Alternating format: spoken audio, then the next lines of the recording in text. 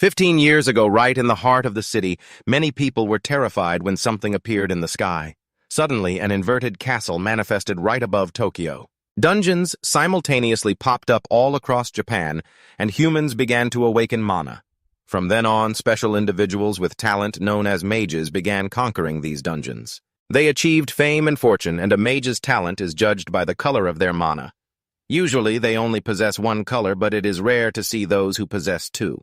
For instance, the protagonist's younger brother Kurosaki Kai is a dual wielder of blue and red mana, and right now he is facing off against a demonic creature that is starting to unleash its power. Kurosaki Kai becomes thrilled upon realizing the demon isn't running away. The creature lunges straight at the mage, and Kai immediately activates his demon spear skill. He launches it at the demon, leaving it with no way to dodge, and it takes a direct hit.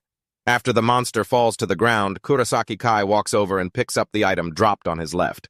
Meanwhile, someone is standing in the corner deep in thought. Kai tosses the item at his head and tells him to pay more attention.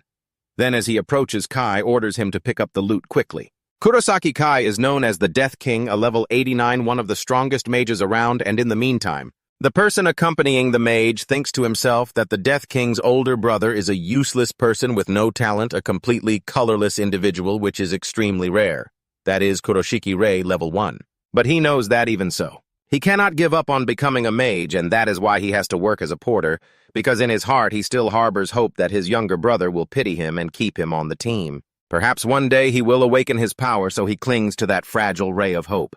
He has followed his younger brother into dungeons, and as they continue to explore, they arrive before a giant door. The others in the party say that. They have finally reached the boss room, and given the current situation, the boss shouldn't be too difficult.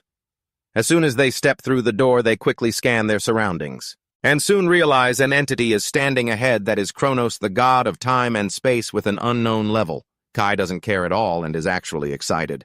He says the boss doesn't look scary, then prepares his demonic mortis skill and immediately fires it at the boss, but Kronos pulls something out of a subspace. Then easily uses the sword he just drew to completely block the Death King's attack. Even worse, Kronos doesn't even show any emotion while doing it. This makes Kai extremely terrified because he doesn't understand why. His attack was neutralized so easily. After that, with just a look, Kronos unleashes a terrifying pressure, and Kai feels that horrific weight. So he is completely paralyzed and unable to act. He takes a direct hit from the boss's attack.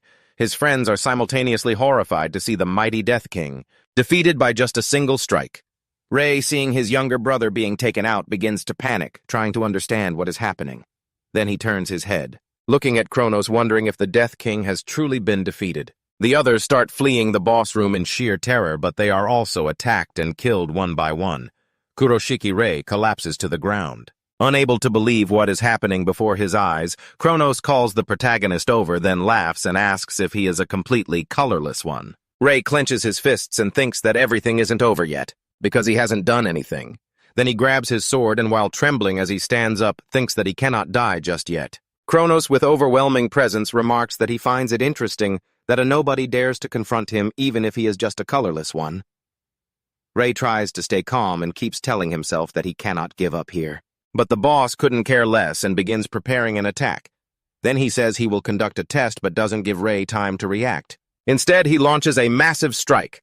Rei cannot believe he has been critically wounded and is unable to do anything, but the boss finishes him off in the blink of an eye. However, Kronos remarks that perhaps he went a bit too far. Then he uses a rewind skill, causing the protagonist to return to his intact state before being killed. Rei doesn't understand what happened and wonders if he was just healed or something. The boss continues to prepare firepower, then quickly unleashes the Desperate Flame skill, creating a giant wave of fire rushing straight toward Rei, while Rei tries to do something. Kronos says that this time he will give him some time to think. Then he starts laughing loudly, curious to see what he will do. The protagonist looks around and sees a sword, then thinks that ordinary attacks will be useless. But the sword created by the boss himself might work, so he immediately runs over and grabs it, then prepares to face the incoming Desperate Flame.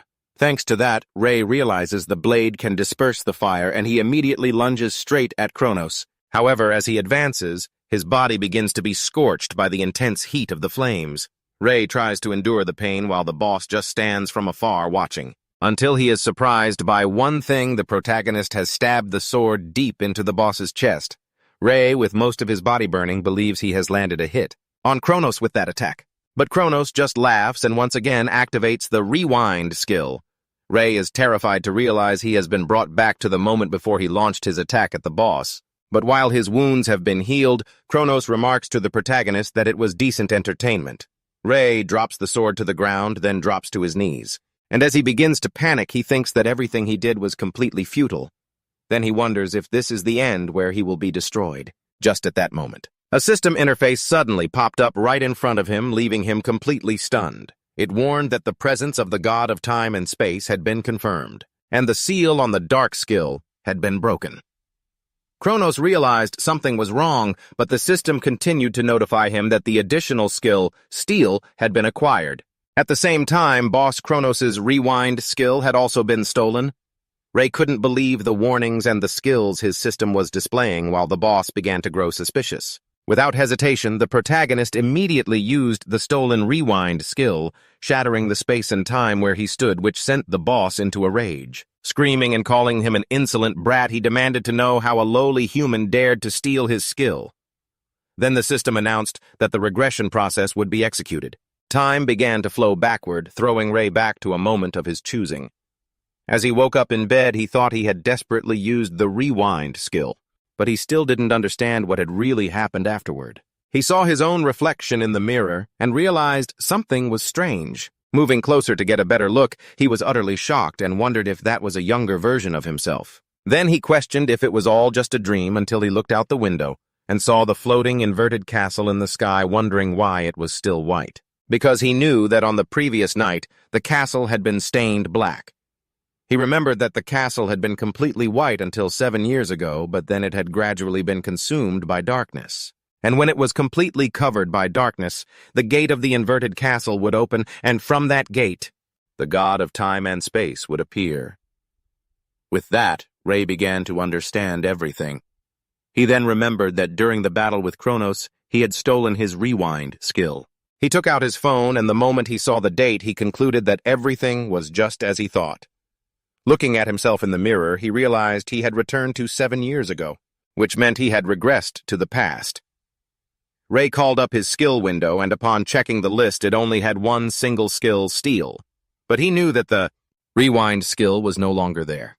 Even so, he was still excited because at the very least, Steal remained. The protagonist also remembered that for the past 15 years he had never obtained a single skill, but now he knew that just by having this skill, everything would be completely different. Just then a message arrived, and reading it made him feel a bit anxious because he had returned on the very day of the Hunter examination. At the Chiyoda district in front of the Tokyo station, the Hunter Association headquarters. Ray remembered that this was the national agency overseeing hunters on dungeon missions, and as soon as he stepped inside, looking around, he realized the place looked brand new, due to the 7-year difference, which made perfect sense until someone approached and called him a colorless one, and asked him what he was doing there. It was Oak and Goto. Ray knew full well that these two were just lackeys for his younger brother. Goto grabbed the protagonist and asked if he was going to retake the exam, while Oak said bluntly that no matter how many times he tried, a colorless person would always be useless.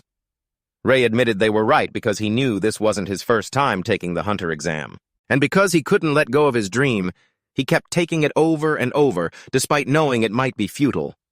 So he forcefully brushed Goto's hand away and told them not to bother him anymore. As he walked away, Oak wondered why a colorless person dared to ignore them, while Goto questioned what had happened to him. Elsewhere, the exam proctor and B-rank hunter, Hinata, was reviewing some documents, and as soon as she saw someone, she asked if he was here again. Then she took a deep breath and told Ray that even if it was just an exam, she worried that one day he might lose his life. Ray just smiled and said that this time everything would be okay. As they entered the exam site, the proctor asked if he was sure he didn't need her to explain the details. He kept staring at the portal and answered yes. The moment he stepped through that gate, he thought he needed to collect 13 magic stones from goblins to pass, which was usually easy for someone who had awakened their abilities. Then he told himself that this time it would all end. It didn't take long for a terrifying creature to start approaching. Ray remembered that based on an incident that happened in the future, the appearance of a monster, should not have happened in a Tier 1 dungeon because in front of him was a level 37 red-hooded goblin. Hinata couldn't believe it and screamed, asking why a level 37 monster appeared there. So, she immediately equipped her sword and lunged at the creature while shouting at the protagonist to run. Panicked Ray thought this wasn't good because the level gap was too massive. Because he remembered clearly that in the previous timeline before he regressed, the proctor, Hinata, couldn't defeat the red-hooded goblin, so she began to struggle to block the creature's attacks. And as soon as she realized she couldn't keep defending, she became terrified. Soon after, the red-hooded goblin broke through her defense and sent her flying back. Ray kept thinking that back then she had fought to buy him time to run away, and because of that she was so severely injured that she had to retire from being a hunter. So Ray thought it was all his fault that his own incompetence had ruined Proctor Hinata's career. However, he immediately became serious, and as the red-hooded goblin was moving toward him, he braced himself and thought that this time it would be different. He threw his dagger and thought that he knew the red-hooded goblin had a physical enhancement skill, and the moment the creature blocked his attack, he realized that because it was too strong, normal strikes wouldn't work, so he jumped up and unleashed a straight punch right into the middle of the red-hooded goblin's face. He hoped the blow would be effective, but the creature only became more frenzied and prepared to unleash its own attack. However, the red-hooded goblin suddenly felt something strange and became confused. Just then, a system notification appeared stating that the protagonist had stolen the body enhancement skill from the red-hooded goblin, and his physical strength had now been boosted. Ray observed the red-cap goblin immediately launched a strike, and as he finished it off, he remarked that now that he'd stolen its skill, it was nothing more than a useless slab of meat. The examiner was stunned by the scene, unable to understand how the protagonist had taken down the red-cap goblin in a single blow. She took a deep breath, thinking that everything had gone just as predicted. His skill-stealing ability was truly incredible. Hinata called him over and asked him how he had managed to pull that off. Ray felt quite flustered and decided it was best not to reveal anything about his dark ability just yet, so he replied that it was just a coincidence. This angered the examiner, who demanded he stop lying, but she quickly changed the subject, stating that since an anomaly had occurred, it would be better to cancel the exam and file a report. The association, until the protagonist returned, having noticed something on the ground. Upon picking up the item dropped by the red-cap goblin, he realized it wasn't time for the anomalies to appear yet. Even so, he told Hinata he still needed 2 more magic stones. She immediately turned back and angrily shouted that now was not the time to be thinking about that. However, something started to approach slowly, and as soon as Ray turned to see what it was, he spotted several goblins and thought they had arrived at the perfect moment. The creatures lunged without hesitation, but before they could attack, they were completely wiped out in a single blow. Hinata was shocked by the scene once again. Ray picked up the dropped magic stones and asked the examiner if he could keep them. She didn't know how to respond. Later, at the entrance to the Mage Association headquarters, examiner Hinata handed the protagonist his mage license, and as soon as he held it in his hands, he couldn't stop staring at it.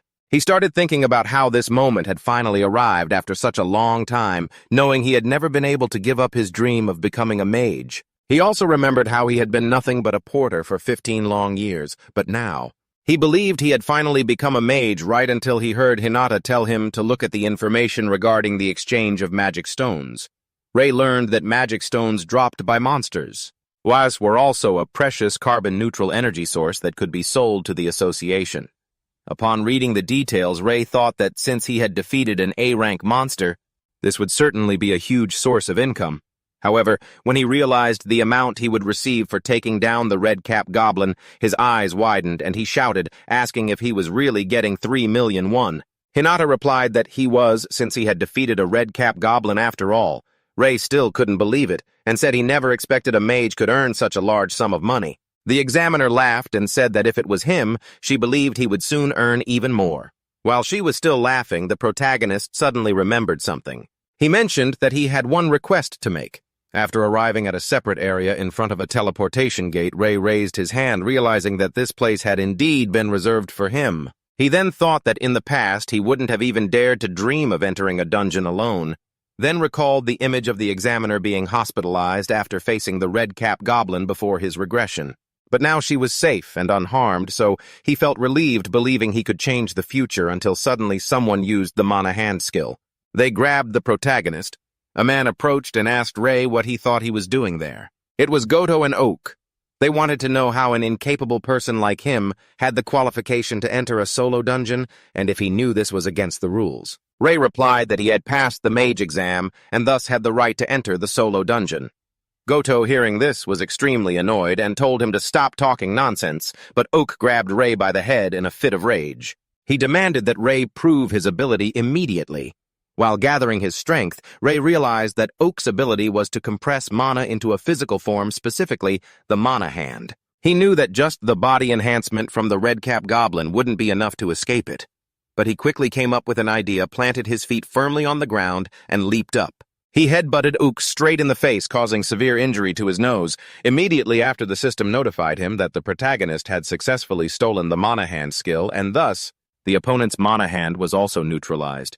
Before the magic dissipated, both Ook and Goto were bewildered by what had just happened, and without hesitation, Ray activated the stolen mana hand skill. He gripped Ook tightly with all his might.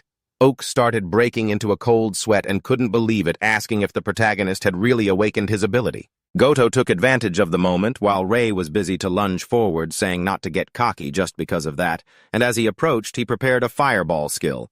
Ray activated his ultimate body enhancement. He easily neutralized Goto's fireball attack entirely. Goto couldn't believe his attack had been countered so easily. The protagonist immediately took advantage of the opening, lunged with all his strength, threw a punch at Goto, and sent him flying, crashing hard into the wall.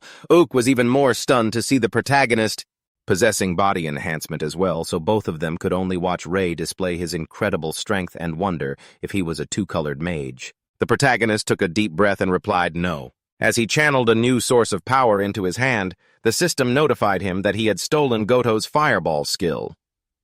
With that, Ray held a fireball in his hand and clearly stated that they had forgotten about one more ability. Goto couldn't believe that the protagonist seemed to possess a third color, as he had never heard of such a thing. Ray prepared his attack and immediately launched it toward his opponent, forcing him to jump to the side to dodge. At that moment, Ook realized the mana hand binding him had been dispelled.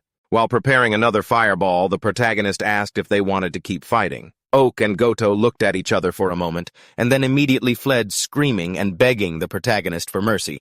Ray sighed in relief, thinking that if this reached his younger brother's ears, there wouldn't be a good outcome, because he had always been treated like his brother's dog.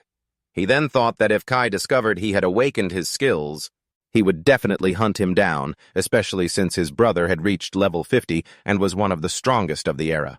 However, he also knew that Kai wasn't the only one he needed to be wary of. Because a special dungeon was about to open soon, he stood before the entrance and concluded that for now he needed to level up at any cost. As he stepped into the portal, he thought that level was the foundation of power, and leveling up would help him learn skills and increase his mana capacity. However, he realized that what was more important was the amount of mana that he could control. Suddenly, an explosion occurred right in front of him, and a level 38 fire mage appeared. Ray, while preparing a fireball, knew he still couldn't control it well. The fire mage begins preparing a skill, and Ray realizes that the level gap creates a massive difference even when using the same ability, giving him no time to think of a tactic. The fire mage immediately launches a barrage of fireballs. Ray counterattacks, some clashing with each other, but others head straight for him, forcing him to jump to dodge. And just as he regains his footing, he realizes he can't win a direct confrontation, but then an idea flashes through his mind and he immediately jumps. While charging toward the fire mage, he thinks that no matter how high the opponent's level is, one thing remains constant. There is always an opening after using a skill. So he activates body enhancement, knowing he only has 2 seconds while his opponent is defenseless to seize that chance. He delivers a powerful punch straight to the fire mage's face, sending him flying as the system notifies him that he successfully stole the fireball skill. As soon as the fire mage hits the ground, he immediately stands up and tries to cast a skill again, only to be confused when he realizes he can't use it while Ray readies a skill. Thinking that once a skill is stolen, the opponent can't reuse it for a short time and becomes less dangerous, he doesn't waste any time. He unleashes his newly acquired fireball skill at the creature. It is engulfed in a fierce wave of fire. Ray looks to the side and sees further notifications from the system stating that he has leveled up 4 times in a row, concluding that defeating higher-level monsters grants much more experience, and with the ability to steal skills, he believes everything will become much easier. Then the system announces that the protagonist has reached level 12. Ray clenches his fist and looks down a hallway. Thinking he will focus on reaching level 30, he starts fighting monsters one after another, continuously leveling up until he stops for a moment, and realizes he has been leveling up at an incredible speed, though he is still only level 27. He then thinks this is perfectly understandable, as leveling up will only get harder. And if he wants to reach level 30, he knows he must defeat higher-level monsters. After traveling through the dungeon for a while, Ray arrives at the deepest area and stands before the boss room door.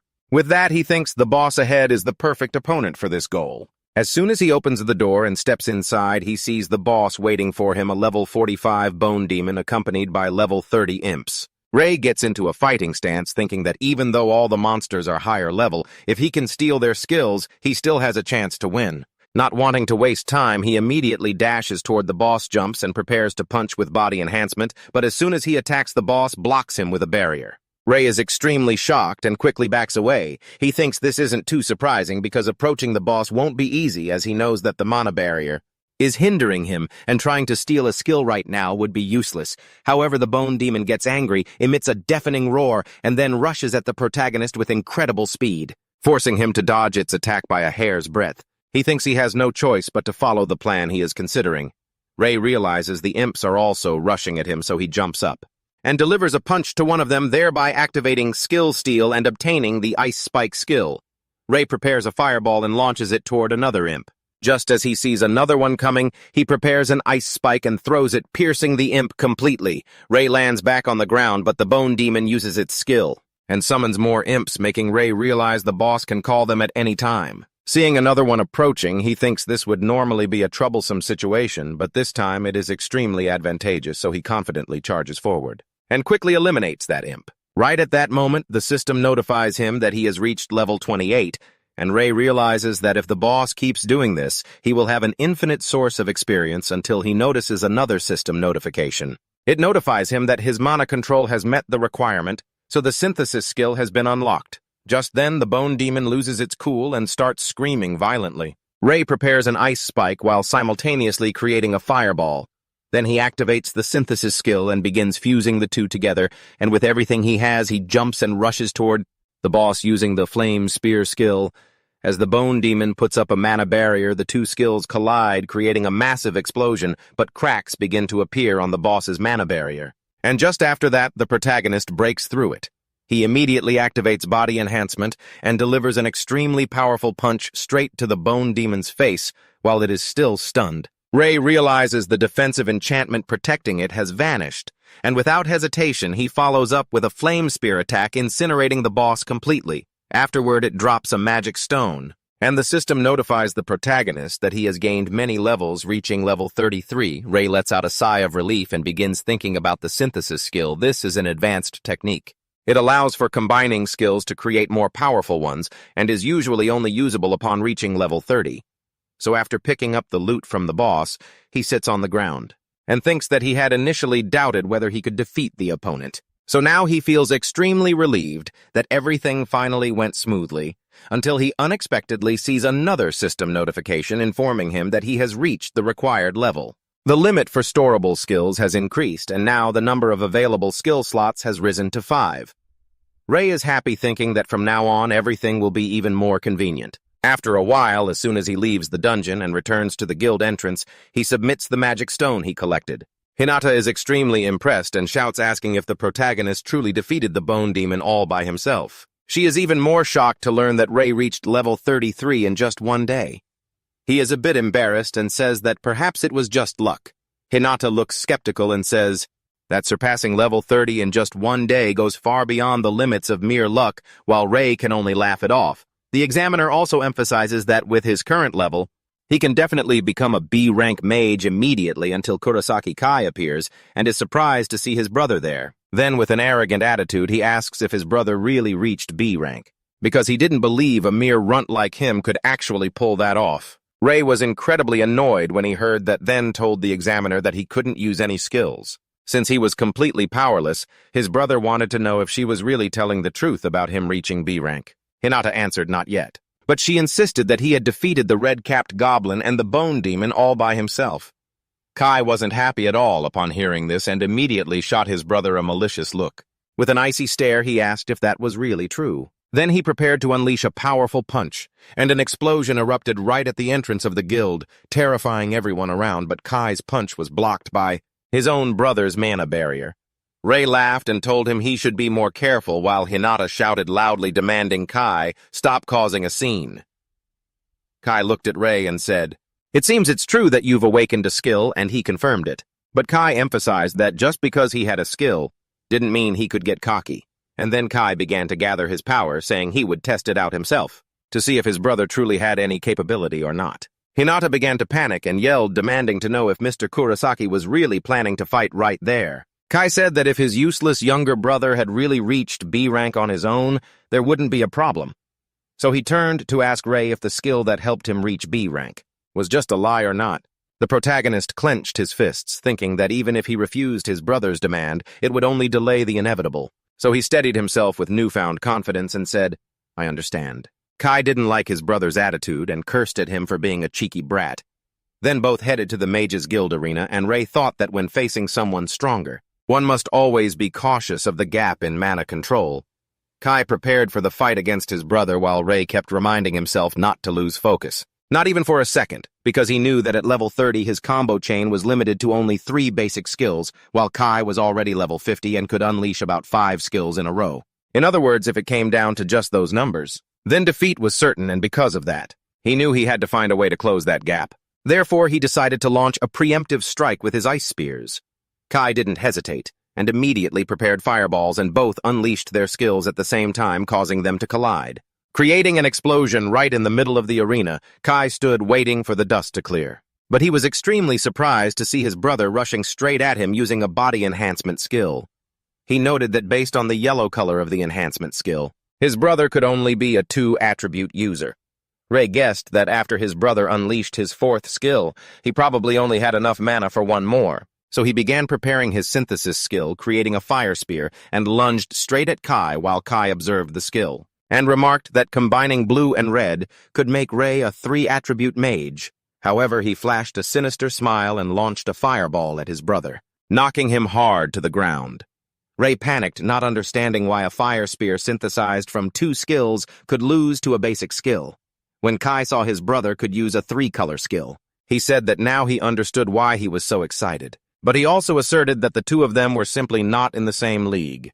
Then he prepared another fireball and shouted at Rei to start dancing. He then continuously fired multiple fireballs at him, forcing Rei to scramble to the side to dodge the relentless attacks. But while running, he kept creating fire spears and throwing them. Kai immediately prepared his fireball and shot it straight at his brother's skill, causing his fireball to cancel out Rei's attack and keep flying straight toward him. The protagonist was forced to quickly throw up a mana shield, but Kai's fireball was stronger, breaking through the shield and slamming Rei hard against the ground. Kai just laughed loudly, seeing his brother in trouble. While Rei began to tense up, then Kai held out his hand, gesturing for his brother to bow down so he could be forgiven. Then he screamed, ordering Rei to apologize for daring to show off like that.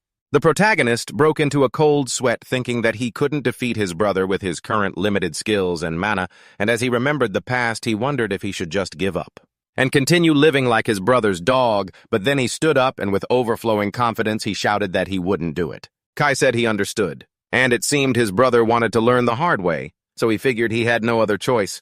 Thus, he used Overclock on his fireball skill, an ability that consumed a massive amount of mana, to temporarily double his mana control ability. With that, he created multiple fireballs at once and asserted to his brother that this was the power of a king with a combo of up to 10 consecutive hits. Rei was terrified as he realized this was the power. That made Kai so frightening, and that he could temporarily use an amount of mana far exceeding other kings.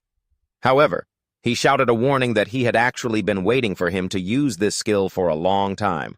Then he lunged straight at his brother, thinking that the 10-skill chain could only be performed thanks to Kai's overclock. As he approached, he leaped high into the air, and Kai laughed. Call Rei a fool and ask if he really thinks he can dodge an attack mid-air. He then fires all those fireballs at Rei, but Rei activates his mana hand technique, throws it down, and anchors it firmly into the ground. Kai cannot believe his younger brother is using yet another skill, while the protagonist thinks that even 10 consecutive hits would be meaningless if he can just dodge them. And knowing that even a king is limited by cooldown times, he uses the mana hand anchored in the ground to pull himself into the air and behind Kai. He then quickly spins around, plants his feet firmly on the ground, and throws a direct punch at his brother's face, realizing that Kai is completely defenseless at this moment. Because of that punch, Kai is sent flying hard into the ground. Immediately after the system notifies the protagonist that he has successfully stolen the overclock skill, Ray thinks that now that he has stolen his brother's strongest skill, there is no turning back. Kai tries to get up and screams, calling his brother a fool. Ray is slightly surprised and asks if he still wants to keep fighting. Kai is enraged by his younger brother and declares that he will destroy him, then creates his ice spears, combining them with flames from a fireball to form the demon spear skill. Ray can't believe it, thinking that it's the strongest purple tier skill, and wonders when his brother learned this technique. But he knows he has no time to think because a massive attack is coming, so he jumps to the side at the last second to dodge, but Kai doesn't care, and continues to create 2 more demon spears. Seeing this, Ray realizes the previous hit only landed because his brother was looking down on him, and once the Death King gets serious, he is way out of his reach. Therefore, he is forced to keep retreating to avoid being hit by the demon spear skill. It's a brutal onslaught, but he doesn't realize he's been backed to the edge of the arena and pinned against the wall behind him. Kai makes it clear that he hasn't even used his full power yet and asks, "Ray, do you realize that?" When the protagonist realizes he has no way out, he uses the fire spear skill just as Kai throws the demon spear at him, and when the 2 attacks collide, a huge explosion occurs, but because the shockwave is too strong, Ray is thrown back, slamming hard into the wall. The protagonist tries his best to stand firm, but Kai says that is exactly why he is called the Death King. As proof of his absolute power, Ray gasps for air and thinks his brother is right, as he knows the demon spear is one of the strongest skills. Kai tells his younger brother not to get too cocky, just because he can use multiple skills. Hearing this, the protagonist gets an idea when he looks at his hands, knowing he still can't compare to his brother yet. But he clenches his fist and wonders if he can unlock the potential of purple tier skills. He then continues to observe Kai from a distance and realizes that until now, he could only synthesize 2 colors of skills due to mana limits, so he decides to try something and activates Overclock, the skill he just stole from his brother.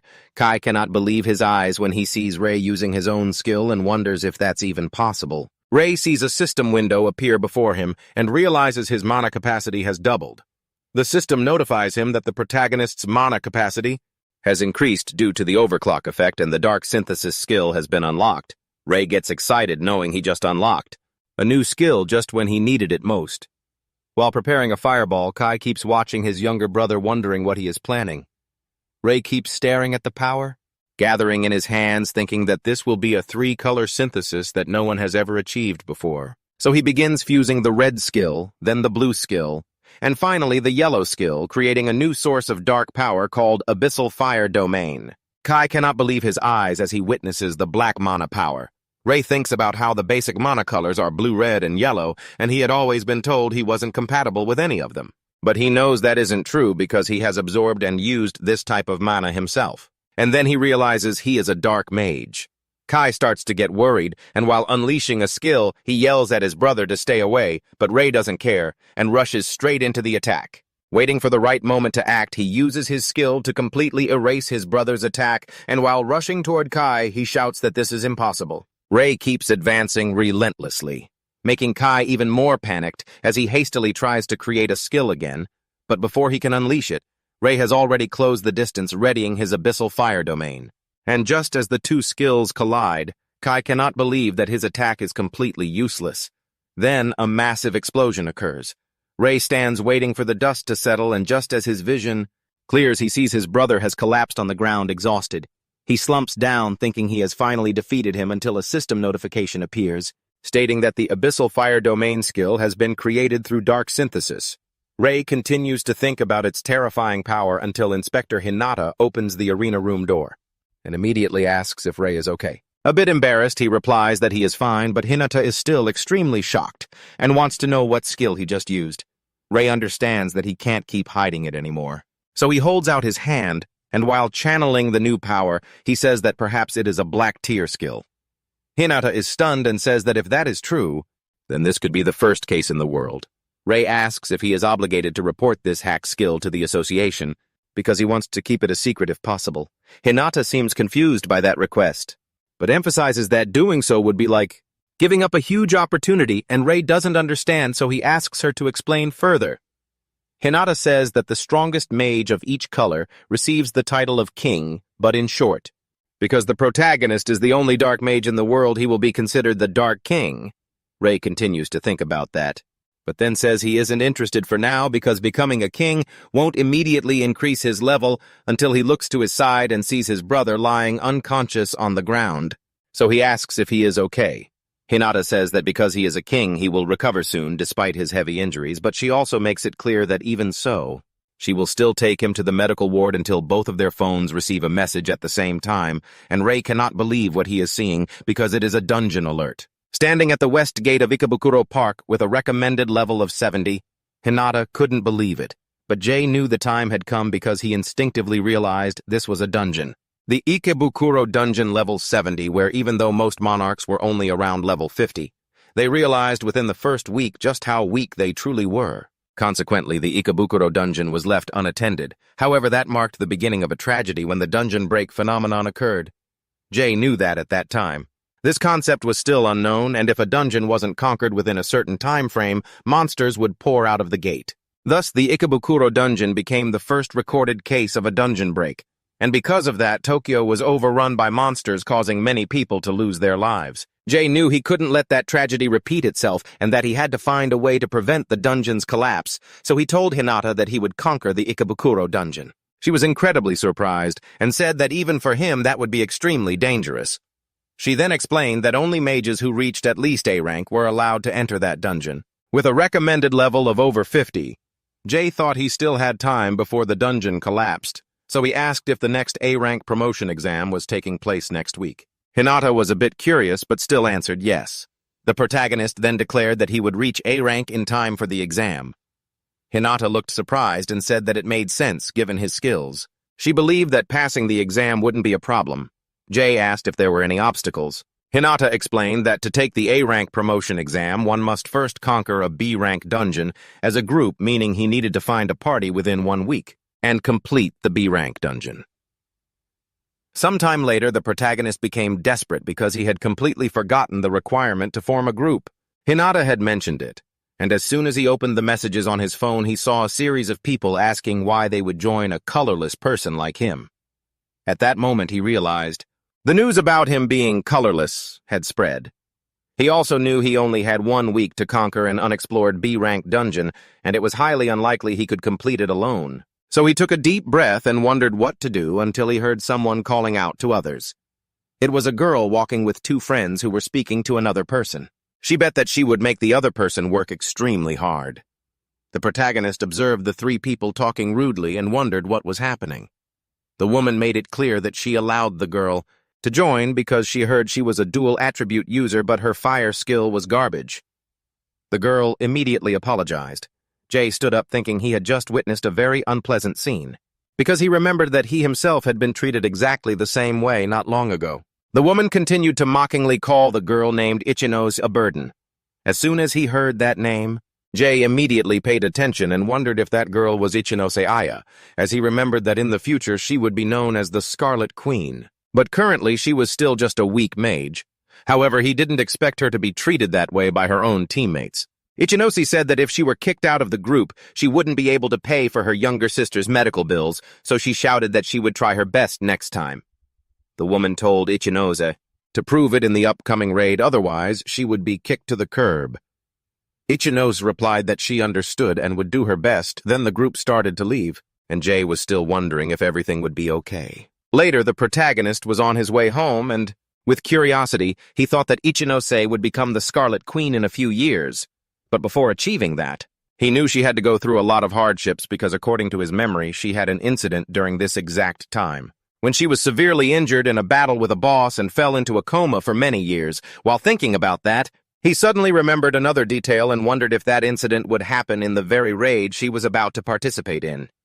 He knew he wasn't sure, but felt that things weren't right, so he concluded that it was best to hurry. Sometime later, while inside the dungeon, Ichinose's group stood before the boss. The one thrusting a giant sword into the ground was a level 45 Dullahan. The woman smiled and said she had just thought of an idea, then pushed Ichinose forward, and told her to face the boss alone. Ichinose panicked and said it was impossible to defeat the Dullahan alone. The woman replied that if so, it would be best for her to prepare to leave the group. Ichinose said no, and that she would try. The woman said she hoped Ichinose would try her best and asked if she was doing it all for her younger sister. Ichinose hesitated for a moment thinking, but then turned to the boss and said she understood. Ichinose was trembling all over but still prepared her fireball and threw it toward the Dullahan. However, the attack didn't have any effect on the monster. As it just stood still, Ichinose became extremely worried, seeing that her skills had no effect. At that moment, the Dullahan leaped into the air, then delivered an extremely powerful blow to the ground.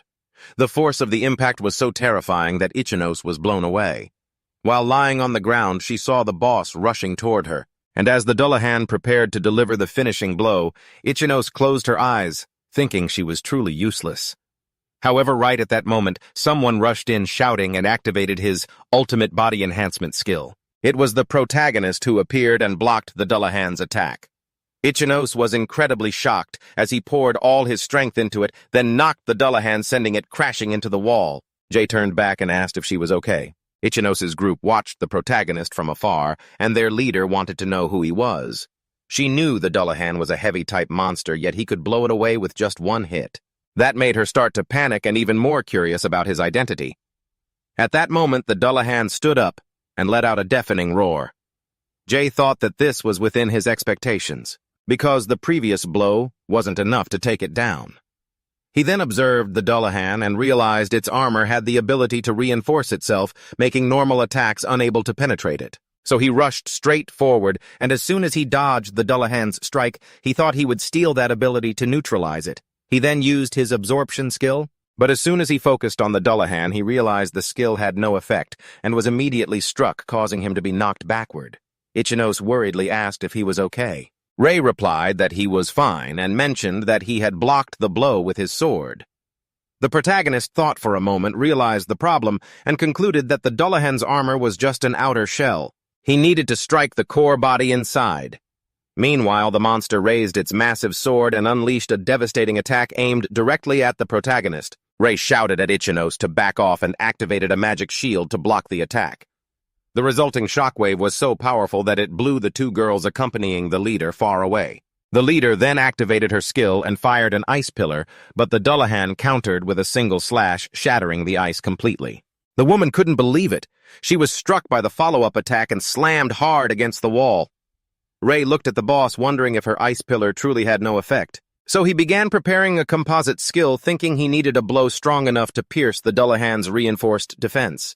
Ichinose was stunned to see the protagonist wielding black mana. Ray prepared his attack and the Dullahan did the same, but the boss moved first, lunging straight toward the protagonist. Ray waited for the attack to get close, then instantly unleashed his Deep Abyss Flame skill, completely obliterating the Dullahan's strike with overwhelming power. The attack surged toward the monster, and upon direct contact its armor began to crack. A massive explosion erupted all around the Dullahan. With no strength left to fight, it was finally defeated, and quickly dropped an item before vanishing. Ichinose was completely stunned, wondering if the protagonist had defeated it, with just a single blow. Looking at him, she thought he was truly incredible. She called out to him, thanking him for saving her life, and Ray replied that he was just glad she was safe. The protagonist picked up the dropped item and, looking at the girl, thought to himself that he had finally saved Ichinose. The group leader stood up and shouted, demanding to know what the hell was going on. With a wary look, she thought the guy in front of her was incredibly strong, then flashed a sinister smile, thinking that the reward should belong to her. She approached the two of them, told them to hold on, and declared that since the reward belonged to the registered dungeon party, she demanded the protagonist hand over the mana stone. Ichinose quickly intervened, saying that the person beside her had saved everyone. Ray said he didn't mind giving her the item, but in exchange, he wanted Ichinose to join his party. This sudden proposal caught both her and the leader off guard. Ray smiled, looking at Ichinose, emphasizing that it was all he wanted. If she truly agreed, the leader laughed, saying she had been worried he would ask for something more difficult, and immediately accepted the request. She then placed her hand on Ichinose's shoulder and asked if she accepted the protagonist's offer. Ichinose hesitated slightly but replied that she would be counting on him from now on. The leader quickly snatched the mana stone from the protagonist's hand and walked away, saying, I didn't expect to make this much money off a loser. Rei was very annoyed by that comment. Knowing what Ichinose would become in the future, he thought he couldn't wait to see the look on that woman's face when it happened. Just then, Ichinose apologized and thanked him for the invitation. Rei was a bit flustered, apologizing for making her leave her party so suddenly. Then he asked if she was really okay. She replied that she felt like she was just a burden, but was surprised to hear the protagonist say that it didn't matter. He reached out his hand and told her that she would become much stronger than the people who abandoned her. Ichinose asked if she could really become strong. Rei nodded firmly, then said that before they arrived here, he had seen her at the guild and accidentally heard the entire conversation. She recalled that scene. Feeling a bit sad, the protagonist quickly apologized but explained it was just a coincidence while thinking to himself that he could help her, after saying that he extended his hand once more. She hesitated but eventually replied that it was okay, and that from now on she would rely on him. He felt happy hearing that. As he took her hand, he told her that he felt exactly the same way. The next day, the two stood before a dungeon entrance. While warming up, Rei said it was time to conquer a B-rank dungeon. Ichinose asked if after clearing this dungeon, they would be able to participate in the A-rank exam. Rei replied that that was indeed the case, but he emphasized that there was more to it. He then explained that inside this dungeon was a key that could help her become stronger. She became curious about that key. She thought that if she could just get stronger and rank up, she could earn enough money to treat her sister's illness. She lifted her head and told the protagonist to move forward. The two stepped into the B-rank crystal cave. Before long, something caught Ichinose's attention. She quickly pointed ahead and told him to look. Before them was a pack of black wolves. Rei stepped forward and told her to leave it to him, then activated body reinforcement and lunged straight at the monsters. He landed the first blow on a black wolf, then with incredible speed quickly wiped out several others in succession. Ichinose was deeply impressed while watching him fight. She thought the Isayama party she had been in before was already quite strong, but seeing Rei fight, she realized he was on a completely different level. The closer she watched, the more she understood that they couldn't even be compared to him. After handling the pack of black wolves, the two continued deeper into the dungeon, and Rei turned back to tell her about the goal of this trip. He reaffirmed that he would support her with everything he had. Ichinose stepped forward and replied that she understood. As she took her battle position, she thought that destroying as many monsters as possible was the way to level up quickly, but she was also aware that for now she could only use basic attacks. However, seeing more monsters approaching, she thought she needed to change that. Instead of launching a fireball at them, he stood back observing her fight, thinking this was a test for Ichinose to see if she would recognize her true weapon, and whether or not she could realize its full potential. Then he noticed a few monsters closing in from behind her, so as soon as he drew his sword, he stopped them, determined not to let them bother Ichinose. Meanwhile, she was still fighting alone, unaware of a monster behind her, and was ultimately attacked. Ichinose looked around and realized that no matter how many she took down, they kept appearing and attacking. She took a deep breath, thinking that if this kept up, her mana would run out quickly, and just then an idea flashed through her mind. She turned back and saw Rei fighting off other monsters, and as she watched him, she realized he was trying to create an opening for her, leading her to conclude that she had to stop complaining and live up to his expectations. So she prepared another fireball and continued to wipe out the monsters whenever she had the chance, leveling up multiple times in the process. It wasn't until she was using her skills that she realized her mana wasn't running out at all. Rei noticed this too, and thought that it was only natural because he knew Ichinose was born for long battles, and her greatest weapon was her massive mana pool. Just then, Ichinose received a system notification. She was incredibly shocked to see the system announce that the smelter skill had been unlocked, and not long after they reached the boss room of the Crystal Dungeon to face the Great Slime. At level 52, Rei stepped forward and charged at the monster attacking while shouting at Ichinose to use the skill she had just unlocked. Without hesitation, she activated the smelter. Her body was instantly enveloped in intense flames, and she was amazed as she felt this power, wondering if it was truly her own ability. She clenched her fist, and as Rei watched, he realized that the smelter was a firepower-enhancing skill that came at the cost of high mana consumption, so he understood that this skill was perfectly suited for Ichinose, and she immediately launched a fireball empowered by the smelter. The protagonist was very impressed by that power. He thought she was even more incredible than he imagined, and with her massive mana pool combined with the smelter, he believed Ichinose would definitely become the Scarlet Queen in the future. After defeating the Great Slime, Rei told Ichinose she did a great job. She sighed with relief, saying she was very surprised at first, then smiled and insisted it was all thanks to him. She said that while the protagonist looked at the damage on the cave wall caused by her power, after leaving the dungeon, Ichinose said they had finally completed the requirements to join the A-rank exam, and Rei confirmed it, but thought to himself that the moment for promotion had finally arrived and he would achieve it at any cost on the day of the exam. Hinata explained that they would first evaluate each person's combat potential and pair them up for simulated battles. Rei thought that he had finally reached the promotion exam, knowing he had to pass to become an A-rank mage. While passing through the facility, Rei told Ichinose that it was almost time for the exam. She replied that they would both do their best. The protagonist emphasized that the first step would be the test to assess their potential. Then suddenly someone appeared and said they didn't expect a loser like Ichinose to dare to enter the exam. She was startled to realize the person who just spoke was none other than Diamond Isoyama and her group. Ichinose immediately wanted to know what she wanted, but the protagonist stepped forward, asserting that his friend would never lose to someone who only dared to send others to the front lines. Isoyama was unhappy with that comment. She said the protagonist could say whatever he wanted, then turned away and emphasized that unlike having someone like Ichinose, her group possessed the strongest members. So she introduced Iono Yuri, claiming she was someone that both the protagonist and Ichinose would never be able to defeat. Rei seemed surprised and asked if that was really Iono Yuri, because he remembered that in his past life he had heard that name. She had once completed an extremely difficult dungeon without even realizing it, and after that, her name quickly became famous.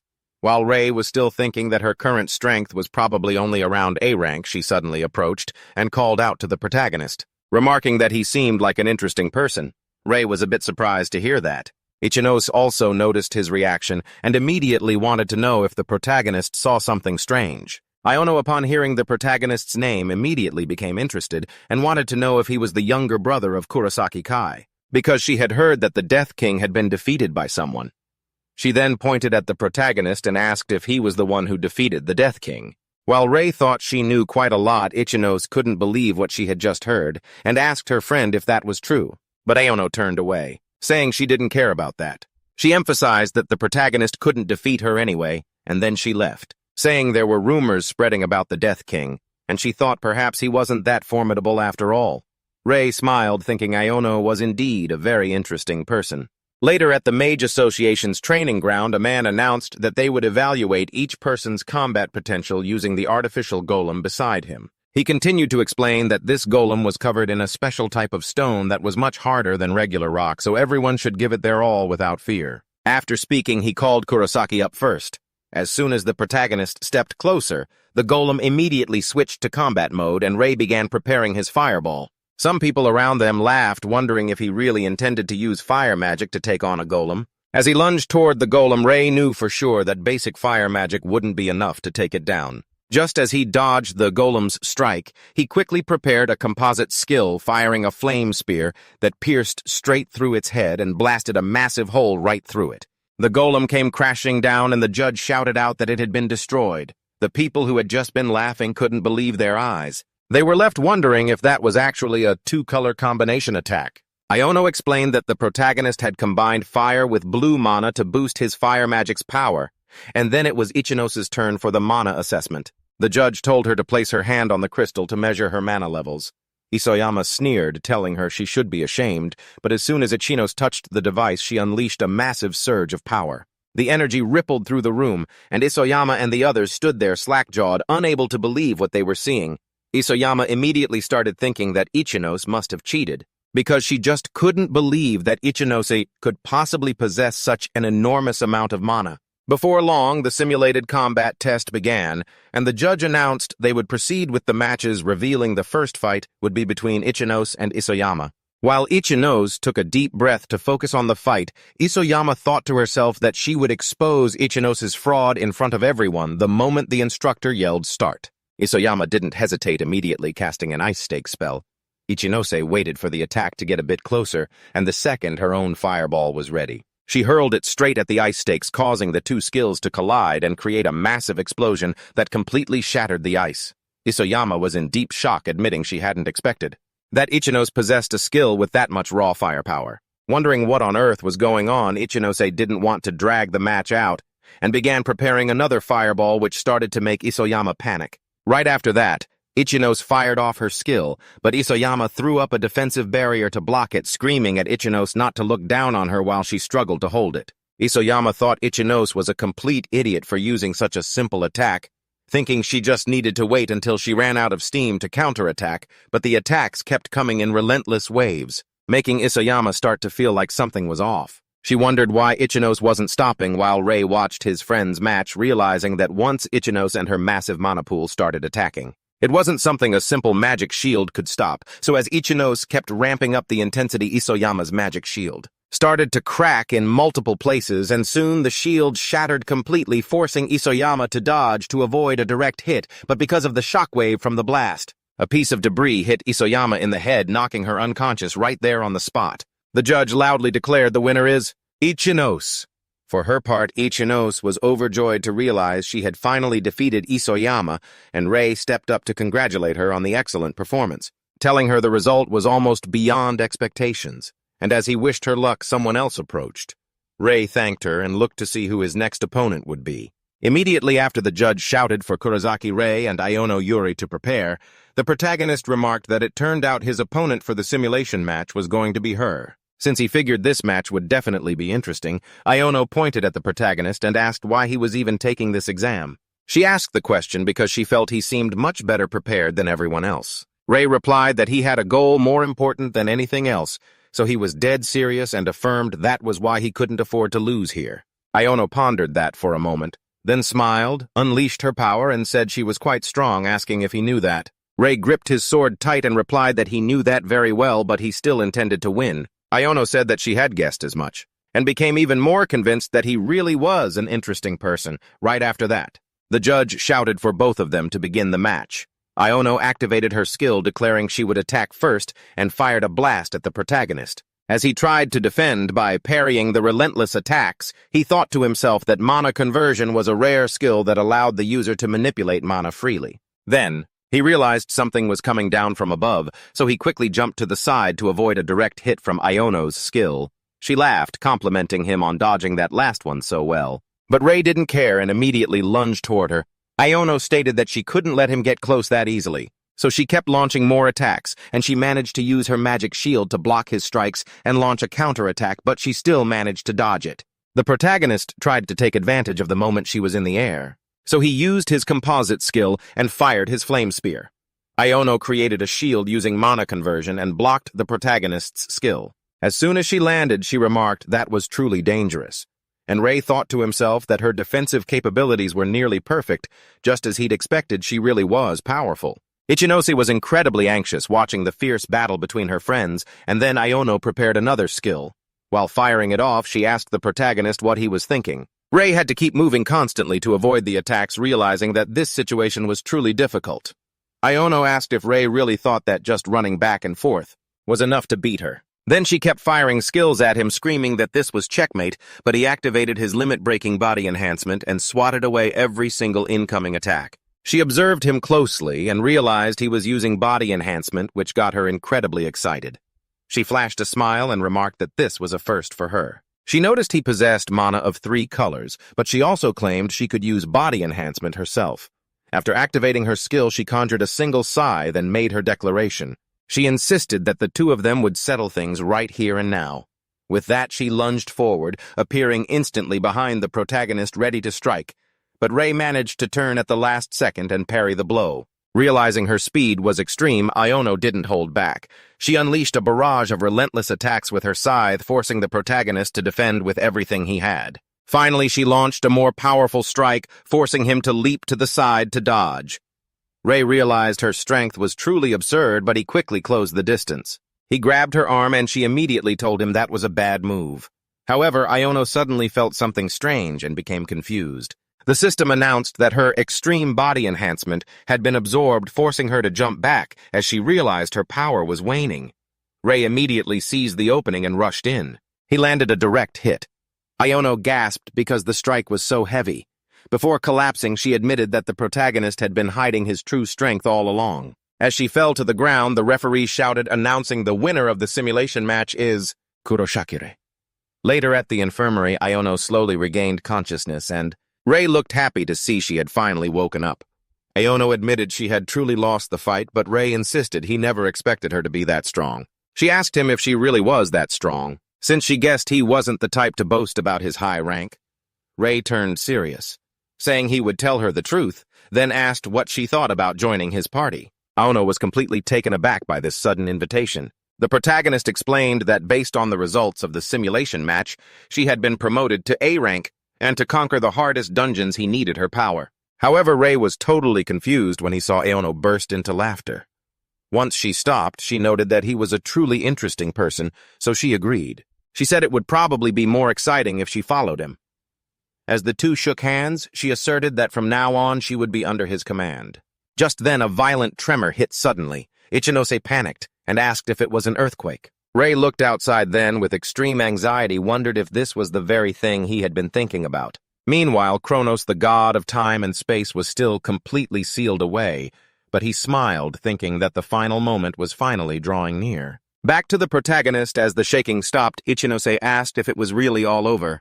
Rei couldn't stop thinking about the earthquake that had just occurred, remembering that in his previous world there were many earthquakes before the Ikabukuro dungeon collapsed. He basically knew the deadline was approaching. Furthermore, he was fully aware that the difficulty level of the Ikabukuro dungeon was unprecedented in this era. So he told them both he had something to say. After recounting everything he knew, Ichinose was stunned and asked if he was really serious about conquering the Ikabukuro dungeon. Since she knew it was the hardest one on the Japanese peninsula, she wanted to confirm if the three of them could actually clear it. Iono asked if the protagonist was making this proposal because of the recent earthquake. Rei turned serious, answered yes, and explained he had a very bad feeling because there had been many reports lately about the appearance of abnormal monsters. He believed it was a warning sign of a major threat to come. Iono affirmed that she was ready to face any situation the protagonist chose. She also felt this was quite an exciting place to test her limits. Ichinose regained her confidence and promised she would do her best not to be a burden to everyone. Rei breathed a sigh of relief, thanked them both, and announced that they would conquer the Ikabukuro dungeon the next day. At the receptionist counter of the Mage Association, someone came looking for Inspector Hinata. They said they had a request. The protagonist and his group and Rei wanted to conquer the Ikabukuro dungeon. Afterward, standing before the dungeon gate, Iono was incredibly excited to learn she was about to face a super difficult dungeon with a recommended level over 70. Ichinose suggested that, if possible, they should cooperate with other mages. But Rei said that was impossible because currently there were no A-rank mages who could be deployed immediately. Then he mentioned it would be great if a person named Oikawa was here. The protagonist remembered that before he traveled back in time, Oikawa was known as the leader of Japan, and he believed this person would be a huge asset in such a situation. Because he knew that if the dungeon collapse happened again, the god of space and time, Kronos, would appear, and for that very reason, he needed to prevent that scenario at all costs. Therefore, he told the two to enter immediately, but Iono raised her hand and said she had one request before they did. She asked if the protagonist could call her by her first name because she felt his use of her surname was too distant, and Ichinose agreed and suggested he consider it. Ichinose smiled and said that they were friends after all. Rei found that reasonable and agreed, so he called them Aya and Yuri as they began to conquer the Ikabukuro dungeon. As soon as they stepped inside, Rei immediately noticed something up ahead and saw a level 71 skeleton demon which quickly detected their presence. As he prepped for this fight, the protagonist thought to himself that in other dungeons this would be a boss monster, but here it was appearing like a regular mob. Then he called out to Aya and Yuri. Both of them responded instantly, saying they were ready. Right after, as the three of them lunged toward the monster, it created a mana barrier, and while using a combined skill, the protagonist thought they needed to shatter that barrier first. He launched a spear of fire, but realized a single hit wasn't enough to break it, so he shouted for the two of them to move in together. He jumped to the side while Yuri and Aya prepared their skills. The moment their attacks collided with the skeleton demon's barrier, they finally managed to break it. Jay immediately rushed in, seizing the chance to land the finishing blow on the demon. He defeated it, causing it to drop a mana stone. The protagonist was thrilled that they had taken down their first creature in the dungeon. He turned to his friends, saying they had coordinated perfectly. Yuri mentioned she'd been wondering about this since their last fight, and wanted to know how he could use so many skills like that. He was a bit surprised by the sudden question, but eventually he told them he had a skill called skill steal. Both of them looked confused and asked him to explain further. Jay explained that just by touching an opponent, he could take their skills. Yuri remembered their previous fight and realized that was exactly what had happened back then. As the protagonist mentioned, he had returned the skill to Yuri. Aya looked stunned and asked if he was truly capable of doing something like that. Even though she was surprised earlier when he proposed the plan to conquer the Ikabukuro dungeon, she understood better now. Right then, Rei called for both of them to keep moving forward. Aya thought to herself that as long as Rei was here, everything would be all right, and she believed she wouldn't end up being a burden to them. The protagonist kept taking down more creatures, and so did Yuri along with Aya. It didn't take long for them to reach the boss room. Aya felt a bit anxious. She said the ground's trembling was getting stronger. Even though she knew boss monsters were incredibly powerful, she still wanted to know if they would really be okay. Jay replied that throughout the journey here, their group's level had increased, so he believed they could do it. Aya nodded in agreement, thinking he was probably right. However, she stood still for a moment, thinking that it was true. Rei was growing stronger after every battle, and Yuri was also getting used to fighting. Thus, she understood that at the very least, she had to support them with everything she had. Right at that moment, something suddenly smashed into the ground right behind Aya. Rei and Yuri panicked and turned around only to see something darting toward Aya. Caught off guard, she had no time to react. She was grabbed by that thing and dragged away from her friends while they could only scream out in worry. The thing that caught Aya was the giant boss of the Ikabukuro dungeon, the level 89 Reaper. The protagonist was absolutely terrified because he knew the boss couldn't leave its room, so he couldn't understand what on earth was happening. Meanwhile, at the place where Kronos was sealed, he just stood there with a cold laugh.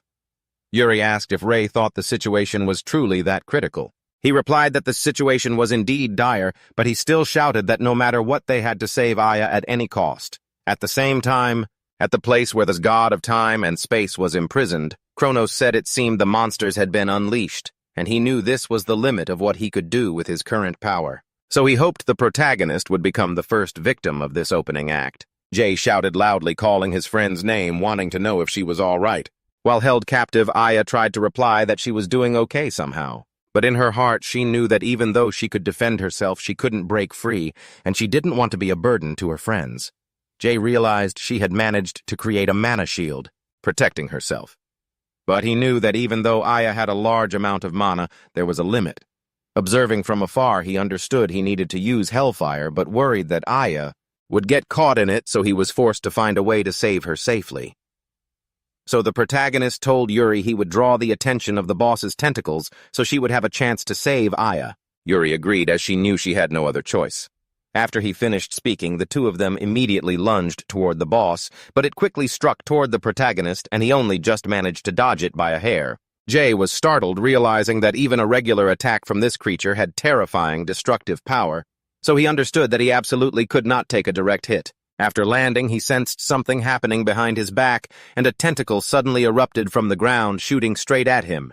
Seeing that Aya was absolutely terrified. Worried for Jay, the protagonist used a mana hand to grab the wall in front of him and pulled himself away from the tentacle's attack, breathing a sigh of relief as he had almost not made it. Just then, Yuri said that enough of that distraction was enough. She then jumped near Aya and used her mana scythe to slash at the tentacle that was holding her captive. However, both the protagonist and Yuri were surprised to realize the boss was using a skill, strengthening one of its tentacles, which forced Yuri to retreat. As soon as the protagonist ran over to her, he immediately asked if she was okay. Yuri replied that she was, but as the two of them continued to face the boss, she asked him if he noticed anything unusual. Rei agreed and thought that tentacle-type monsters usually had weak defense, but he had never heard of them possessing strengthening skills. Plus, this monster had even left its own room. So he was even more certain that something was very wrong. Meanwhile, the god of time still just stood watching from afar. Right then, the protagonist realized the boss was preparing its next move and said they didn't even have time to think. After that, both Rei and Yuri were forced to give their all in defense against the constant attacks from the boss's tentacles. Aya witnessed it all and thought that everything was her fault, because she knew she always relied on Rei, and he had made the battles easier for her. She hit her own shield and told herself she had to do something to help them.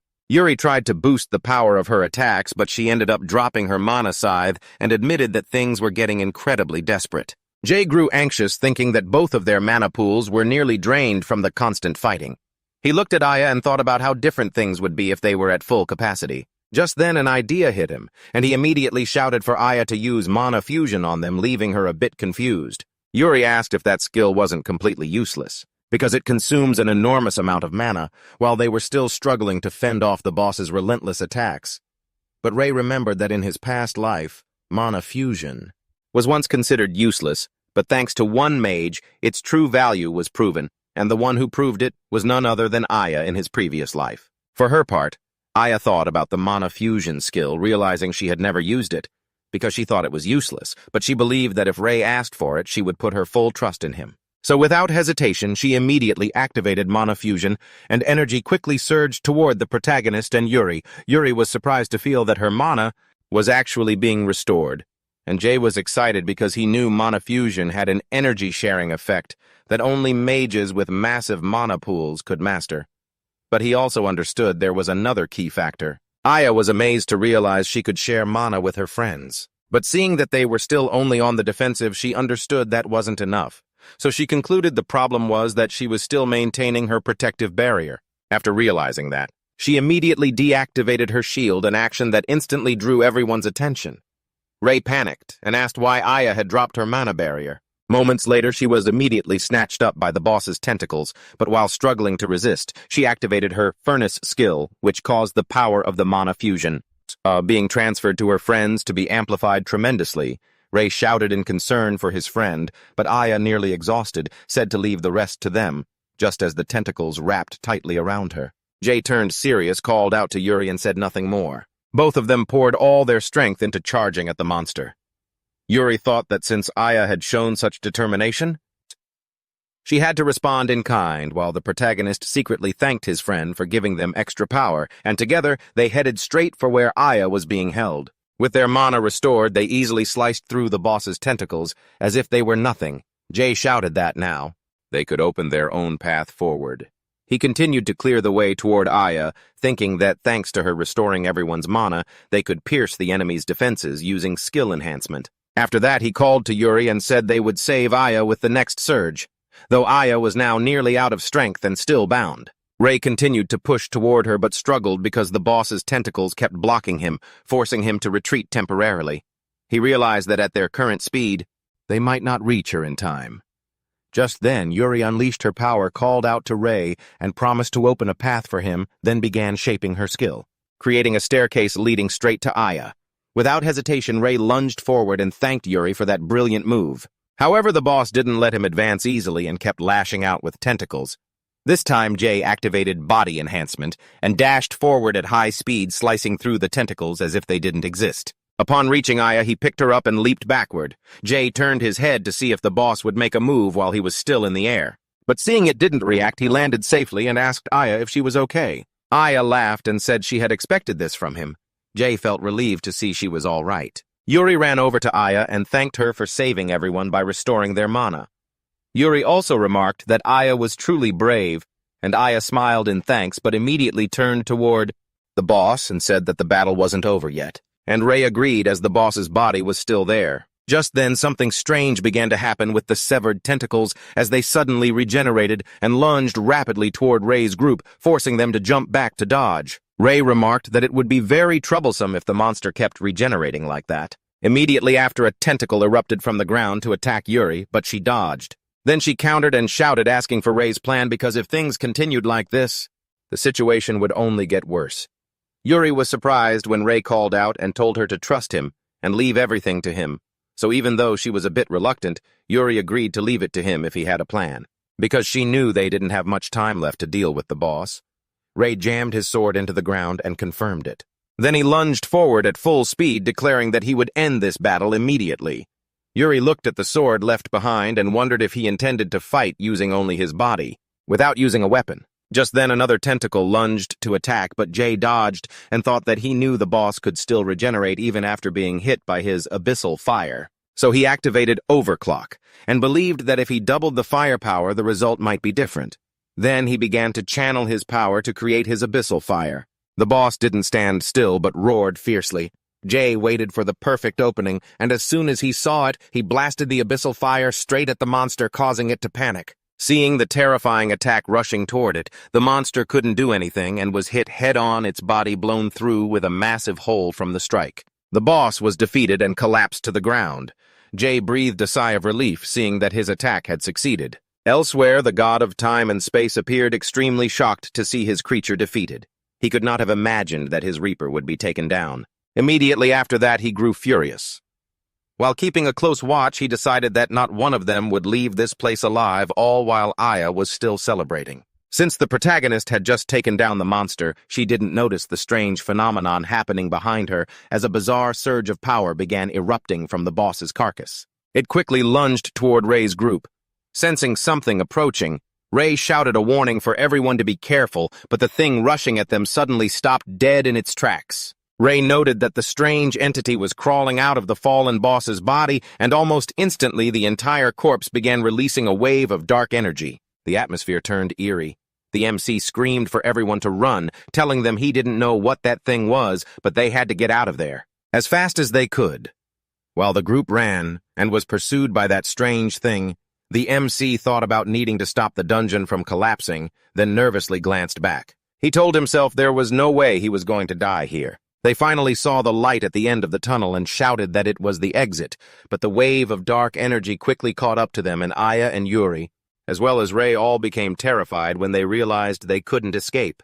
But just at that moment, a voice rang out telling them to step aside, and a massive magic shield appeared, completely blocking the wave of dark energy. Aya was absolutely stunned by the sight. The MC turned to look, also surprised to realize who had just intervened. As the person who created the shield stepped closer, Ray immediately wanted to know his identity. The man canceled his skill, laughed, and remarked that they had just had a close call. Aya thanked him, but still asked who he was. The blonde guy introduced himself as Oikawa Hikaru, and Aya was incredibly surprised to recognize that name.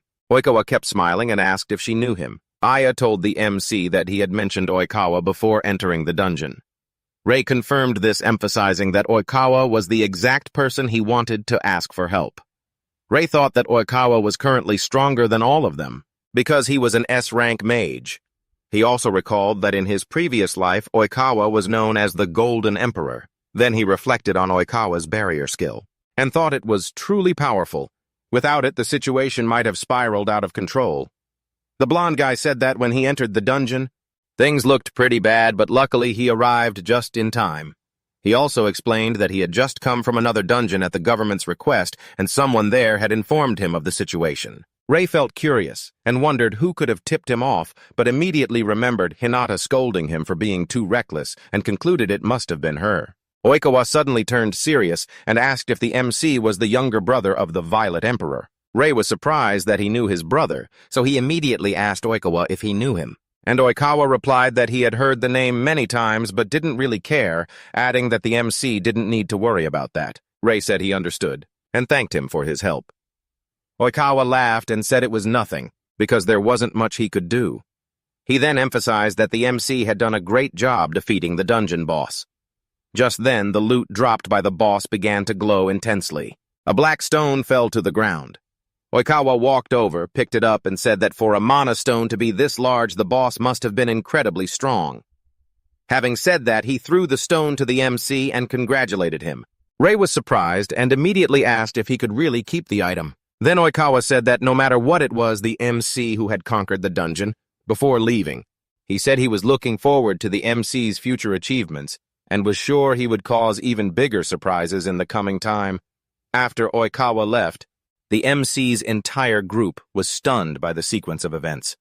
Afterward, they all headed to the guild building. As soon as they walked in, Aya remarked that Oikawa was quite a strange person. Ray agreed, thinking perhaps Oikawa was just the easygoing type or simply had too much free time. Hinata saw the MC and immediately called out his name, looking very worried and wanting to know if he was okay. She said she had been so worried because he took too long after asking for permission that morning. She then emphasized that the dungeon he went into was recommended for level 70 and above, so it was much more dangerous than other places. However, she quickly changed the subject and asked about his progress in conquering it. Had he cleared the area near the entrance yet? They placed the item dropped by the boss on the counter and said that they had finally completely conquered the dungeon. Both Hinata and the other inspectors were stunned to see that item. Afterward, she screamed, wanting to know how that could even be possible. Next, some people watching the news about someone having conquered the Ikabukuro dungeon appeared astonished, wanting to know who had managed to do it, since this was a level 70 dungeon. Elsewhere, a bald man shouted, demanding that someone arrange a meeting with the dungeon conqueror and the entire guild. Later, Aya thought that she could finally pay for her sister's medical bills after conquering the dungeon. While participating in an interview at a press conference, she realized she was incredibly grateful to the host who had invited her. Isoyama saw Aya's interview on a big screen and a colleague called her over, asking if that person was Aya. Isoyama was completely speechless, thinking that this was definitely unbelievable. Kuroshikikai saw the news that his younger brother had conquered the dungeon and immediately flew into a rage, calling him a total jerk. Meanwhile, someone received a message asking if it was true that a colorless nobody had actually conquered the Ikabukuro dungeon. That person remarked that the MC had become a huge scandal and seemed to have gotten stronger. The conversation dragged on for a bit, and finally the mysterious individual sent one last message. They said it was truly fascinating that the weakest had conquered the most difficult dungeon. Oikawa stood on the roof of a building and texted someone that everything was going exactly as he had predicted. Meanwhile, the MC was walking through the city looking up at the dungeon he had conquered, thinking how lucky he was. He had managed to prevent the Ikabukuro dungeon from collapsing just in time, but when he remembered the help he had received, he clenched his fists and concluded that he only succeeded because of everyone's support. He turned around with a serious look and told himself that no matter what, he had to become stronger. 3 days passed, and at the guild, Hinata saw the MC and immediately informed him that the guild had been buzzing about him lately. Ray felt embarrassed and said it was pretty cringy, but he quickly changed the subject, asking Hinata if she had something she wanted to tell him. She said his group had received a request to conquer a certain dungeon. Everyone was surprised, and the MC wanted to know why. Since they had just been promoted to A rank, Hinata confirmed it. She handed over a document explaining that it was likely due to their success in Ikabukuro. Ray knew that dungeon expeditions were usually proposed by the mages themselves, and the guild only allowed requests to be sent to a limited number of mages. Aya excitedly said they were definitely counting on the MC's power, but Ray just gave a wry smile and said that wasn't it, because he wasn't the only one requested. He turned to her, curious to know who made the request, but Hinata apologized and said her superiors required total secrecy. Yuri said that since it was an interesting mission, she wanted to know why they couldn't just take it, while the MC emphasized that since it was an official guild request, he didn't think there was anything suspicious about it. Hinata called the MC back and added that besides what she had just mentioned, it seemed an S-rank mage would be joining them. So the next day everyone gathered and the MC said, this was the meeting spot for the accompanying mage. Aya was curious about what kind of person it would be. Then they turned around when they heard someone calling them. It was Oikawa appearing and announcing that they would be teaming up to conquer the dungeon. Everyone was incredibly surprised to learn that Oikawa would be joining them. After the group entered the dungeon, Ray said he never thought Oikawa would come along. Oikawa laughed and said he knew that all along. He just wanted to surprise them, but he added that he was still very excited because the whole world was watching the conquest they were about to perform together. Aya remarked that she thought Oikawa was a very carefree person, and Ray said that regardless he knew Oikawa was an S-rank mage. Later he called Oikawa over and said he heard this dungeon had a rather complex mechanism. Oikawa confirmed it and explained that according to the scout team there was a wall of fire blocking the path. Aya looked intrigued upon hearing that, and the MC wanted to know how they were going to handle the situation. Oikawa started showing off, saying he would use his barrier skills because as long as he was here, the wall of fire was nothing. Seeing him boast endlessly, Ray thought that so far Oikawa seemed like a pretty friendly guy, but he wondered why this person found everything so easy. The blonde guy continued to emphasize that everyone would understand as soon as they saw him in action, telling them to just act like they were being carried on a giant ship. However, something caught the MC's attention. He saw a swarm of giant insects rushing toward them, so he shouted a warning that a wave of monsters was coming and they had to prepare to fight. The MC became serious, thinking this was the perfect opportunity to see just how strong an S-rank mage really was. But then he froze when he saw Oikawa trembling and cowering in a corner. The blonde guy was shaking, saying he was extremely bad at dealing with insect-type monsters. Aya immediately shouted at him not to say that so proudly, after just declaring he would carry the team. Ray stated that they had no choice but to handle it themselves. Once he finished speaking, as the insects closed in, the MC ordered everyone to prepare for combat. Aya didn't hesitate and immediately activated her fireball. As she threw it toward the creatures, Yuri took the opportunity to rush forward, saying that these insects were nothing compared to the monsters they had faced before. With that momentum, she activated her mana conversion skill and started taking out swarms of insects. Ray carefully observed the rest and readied his synthesis skill.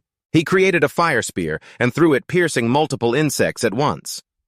Oikawa was still standing in the corner, but he couldn't help being impressed by the MC's power. Aya excitedly said that they had done it, and Ray replied that yes, they had. He commented that everyone did a great job. Looking a bit embarrassed, Oikawa walked over to them and said it seemed like he was the one being saved again, but as he was trying to explain that he truly hated insects, something started watching them from afar. Ray began to feel like he was being followed, and immediately shouted a warning for Oikawa to be careful, because more monsters were rushing toward him. The blonde guy instantly became serious and activated his skill around the wolves. In the blink of an eye, the entire swarm of creatures was hit with a heavy attack. Oikawa smiled and said this was his square box skill. Then he shrunk it down around the target, creating a magical cube. And when that cube hit the ground, everyone was astonished by Oikawa's skill. He picked up the small cube and said he hated sneak attacks. Ray quickly approached and asked him to explain more about this skill. Oikawa said his skill was called Square Box, and it was one of his barrier-based abilities. After that, he emphasized that while it can't be used against overly massive enemies, it is perfect for neutralizing creatures like the one we just faced. He smiled and remarked that the skill was quite handy, while Jay recalled hearing about it somewhere before. Still, it had to be admitted that the skill they just witnessed was truly impressive. The blonde man then called everyone over and said it was time to press on. As he whistled while walking, the MC thought to himself that this was the true power of an S-rank mage. After traveling a bit further into the dungeon, they arrived at a wall of fire. The blonde man noted that this was the location mentioned in the report. Aya remarked that it was incredibly hot here, while the MC wondered if they really had to walk straight through it. Oikawa replied that they did, but told everyone to stay calm as he would handle it. He then created a barrier that enveloped the fire, carving out a path. He smiled and told everyone to move forward. As they passed through, everyone felt that his work was truly astonishing, and just as they cleared the barrier, the MC said to the group, "The pit ahead is the entrance to the boss room." He then turned back and asked if everyone was ready. When everyone replied that they were, he grew excited and said they would charge in with that determination. The whole group headed toward the boss room, but Oikawa was deep in thought, wondering if the MC truly lived up to the contents of the report, because he was quite looking forward to finding out. As soon as they entered the boss room, they realized it was stiflingly hot. The MC began to worry because the heat was becoming unbearable. Just then, a creature slowly approached. It was a level 68 Flameclaw tiger. Jay quickly drew his sword, thinking that this boss looked terrifying. The monster began to unleash its power, creating a giant fireball. This made the MC shout for everyone to set up a magic barrier, but Oikawa said it wasn't necessary. The boss didn't hesitate and immediately launched its attack. But the blonde man blocked it with his own skill. The MC was incredibly surprised to witness Oikawa's ability. He smiled and said he would keep the pace with his own barrier. "As for the monster, I'll leave it to you all to handle." Jay turned and said he understood, and that they would take care of the boss, though in his mind he knew he shouldn't underestimate this creature, because even a barrier could be destroyed if it took too many hits. He then asked himself if he should use his hellfire, but looking closer, he realized that wasn't feasible because the Flameclaw tiger was extremely fast, a high-level monster, and the mana cost for dark attribute skills was very high. So, as he stepped forward, he thought he needed to finish the boss with a different type of magic. He would be the one to initiate, but he also told his friends to find an opening and attack whenever they could. Jay activated his maximum body enhancement and leaped. As soon as he faced the boss, it immediately lunged at the MC, but he quickly dodged and countered the monster. Yuri and Aya also prepared their skills simultaneously, unleashing a fireball and a mana conversion ability. The attack flew straight at the boss, but it dodged by jumping to the side. Then it immediately increased the distance. Worried, the MC thought that, just as expected, the monster was truly strong and a prolonged battle would be disadvantageous due to the extreme heat, so it was best to finish it off as quickly as possible. The blond man observed the MC's performance and thought that at his current speed his stamina would soon run dry, so he really wanted to see what this boy would do next. Jay took a deep breath, called Aya and Yuri over, and explained that they didn't need to hit the boss directly. They could aim for its legs instead. Yuri said that meant the MC already had a plan, and Aya shouted that she understood. So the two began to prepare. Yuri used her skill first, forcing the boss to move. While channeling her power, Aya thought that while it consumed more mana, the furnace effect would significantly boost her firepower. She then created an enhanced rock bullet and quickly hurled it at the boss, but it continued to dodge. However, the MC had already spotted the opening. He thought that no matter how fast the boss was, it couldn't dodge while in midair.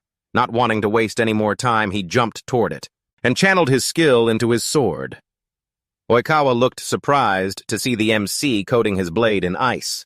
The boss was startled as it realized it couldn't move, and Jay took the opportunity to strike the monster head-on.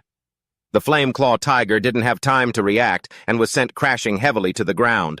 Thanks to that, they defeated the boss. The two girls ran over to the MC and said he did it, but he insisted that it was everyone's achievement.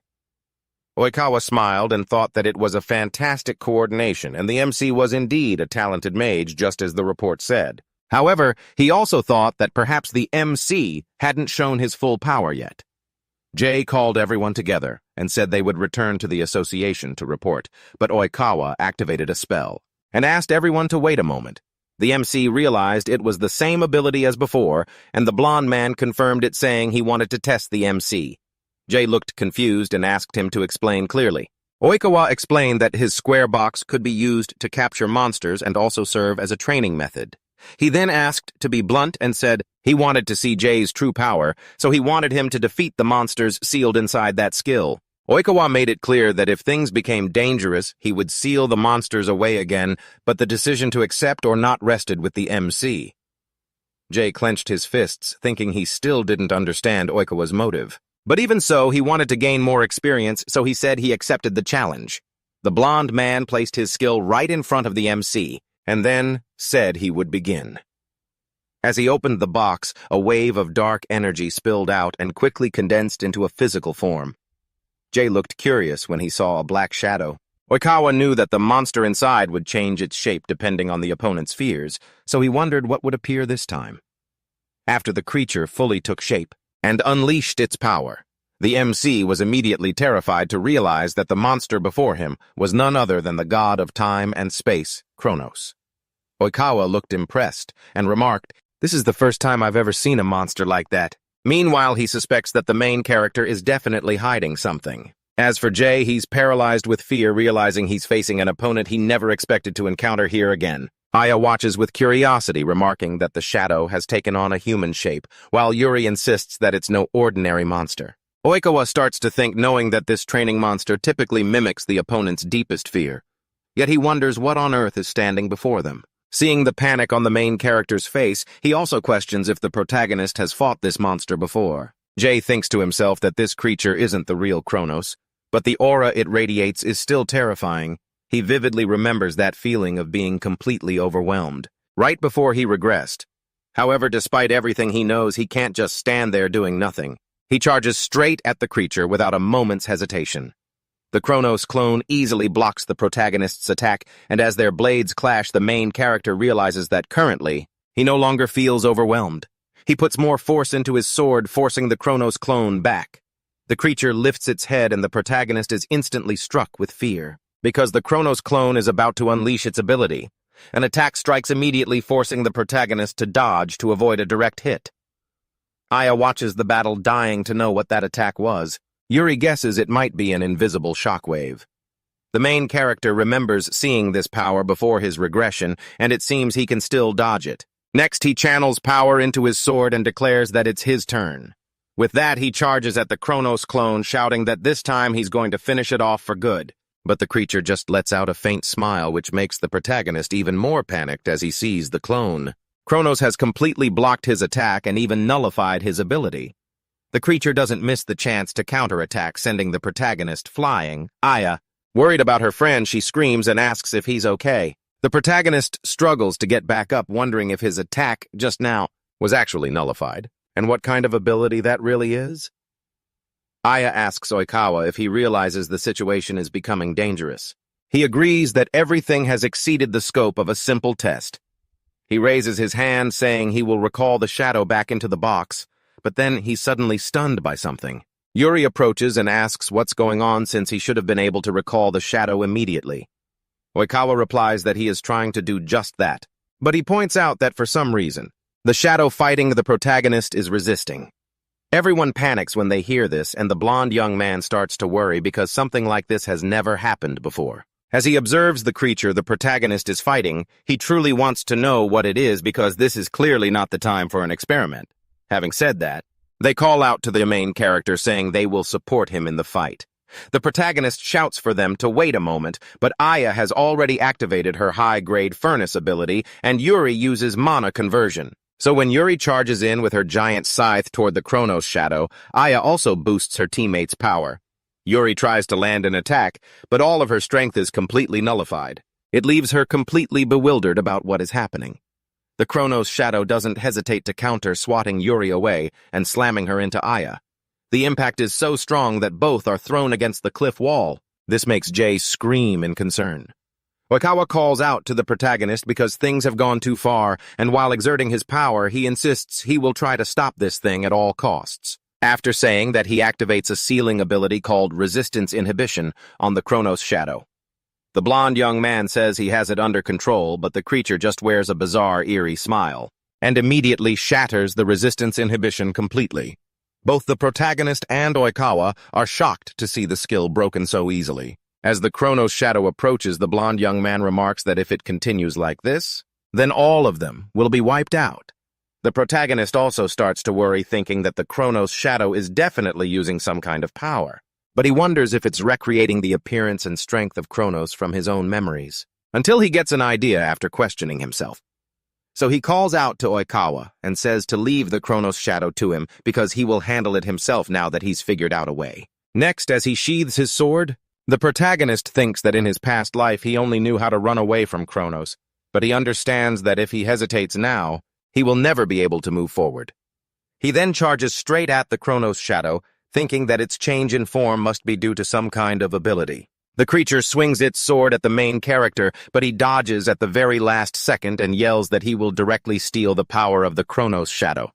Having said that, he activates his absorption ability, causing a violent burst of dark energy to erupt surrounding them both. Immediately after, the Kronos shadow's sword begins to disintegrate, and along with it, parts of its body gradually vanish. Realizing it has been defeated, the shadow begins to shriek as its body is torn apart bit by bit. It doesn't take long for the shadow to disappear completely. Oikawa is extremely astonished by what he just witnessed, so he wonders what that ability was, and observing the main character closely, he also wants to know what kind of person he really is. 3 days pass, and Oikawa and Yuri are kneeling before someone sitting on a throne. Yuri says they have come to report the incident and addresses the person sitting there as the Green Emperor. A while ago, Yuri was standing in the hallway when someone approached, and she remarked that the person was late. It was Oikawa, and looking a bit embarrassed, he apologized for making her wait. As the two left, Yuri emphasized that last time she was almost wiped out because of him, while Oikawa said he never expected things to end up like that. With a hint of anxiety, Yuri says she's very grateful that MC forgave her, while Oikawa admits he understands that all too well. He then adds that MC is truly an incredible person because he went far beyond what she reported, but as they approach the door, the blonde boy wonders if the other person will overlook MC. When they arrive, the door opens, and as they enter, the person sitting on the throne thanks them for waiting. It is the Blue Emperor Hojo Izuki, who notes that they both did a good job. Yuri apologizes for meeting him right after returning from a dungeon expedition abroad, but the Blue Emperor tells her not to worry, noting that he himself had just been exploring dungeons in 10 different countries, making Oikawa wonder if that isn't too much. Izuki replies that the association's higher-ups are strict with their staff, and someone has to do it. So he had no choice, and Yuri says she remembers that very well. Since Izuki is the Blue Emperor, she guesses he was summoned, and Izuki mentions that the difficulty of those dungeons is equivalent to the Ikabukuro dungeon they once conquered. Yuri is extremely surprised to learn that 10 such dungeons exist, and looking at the Blue Emperor, she concludes that, as expected, he really is a monster. At this moment, Izuki stands up and asks if the two of them can talk about the guy named Kurosaki Rei. They agree, and after recounting the entire incident, the Blue Emperor says he understands and thinks the whole thing is truly amazing. Oikawa emphasizes that he is also very surprised and thinks MC might be as strong as an S-rank mage. Or even stronger. And Izuki remarks that it is clear MC's combat ability is excellent, and furthermore, he possesses the ability to steal his enemy's powers. Yuri thinks there is even more to it than that, but feels she shouldn't say too much. Izuki says if MC is truly such an elite mage, then he is very interested. After saying that he mentions he has a request for the two of them while elsewhere, Aya happily says they did a great job conquering the dungeon that day. Rei thanks her for the support, but Aya asks where Yuri went that day, and Rei replies that she said she had personal business to attend to. As soon as she sees MC Hinata, immediately calls him over, and Rei approaches to ask what happened. She says she really wants to know what he got himself into this time.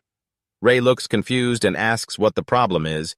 Hinata explains that he has been summoned by the Blue Emperor and he wants to meet MC in person. So Rei goes to where the Blue Emperor is.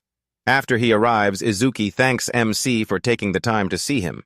Rei is extremely surprised to learn that Hojo Izuki is the Blue Emperor, and Izuki asks if MC is Kurosaki. Rei remembers that in his past life, Hojo Izuki was known as one of the strongest kings.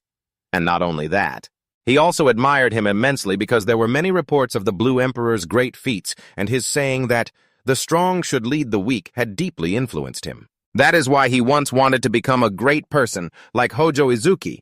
But then he remembers that in the previous timeline, the Blue Emperor was caught in a dungeon collapse disaster and died in battle. MC understands that it happened because he stood up as a shield to protect civilians during the evacuation, becoming a hero who saved millions. After remembering everything, Rei wonders why the Blue Emperor summoned him. Just then, someone appears and says to reveal the secret. MC is surprised to see it is Yuri and asks what she is doing there. Aya is also surprised to see Oikawa present and asks what they are doing. Izuki says he will explain later, then explains that the two of them are recruiting talented individuals across the world, and they are members of the Apostles of the Holy Staff. Rei says he has heard of this organization. Aya adds that it is an elite group under the command of the Blue Emperor. Izuki explains that he was the one who requested MC to conquer that dungeon, and was also the one who sent Oikawa with them. Rei remarks that back then the blonde guy had a reason to fight the Shadow Maid monster, making Oikawa look embarrassed. But he still admits and emphasizes that he wanted to see MC's power with his own eyes, even though he knew he had caused a bit of trouble. Yuri says she also joined their group, because she found everything quite interesting. Next, the Blue Emperor steps toward MC and frankly says he is very interested in him and if he truly possesses such power. Then he wants MC to join his side. However, he also clarifies that there are still many things unknown about multicolored mana users, so he needs to confirm MC's character first. Having said that, he emphasizes that as the Blue Emperor, he wants to ask one question, so as a mage, he wants to know what MC truly desires. Rei begins to think about his answer. Then he recalls that in the past he used to admire Izuki, and becoming a mage was his dream. Furthermore, at that time, his younger brother Kurosaki Kai despised him, and that was exactly what made him want to change. But at the present moment he understands that to be able to confront Kronos, he needs to become even stronger, so he replies that he wants to become stronger than anyone else. Izuki asks if basically MC wants to become the strongest mage, to become the king of a color system and even surpass him. Rei clenches his fist and thinks that in his previous life, even with the Blue Emperor's help, he still didn't believe he could stop Kronos. Then he slams his fist against his chest, thinking that if one only knows how to admire others, nothing will change. So he affirms to Izuki that he truly wants to be stronger than him. The Blue Emperor takes a deep breath and smiles, remarking that it is a good answer, after saying that he asks if MC wants to join the Apostles of the Holy Staff, or not. Both Rei and Aya are extremely surprised by this invitation. Izuki says he believes MC will be able to go further when staying with capable people, so he doesn't think it's a bad idea. Then Rei and Aya walk down the hallway together. Oikawa asks the two to follow him. And as they pass through a door, MC cannot help but be surprised to find himself facing a series of elite mages under the Blue Emperor. These are the Apostles of the Holy Staff. One member among them laughs, puts both feet on the table, and says he has been looking forward to meeting the new member. But no matter how he looks at it, he's just a kid. A blonde girl laughs and says that MC is actually the same age as him. Another member laughs along and says it seems Kurahashi was getting all fired up, but the person next to him told everyone to stop the provocation. The redhead looked a bit embarrassed and mumbled that he got it. Oikawa asked everyone to sit down because he was about to explain the Blue King's request. After summarizing the situation, Oikawa emphasized that they needed to conquer 2 dungeons. Both are high-level recommended for level 65 and above, so they would split into 2 teams. He then explained that he would be heading to Makuhari with Yashiro, Shiro, and Asuma. Next, he said that Rei and his group would go to Tama with Kurahashi joining them. This left the redhead in disbelief, and he immediately made a demand. Oikawa waited a moment and asked why he had to go with the MC's group. Yuri asked if he didn't like it, which made Kurahashi immediately shout that of course he didn't. Oikawa asked if the redhead had even read the report. He then emphasized that Rei was competent and possessed 3 mana systems. Kurahashi insisted that having multiple mana types didn't mean the MC was strong, while pointing out that Kurosaki Kai was once the same. Rei was surprised to hear that the redhead knew his brother, while Kurahashi remarked that it seemed the MC had never heard that story before. So he explained that Kurosaki Kai used to be a member of the Apostles of the Divine Staff and was called the Death King, but in reality he couldn't compare to the people here. Rei felt intrigued and remembered that Yuri had once said his brother was disappointing, so he concluded that this was how everyone here viewed Kai. Kurahashi continued saying that possessing multiple mana systems was just an illusion, as he believed that wasn't enough to prove someone's strength. With that, he turned serious and emphasized that even though the MC caused a stir by conquering the Ikabukuro dungeon, he thought it might have been thanks to Oikawa's support. And then he stared straight at Rei and asked if he understood that the weak should just shut up and stand in the corner. Aya wouldn't stand for her friend being called weak, so she immediately retorted that Rei wasn't weak at all, and that Kurahashi could only judge after seeing his power for himself. Rei smiled when he heard his friend stand up for him. Conversely, Kurahashi completely disliked that. So he sat down in his chair and said fine, he would verify it himself. As for Yuri, she thought the redhead was always weak against women as usual. Oikawa asked everyone to pay attention and announced that the lineup would remain as planned, because they needed to give it their all to conquer the 2 dungeons. Finished, he called Kurahashi over and said he should witness Rei's true power for himself. The redhead laughed and said there was no need to emphasize that, because he would see it for himself once the meeting ended. Rei thought he needed to prove his strength to the redhead, but in his current state he felt it still wasn't enough, because he knew that in order to face Kronos, he needed even stronger allies. So he told himself that even though Kurahashi's words were harsh and belittling, he still truly hoped the 2 of them could work well together. The next day, inside the Tama dungeon, countless terrifying creatures appeared everywhere. Rei realized that the monsters weren't wasting any time. They charged straight toward them, and just as he was about to say that this was a good chance for some team fighting, the redhead cut him off, saying that teamwork was too boring. Finished, he activated his Blazing Burst ability and charged straight into the monster horde. With just one punch reinforced by his ability, a massive explosion occurred, easily wiping out all the monsters. Aya noticed the mana of the redhead was the red element specialized in offense, and the range and firepower of his attacks were also incredibly impressive. Kurahashi looked at the MC and laughed, keeping that provocative smile. He said he bet Rei couldn't do what he had just done. However, he immediately jumped up and declared that he would hunt all the monsters himself anyway, and that a multicolored guy like the MC could just stand there and play by himself. Rei chuckled, but still apologized to the 2 girls. Then he turned back with a fierce look in his eyes and said he didn't want to lose to the redhead. Aya wanted to call her friend back, but Rei had already dashed off at full speed, and watching his back, she remarked that it seemed he was going all out this time too. Yuri said to just let the guys do what they wanted. The MC continuously took down creatures blocking his path, and while trying to keep up with the redhead, the latter laughed and remarked that the MC's movements were gradually getting better. Meanwhile, Aya and Yuri stood observing the 2 of them fighting like crazy against the monsters in the dungeon. Aya remarked that somehow the situation looked quite chaotic. Yuri agreed, but asked Aya if she didn't find the MC impressive for still keeping up with Kurahashi. Then Yuri said the redhead was an idiot. So he wasn't good at fighting against people or working as a team, but she emphasized that his ability was very special because his mana was used to unleash continuous attacks over a wide area, and because of that, Kurahashi was extremely strong when facing a large number of enemies, to the point that he still held the title of the person who had killed the most monsters. Even so, she believed that even before someone like that, Rei was still keeping up. At that, she smiled and remarked that she knew he would be impressed. After a while in the dungeon, the group reached the boss room door. Aya gasped, wondering if they were truly about to face the boss already, when only 10 minutes had passed since they entered. The MC felt that by competing with Kurahashi, he seemed to have tapped into more power, and this was a feeling he had never experienced before. After that, he realized that compared to his former self, this was a huge step forward. Right then, the boss room door opened, and everyone quickly moved inside. Rei asked everyone to be careful and announced that all would focus on fighting the boss, but the redhead just laughed and told the MC to just not get in his way. Immediately after, Rei was surprised by something above when he saw a horrifying creature with tentacles and an evil eye in the center, so the MC quickly prepared for the battle, until he suddenly felt a tremor from behind, and all of a sudden the monsters he had defeated outside were thrown straight into the boss room. The creatures began to move toward the boss and were quickly absorbed.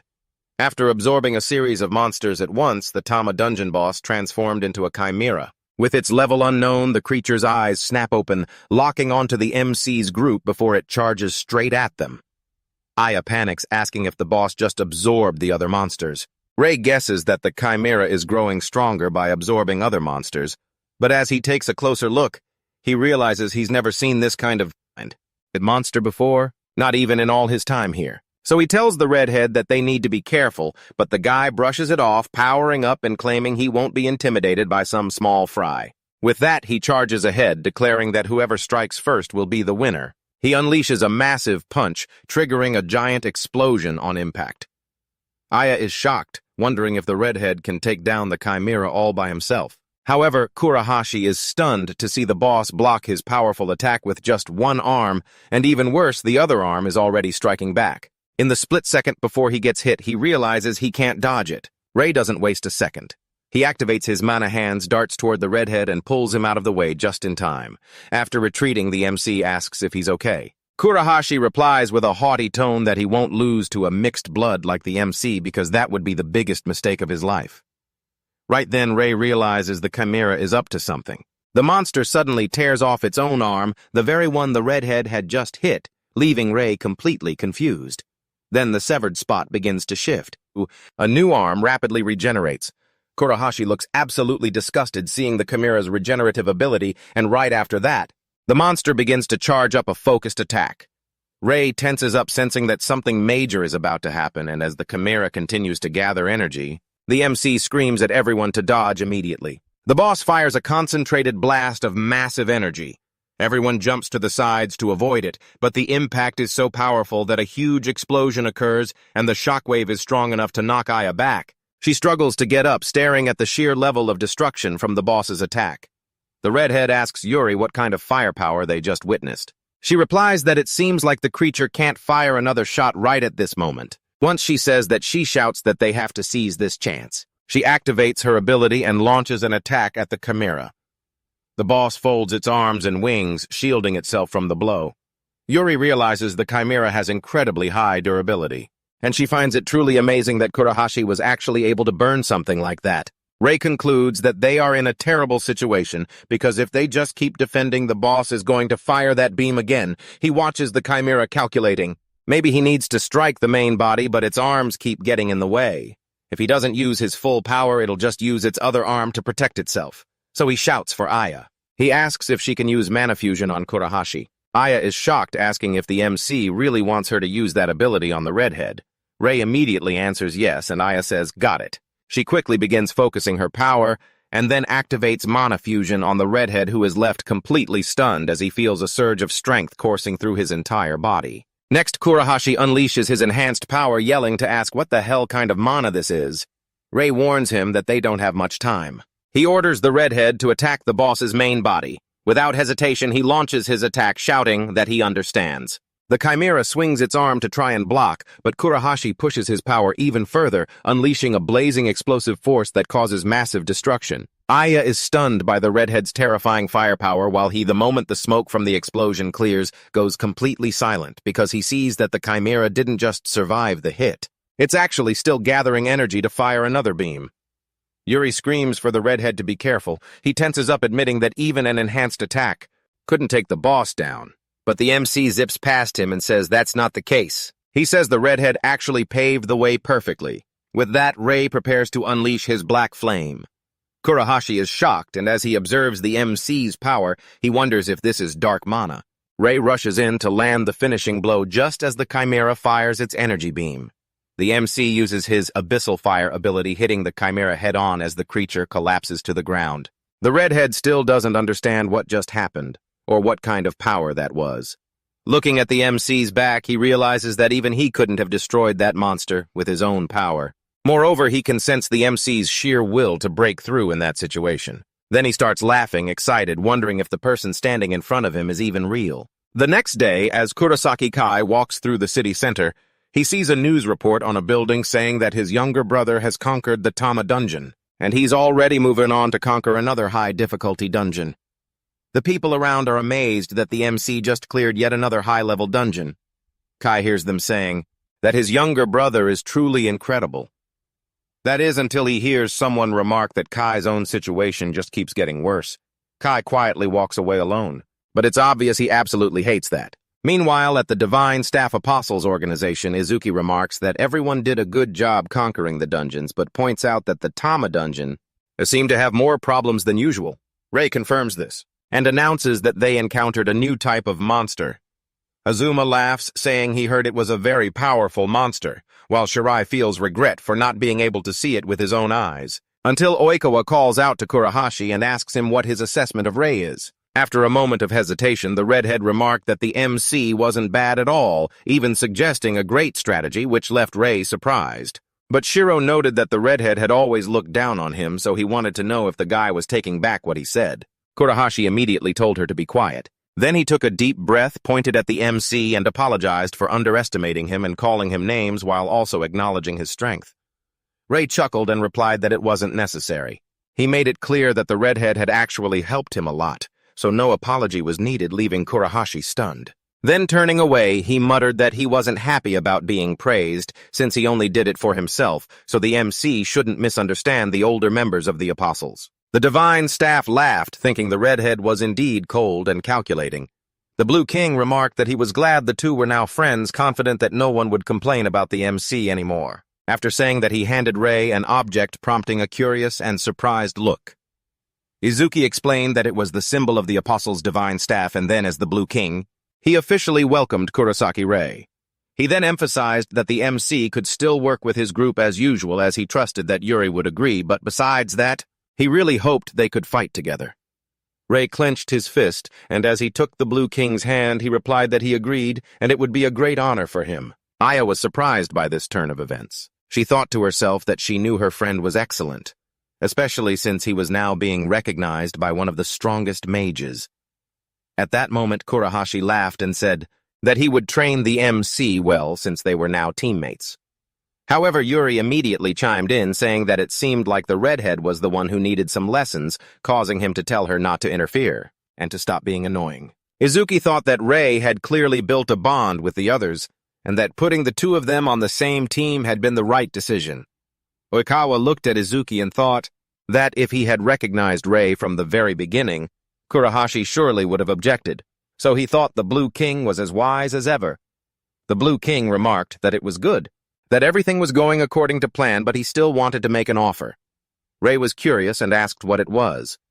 Izuki reached out and asked if the MC would like to accept the title of the Black King, leaving him completely shocked by this proposal. Meanwhile, Kurosaki Kai was becoming anxious because inside the dungeon his teammates were struggling against a horde of monsters until Goto shouted, demanding that Kai use overclock. He immediately tried to activate it, but nothing happened, making him even more panicked. Uch called Goto an idiot, saying that Kai could no longer use that power. Ever since the day he faced the MC, Kai couldn't stand still and kept trying to attack with a different ability. After a while in the dungeon, his teammates were exhausted and said that somehow they were still holding on. Kai asked them what they were doing as they were supposed to keep moving forward. Goto nervously said that they had been in the dungeon for 5 consecutive days, so he wanted to know if Kai thought they should stop. Kai barked at Goto to shut up, then turned and kept walking, saying they had to continue. Goto was stunned by his friend's attitude and asked Och if it was okay to keep following Kai like this. Och asked what nonsense Goto was spouting. Then he started running after him, saying they needed to support Kai during this most difficult time. Meanwhile, Kai walked through the dungeon thinking he needed to conquer it quickly until he remembered a few days ago when a girl approached him asking if he had a moment. At that time, he replied that he wasn't doing interviews, but the girl said that wasn't it. She just wanted to ask for Kai's opinion on her brother, which caught him completely off guard, and that same day, Kai heard from many others wanting to know about his brother, and as he recalled that, he became even angrier because according to the rumors, he believed his brother had even been recognized by the Blue King while he was still there. They only talked about teamwork and other nonsense. Furthermore, he knew everyone looked down on him, but he believed he would prove to everyone who was the strongest.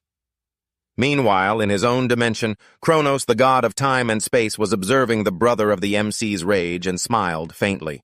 After that, he thought he had found an interesting pawn. The next day, Kai reflected on the time when the dungeons first appeared and how the world changed.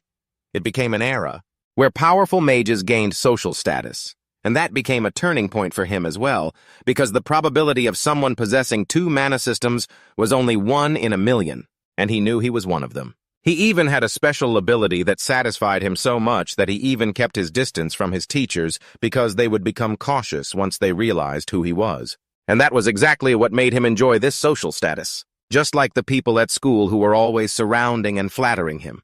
Even his parents, who used to keep their distance, began to praise him. Kai thought that even the apostles' divine staff, those who considered themselves elite, had accepted him as their youngest member. However, over time, those people became rude, so he decided to leave, because it showed they didn't recognize his ability. But there was one thing he always knew, because one day while they were in their room, his brother didn't treat him any differently, even though he knew Kai had no talent and was weaker.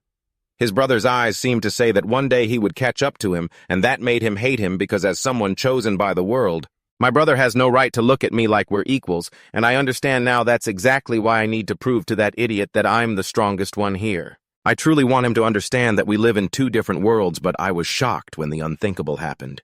It feels like he's actually surpassed me. I eventually decided to stop thinking about it. It doesn't matter anymore. Now that I'm a king walking through the city, I tell myself I can't just sit around and do nothing. Just then Kai heard someone call his name. It was Kurahashi, who remarked that Kai seemed quite frustrated. The redhead then added that it had been a long time since they last met. The last time was probably when Kai was kicked out of the Divine Apostle Order. The Death King immediately flared up, insisting that he wasn't kicked out at all. He claimed he left the group on his own terms. Even though the Blue King had promised to treat everyone fairly, he still acted like a superior, constantly barking orders. Kurahashi, however, didn't care at all about what the MC's brother had to say. But Kai kept going, claiming the Blue King was just jealous of his talent and didn't want to keep him around. After saying that, he called the redhead back and said he'd heard the news about Rei becoming one of them. When Kurahashi asked what that had to do with anything, Kai spat that his brother was just a useless burden. Kurahashi's expression darkened instantly, cutting him off. He told him to shut his mouth, leaving Kai stunned by the redhead's intensity. Kurahashi continued, saying he didn't care what Kai thought, but he stressed that Rei's ability was the real deal. Even as a dual-class mage, he's far more humble than you, Kai. Kai became agitated, shouting at the redhead to stop talking nonsense and emphasizing that he is still the Death King. Then he asserted that it was the highest title a mage could ever achieve, so he didn't want to be compared to trash like his brother. Kurahashi laughed, saying it seemed Kai didn't know anything at all before revealing that the MC had been nominated to become a king. And the recommendation even came from the Blue King himself. Kai was struck dumb, struggling to ask if his brother was really going to become a king. The redhead replied that Rei hadn't given an answer yet, and unlike Kai, he wasn't obsessed with titles. Then he asked if Kai really thought his brother was weaker than him. He called it a big joke and stated that Rei had been stronger than Kai for a long time. Kurahashi stepped closer to the Death King and said he felt Rei was much better suited to be king than Kai. Then he asked if the Death King agreed. Kai exploded in rage, the memory of his brother surpassing him flooding back. He realized too late that he would never be able to catch up to him again. It weighed heavy on his mind after the redhead left. Goto and Oik appeared calling out to Kai. Goto announced they had restocked their supplies and believed they were ready for tomorrow's dungeon. He added that they could leave now, but Kai refused and told them to hit another dungeon. Both of them tried to get Kai to change his mind because they needed to rest, but Kai, fueled by the anger from Kurahashi's words, completely ignored his teammates because he couldn't accept that his brother was stronger. Later inside the dungeon, Oik and Goto still tried to convince him to leave. Kai kicked open the boss room door and screamed at them to shut up, declaring that he was the strongest and he would prove it. As they stepped inside, they saw a strange creature. It was a level 20 malicious slime. Kai was confused that the boss was just a level 20 slime. Goto was surprised, saying he had never seen such a monster before. Feeling that something was wrong, Kai refused to listen. He prepared his magic spear skill and vowed to wipe it out instantly. With that, he unleashed the skill. The malicious slime took a direct hit and was obliterated. Goto and Oik breathed a sigh of relief seeing Kai take it down in one hit. But in the blink of an eye, both were killed in a completely unexpected way. Kai watched his teammates' bodies fall like sacks of sand. While he was still reeling, trying to understand what happened, the malicious slime lunged at him at blinding speed. Just as Kai realized something was behind him, the slime expanded, spreading out and completely engulfing the Death King. Kai tried to resist by creating purple flames, but his power was snuffed out by the malicious slime. The creature then began to crawl into Kai's body through his mouth, eyes, and ears. After completely covering the Death King in his own space, the god of time and space just laughed, thinking that he finally had a new pawn. Back where Kai was, he stood up and Owakawa remarked that he was feeling just fine. Meanwhile, inside the dungeon where Kronos was being sealed, one of the chains holding him broke. Kronos laughed, thinking that finally a piece of his seal had been undone. Afterward, at the Divine Apostle Order's outdoor training ground, Rei and Kurahashi were practicing by fighting some creatures. After they finished them all off, the creatures turned back into crystals. Oikawa remarked that they could take a short break, praising how well the two were moving. Aya approached her friend and said he did a great job. She also said she learned a lot by watching Kurahashi.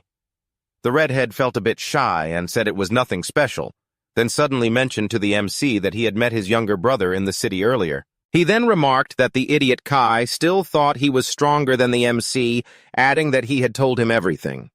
Yuri teased that it seemed the redhead had gotten heated on Rei's behalf. Someone he personally respected was being looked down on by Kai, making Kurahashi immediately react and deny it. As for the MC, he became thoughtful, realizing he hadn't seen his younger brother since their last fight. So, he began to wonder when exactly they had drifted so far apart. He remembered the past and wondered if he would meet the same end as in his previous life. He also pondered if things would be okay if he just let everything continue as it was, knowing that no matter what they would eventually have to resolve. This between themselves, just then, Shiroi appeared and shouted for everyone's attention, saying she had bad news. Oikawa immediately asked with concern what had happened and why she was in such a hurry. Shiroi just announced that the Shinzoku dungeon has collapsed and monsters are swarming out everywhere. Gyai was absolutely shocked, and shortly after at the city center, chaos truly erupted as countless monsters attacked the people, spreading terror throughout the area.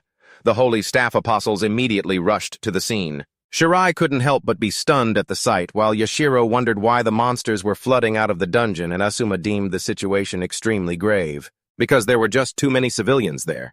Kurahashi also wanted to know the cause of this catastrophe. Gi suddenly realized that in his previous world, the collapse of the Shinzuku dungeon was supposed to happen much later, so he was completely taken aback.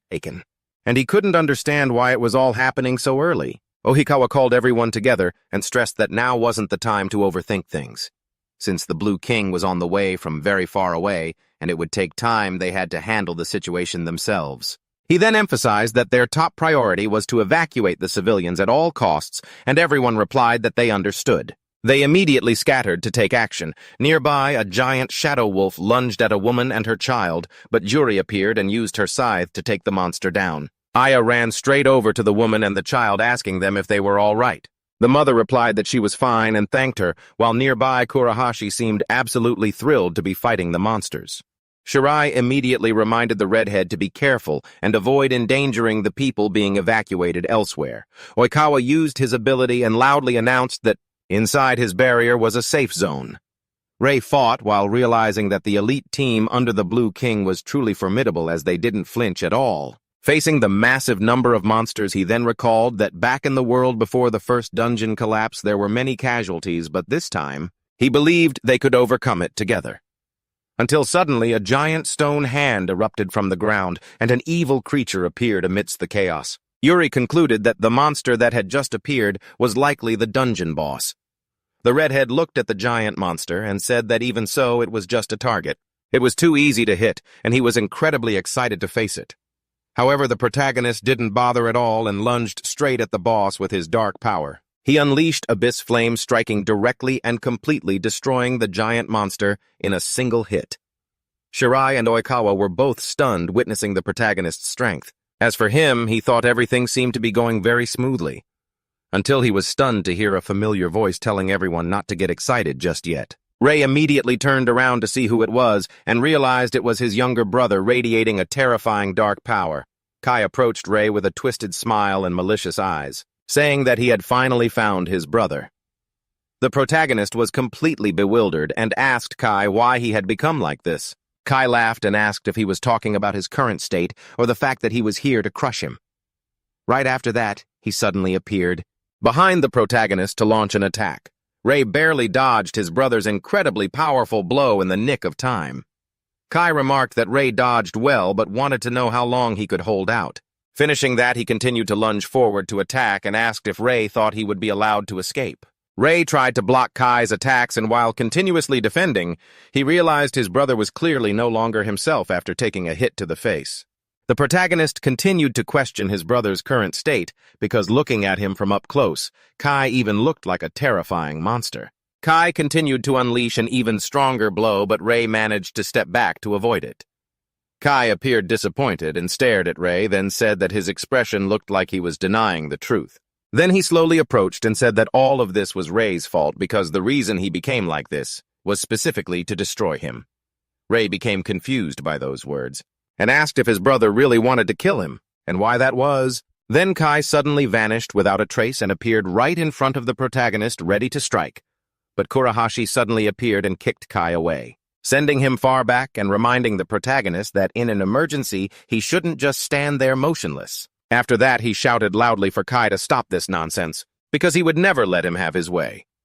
Finishing that, he shouted even louder that the protagonist was his brother. Ray was surprised to see the redhead stand up to protect him again.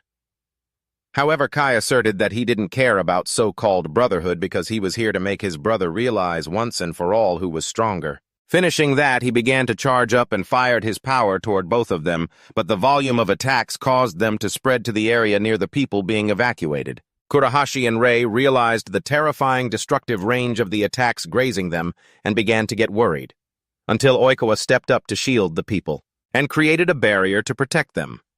Afterward, he was acutely aware that he wanted to use the barrier to support the protagonist's group but couldn't casually drop it, because too many people would be caught in the crossfire. Ray shouted loudly for his brother to stop the attacks, but Kai completely ignored him and told him to shut up. Ray continued to scream that he knew Kai had a violent side, but he definitely wasn't the type of person who could go this far.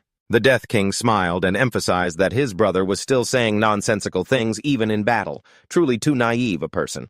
Until suddenly, he started feeling something very strange in his head. Ray noticed that and shouted his brother's name, but Kai lost control even more, unleashing a series of consecutive attacks. While shouting that this was the punishment for his brother looking down on him, the protagonist's group saw the attacks raining down and immediately had to move to avoid getting hit. Still feeling something in his head, Kai asked what they thought of his power. Ray was still worried about his brother and said they needed to stop him as soon as possible. Kurahashi gathered energy and said that although he understood Kai's feelings, it seemed talking to him right now was useless. Finishing that, he leaped into the air, activating his blazing burst skill and putting all his might into attacking Kai. A massive explosion occurred. The redhead laughed, but immediately went dead silent, because Kai easily blocked his attack with just one hand. At the same time, the other hand was preparing a powerful ability. Kai wore a twisted smile and immediately counterattacked the redhead, making him worried because he knew he wouldn't be able to do anything to dodge it. And then he was hit directly in the stomach. Rei couldn't believe what he was seeing as his brother had just unleashed an incredibly horrific blow on Kurahashi. Kai dropped Kurahashi's body to the ground, and while preparing demonic flame, he called the redhead trash and told him to get lost. Rei screamed full of worry for Kurahashi, but Kai didn't care at all and unleashed the attack. Suddenly, Oikawa's barrier appeared out of thin air and blocked Kai's strike, making him appear extremely annoyed. The blonde guy approached Kai and said that things had come to this point now. After that, he became serious and declared that this time he would be the one to face him. Finishing that, he activated his square box ability surrounding Kai. Yuri hurriedly stopped Oikawa and emphasized that if he used that ability on a human, then... But he cut him off and said he knew clearly and that this would also put a terrible burden on himself. Even so, he affirmed that he could not forgive someone who had hurt his friends.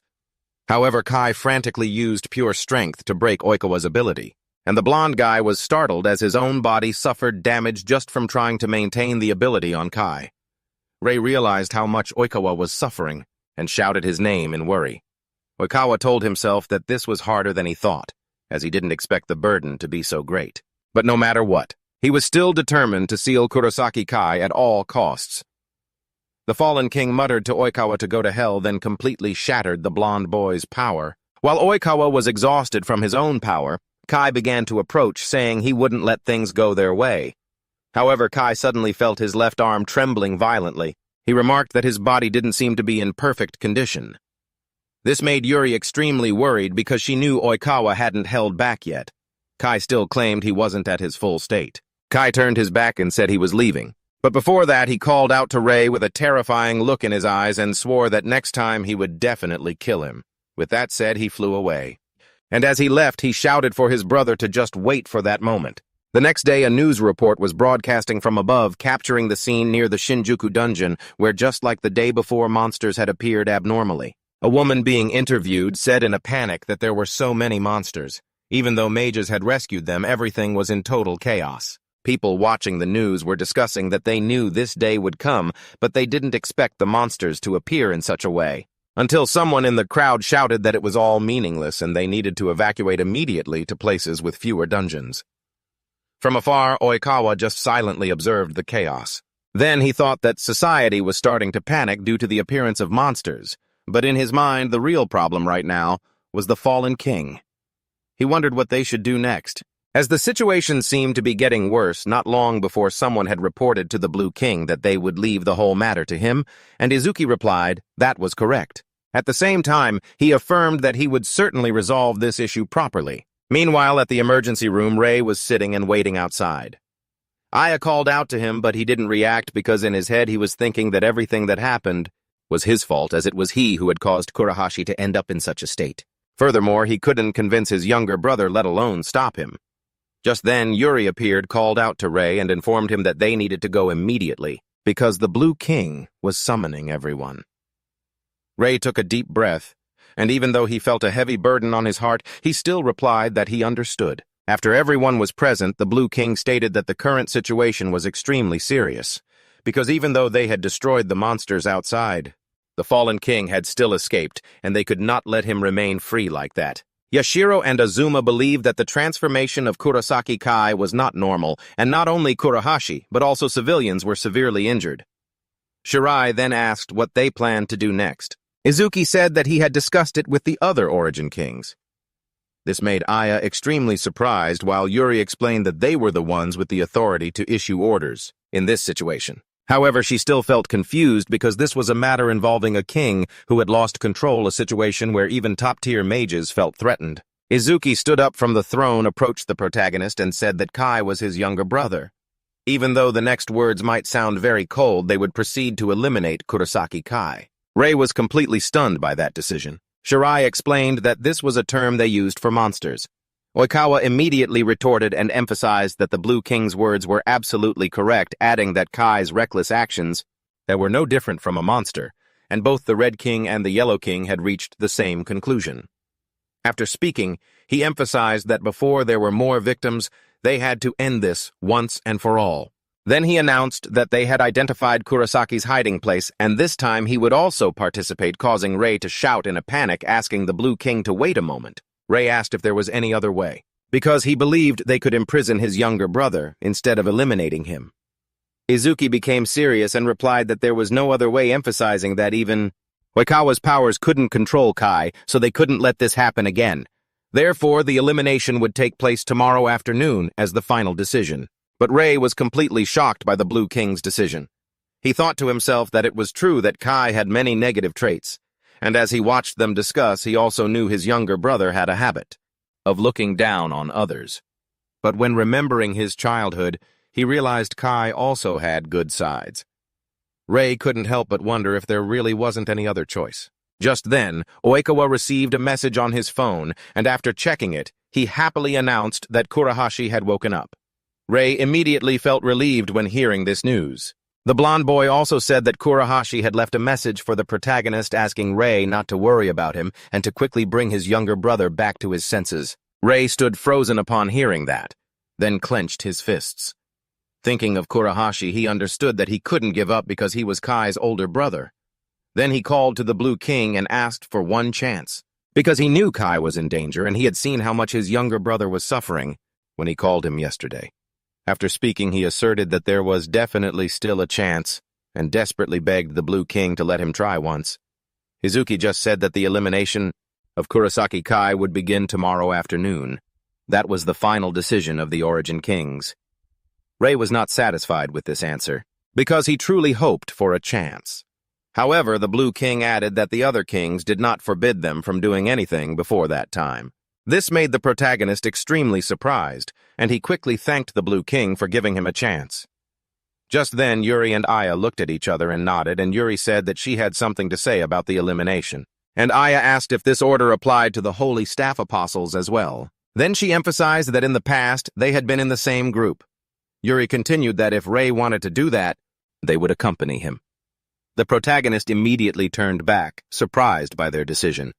Izuki laughed and said there was no problem and that the two of them could certainly go to support the protagonist. However, he emphasized that the deadline to eliminate Kurosaki Kai is tomorrow afternoon, and there will be no delays whatsoever. Rei nodded to show he understood and thanked the Blue King once more for the trust, then turned away, gazing up at the sky with fierce determination, silently swearing that no matter the cost, he would save his younger brother.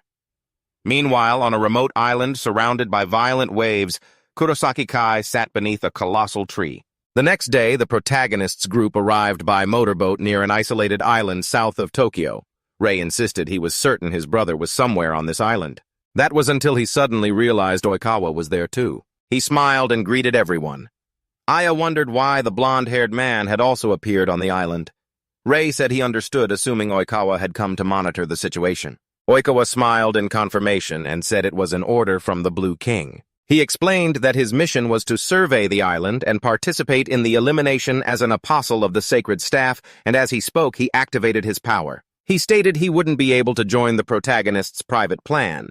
Just then, the group was enveloped by a type of barrier, and they immediately asked for the reason. Why would the blonde man do that? Oikawa said that even though he hadn't fully recovered from yesterday's battle, this magical barrier was still strong enough to protect them for about 1 minute.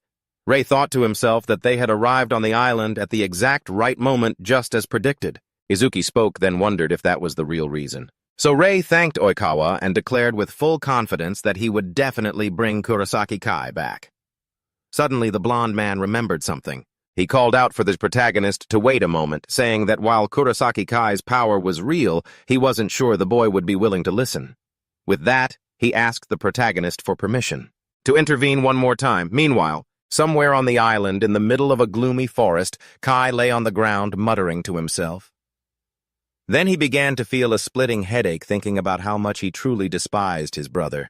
With every passing second, Kai's pain grew worse, and he started to think he hated everyone. He threw a punch at the tree trunk, easily splitting it in half. As the tree crashed to the ground with a heavy thud, Kai was consumed by a dark rage, leading him to think he needed to destroy everything. This fury gradually took the form of an entity and began to influence him. It kept whispering to him, telling him not to hold back and to destroy everything. That entity was the manifestation of the god of time and space, Kronos, who was still trapped in the dungeon. However, because one of the seals had been broken, he began to manipulate Kai more intensely. Right at that moment, The Death King was covered by a massive source of energy, and then that energy exploded and shot straight into the sky. The protagonist's group saw this burst of power and immediately wondered what kind of energy it was. Oikawa became incredibly terrified, thinking it might be exactly what he had feared. Back at Kai's location, he began to smile, then released his dark energy, saying the power he had just attained was truly magnificent. Immediately after, he heard a voice asking him to become the new king, to destroy and rule the world as a demon king. Kai seemed surprised by the voice, but then he laughed, thinking the idea of becoming a demon king was actually quite interesting. Kronos continued to demand that Kai eliminate all mages and keep advancing, until the entire world was destroyed. Meanwhile, Rei stared intently in the direction where the power had appeared with a suspicious look. Then he called out to Aya and Yuri, asking if the two of them were ready. They immediately replied that they were ready and would do whatever he asked. So the protagonist called for both of them to come find his brother and leave the island. It didn't take long. They found Kai, and he immediately said he knew Rei would come, while bluntly stating that he was on the Blue King's side. Rei replied that Izuki had trusted him and he wanted to bring Kai back. The Death King looked confused by that, but while releasing dark energy from his hands, he declared that he had decided to destroy them all. Having said that, he unleashed his power. Lunging straight toward the protagonist's group, Rei was stunned by the scale of that power, and when observing his surroundings, he realized that compared to yesterday, his brother had become much stronger. Kai used his power to fly up and declared war on humanity, and that it would start with the destruction of his own brother. Rei broke into a cold sweat witnessing Kai's power, but he still offered a smile, and while preparing for battle, he said that he had always been selfish. Kai was surprised and asked what he was implying, so Rei shouted that he would stand against him, and emphasized that as an older brother he had a responsibility to stop him. Kai asked if the role of a brother was to stop him, and if so, then he should quit. That attitude of acting like the strongest one, adding that those words only made him more irritated. Yuri turned to Aya and said she didn't think this approach would be effective, because the protagonist's brother didn't even want to listen. Kai summoned a fireball and threw it, creating a violent path of flames while telling his brother to just disappear already. Seeing the fire surrounding his friends, Rei shouted in worry, calling out to them. Yuri remarked that the firepower was truly overwhelming, while Aya emphasized that in this situation, they couldn't get close to help. Kai declared that he would sacrifice his brother right here, and ensured that no one else could interfere. Having said that, he figured that way. The battle would be one-on-one, and now he could prove his strength. Rei asked his brother what on earth he wanted to prove, and if that was the reason he was fighting. Kai replied that as he thought his brother didn't understand at all. So he declared that power is justice, and everything had changed since the dungeons appeared in the world. Before that time, he was once hailed as a gifted mage, but people's attitudes shifted later on, and that is exactly why. If you aren't strong enough, nobody pays you any mind or even bothers to look at you. After saying that while preparing his evil spear, he declared that after this battle, his brother would have to change his opinion of him and he would prove it. Rei prepared his abyssal flames, realizing his younger brother's power had far surpassed yesterday's, so he couldn't rely on normal attacks to deal with him. Right after Kai hurled the demon spear, the protagonist unleashed the abyssal flames and the two powers clashed violently. Kai realized the technique his brother just used was the very one he had used before. Then he prepared another ability and he shouted that he would finish him off. Rei didn't stand still. He activated a body enhancement and lunged straight at his brother, but he was startled to see Kai with claw-filled hands. Kai had predicted his movement. Just as Rei was about to get hit, a barrier appeared between them, blocking Kai's attack and catching him off guard. Rei immediately realized it could only be Oikawa's barrier. He seized the moment while his brother was distracted and landed an incredibly powerful body-enhanced punch to his stomach. Kai was sent flying hard to the ground. When she saw that, I immediately asked if Rei had won. The protagonist landed on the ground and realized he couldn't copy his brother's ability, so he began to suspect that it was related to Kai's transformation. Then Kai stood up, leaving Rei completely shocked that he could still endure such an attack. Upon noticing a strange, dark energy source in his brother's chest, Rei began to wonder what it was. Kai wanted to know so much, especially since Oikawa appeared with the barrier ability, and his brother's friends had also followed him all the way here, even including Kurahashi. They all chose to stand by his brother. Kai gradually became confused and wanted to know why his brother was trying so hard to stop him. He bowed his head and admitted that this really annoyed him. Then he roared in anger and unleashed a massive source of power. Ray saw this and wondered if that power was reacting to his brother's emotions. Kai created a series of dark orbs, and the protagonist realized they were many different abilities, but he knew that as of now, Kai couldn't trigger overclock. Immediately after, he was incredibly amazed to see Kai had just created even more abilities using Tris Decay. Ray didn't understand how his brother could use so many abilities without needing overclock. Kai unleashed all of that power and screamed, telling his brother to go straight to hell. Ray watched the incoming attacks, and a massive explosion occurred instantly. Kai gasped for air, having exhausted too much power, and thought he had finally won. Then he laughed and asked Ray where he got the confidence to play the part of a big brother, because in terms of power, he was nothing. When the smoke cleared, Ray spoke up, saying that even though his brother thought he had won, he wanted to know why he still looked so sad. Kai was surprised and tried to understand what was happening, then looked at the power on his brother's hand and asked, "Isn't that Kurahashi's ability?"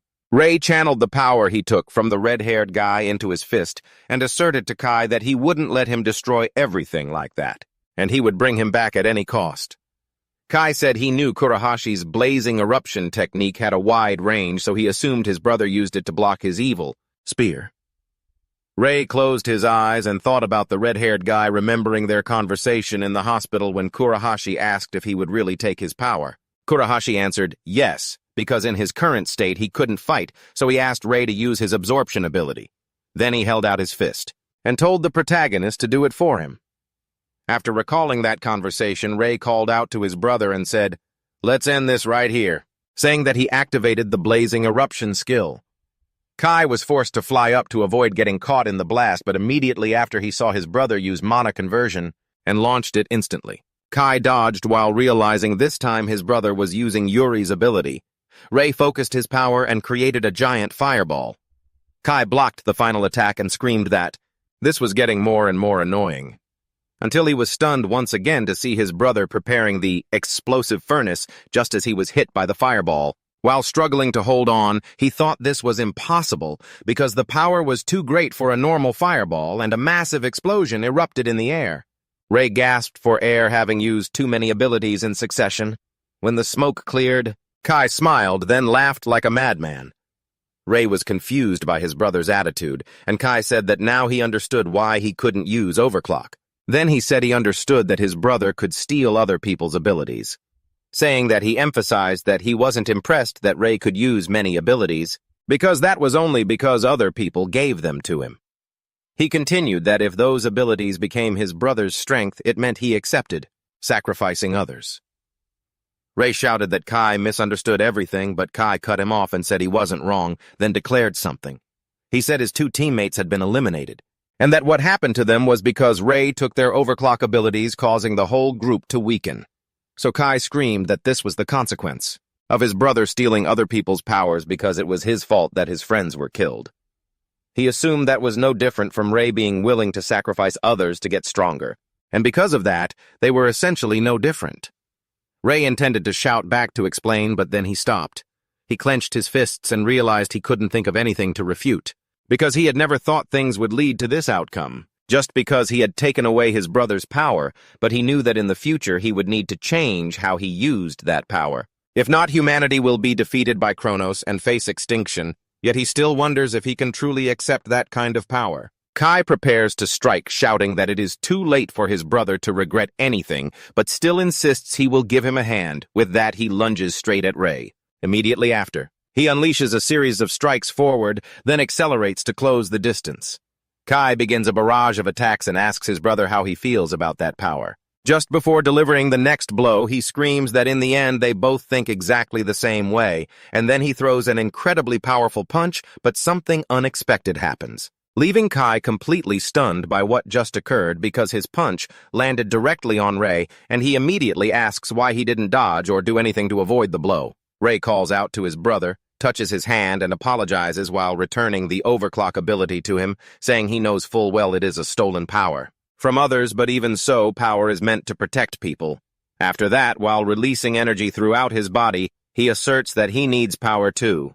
But what his brother is doing is completely wrong. Kai is knocked back by the power his younger brother is releasing. He thinks of Ayazuri Oikawa and Kurahashi. Then, while channeling a completely new type of ability, he says that all of them have entrusted their power to him, and as he reaches his hand forward and places it into the flow of energy, he emphasizes that this is the result of merging their powers. Finishing his sentence, he draws a black sword from the converging mass of energy. Kai is extremely astonished and asks what is happening, because he is seeing a source of power that is both immense and ominous, radiating from his younger brother. Rei swings the sword and tells his brother to end this battle right here. Having said that, he points the black sword forward and tells Kai to fall before it. Kai yells for Rei to shut up, and while preparing his demonic spear, he screams that his younger brother is just gathering others' strength, and cannot do anything more than that but right after. A black slash completely wipes out his spear, leaving him dumbfounded and wondering if his younger brother truly managed to destroy that ability, or not. Rei thinks everything is just as he predicted, that the strange energy inside his brother's chest is the core, because he can feel an evil power radiating from that core, and perhaps that is the reason why Kai has become this way. Therefore he closes his eyes, grips the sword tightly, and tells himself that this time it is not about winning or proving who is right or wrong, because the power in his hands exists to save his brother, and that the destructive power of Kurahashi, the explosive flames, the mana transformation ability of Yuri, together with the durability from Oikawa's barrier ability, combined with a dark ability, all fused to create the Abyss Blade. Kai calls his younger brother a loser, and asserts that he will not rely on anyone, and that he will do everything with his own power. Then, while gathering energy, he emphasizes that he will make his younger brother regret. Returning the power. Finished, he activates Overclock, and a massive flow of dark energy spreads across the space. Rei is astonished, and wonders what it is he is seeing. Could that be the result of Overclock in his brother's current form? But then he smiles faintly, causing Kai to immediately ask how a loser like him can even smile. He replies that his brother has always been extraordinary, and surely with his own power alone he could not defeat him. But that does not mean his own weakness is a reason for his brother to lose himself. So as he rushes forward at extreme speed, he asserts that from now on, no matter how strong Kai is, he will still wake him up even if he has to do it over and over again. Kai tells his brother to try it if he can. At the same time as he prepares his ability, he says that the final victor will still be him. Then he fires the energy toward his younger brother. Rei directly confronts the attack, and Kai screams that he will not lose to him and will never let that happen again, because that is the reason for his existence. Rei focuses and thinks of Aya's power. Right after that, he activates the explosive furnace, thanks to which the power of the Abyss Blade is amplified, and he successfully slashes through his brother's attack. Afterward, he advances straight toward Kai and delivers a direct strike. Kai is sent flying very far with massive force. While being blown away, he wonders why even in this form he still cannot defeat his younger brother, and as he falls to the ground, he continues to wonder what he had to do to change that outcome. Kai calls his brother, and just as he approaches, he says that everything is okay, and no matter what happens, the one standing tall in the end will still be him. Then he smiles and says, the reason is simple. It is because he is his younger brother. Kai begins to reminisce about the past and quickly remembers when Rei was small but was always excellent, good at everything, and very kind. Because the two of them spent so much time together, and every time he slacked off, Rei had moved much further ahead, making him not want to be left behind, and he always tried his best to be able to walk alongside his brother. But Rei was talented at everything, and no matter what he did, he had never defeated him. Not only that, his brother was also the pride of the family and was naturally loved by everyone. Everyone surrounded him, and because of that, he could not step into that circle. So he began to keep his distance, stopped trying, and thought that his own pain might hurt others. He continued to isolate himself, but even so, Rei was always by his side, without ever knowing what he was feeling. He understands that Rei did not care about expectations, disappointment, or even winning and losing. Kai knows that Rei was always like an older brother to him. But when thinking about the present, he wonders if everything is still the same as before. Afterward, when returning to his normal state, he starts to cry and thinks that everything being like this is definitely wrong. He calls his brother and in tears says he is sorry. Rei feels relieved to see his brother has returned to normal, but right after that he feels a sharp pain and collapses to his knees, causing Aya to run over in worry and ask if he is okay. Sei chuckled and said he replied that maybe he was just a little tired, but right at that moment, something began to happen to Kai. A massive surge of dark energy started pouring out of his body. Jay screamed in worry, calling out to his brother, and as the energy completely left his body, a giant creature formed behind them. Once they realized what it was, Jay was instantly terrified because right before his eyes was a massive level 91 evil sloth, and he wondered if this was the monster that had possessed his brother. Then he remembered that 3 years in the future, before he traveled back in time, an incident had occurred where an S-rank mage attacked their comrades, and although the information released wasn't complete, that event still caused a huge shock. After the mage lost control and was executed, a giant monster that had possessed him suddenly appeared and destroyed an entire city. And that monster was the very same evil sloth standing before Jay right now. He tried to stand up, but his whole body ached intensely. Yuri and Aya stepped forward. They told him not to move and said that from now on they would fight. The MC said he could help, but was immediately cut off by Yuri, who told him to shut up and emphasize that. In his current state he couldn't fight, and Aya agreed, ordering him to leave the area. He replied that he understood, but first he returned the mana conversion ability to Yuri and the forest power to Aya, thanks to which both of them unleashed their powers and prepared to fight. Yuri told Aya that she would charge in first and asked for cover.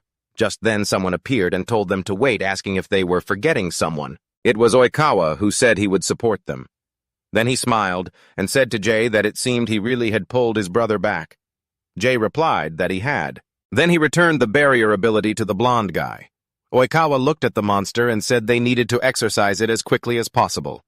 The evil sloth let out a huge roar and prepared to attack. Aya activated mana fusion and said she would provide support from the back.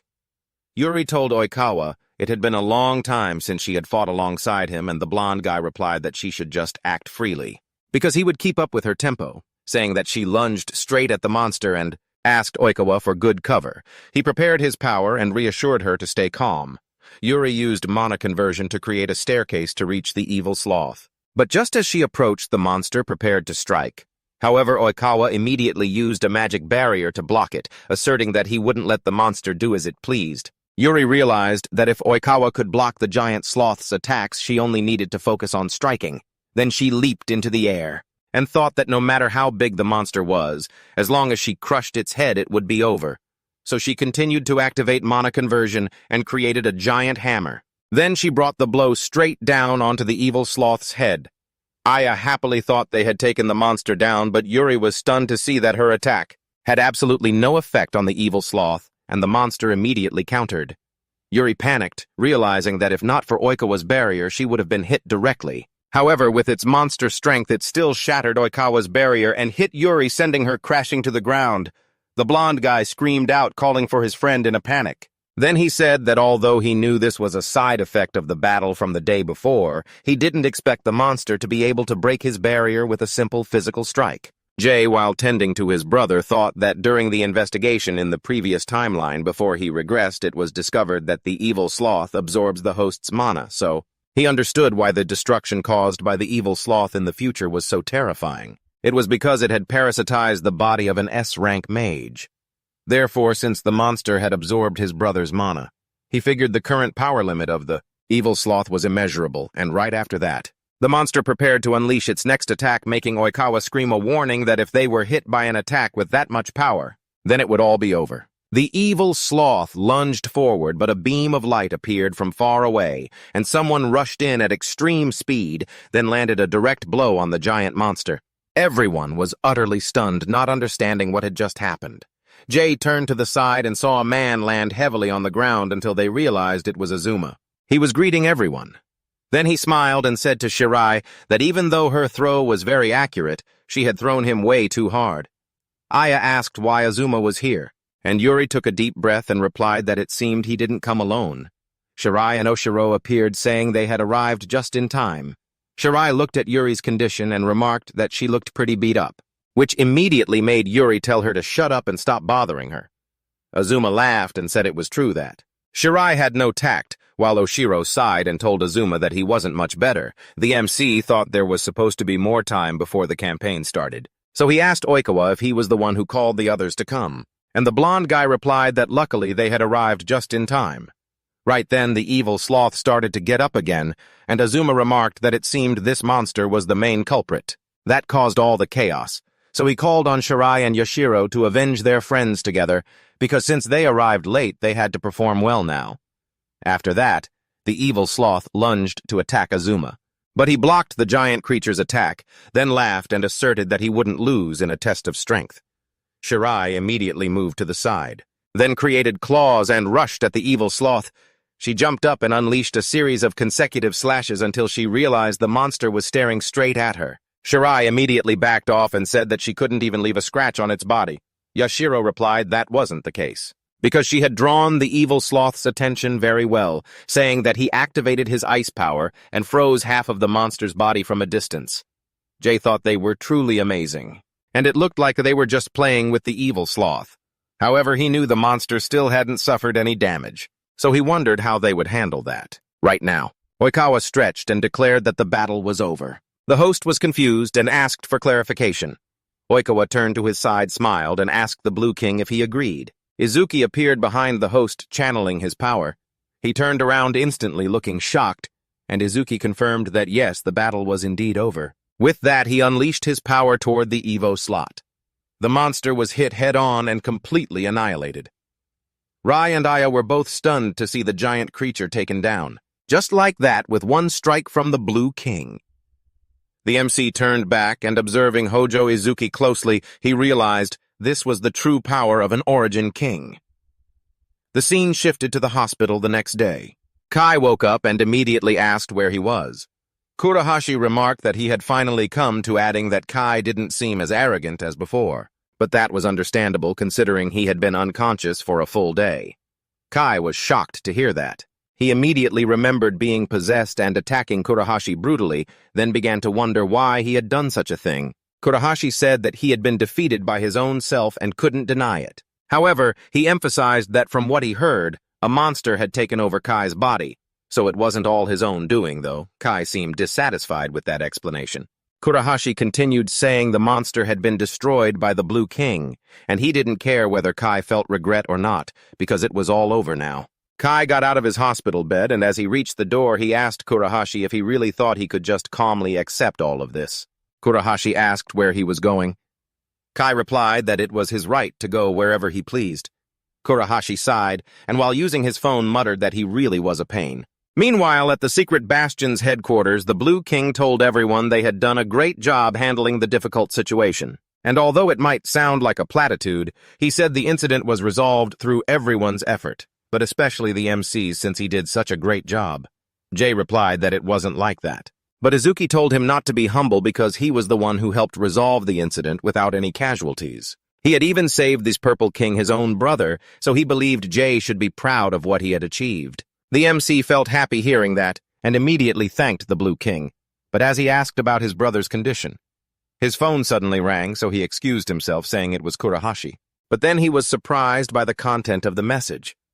Later inside the Shinjuku dungeon, Kai was apologizing to his two friends Oik and Goto when Jay appeared and called out to him. Kai asked what he wanted.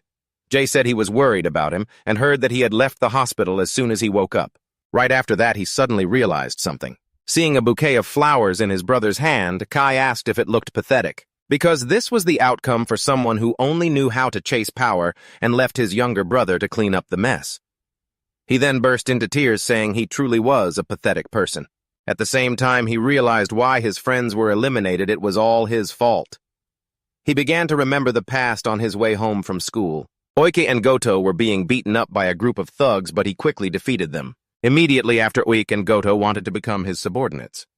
Kai remembered that he hadn't wanted that at all, and had told them to do whatever they wanted. However, they continued to follow him until graduation. It didn't stop there, as Oik and Goto even followed him into the dungeon, until one day he stopped minding it and realized that they were truly happy being by his side. So after remembering everything, he clenched his fist and sobbing asked, what was the point of being the Purple King, or even the Demon King, if despite having so many titles, he still couldn't protect his friends, saying that he called out to his brother, and said he had given up on being a mage, which left the MC completely shocked. Kai smiled and asked his brother how low he thought he had to bow. To continue being a mage because the dead would never rest in peace if he continued to live calmly. Then he said he would go abroad to a place where no one knew him, so they would never meet again.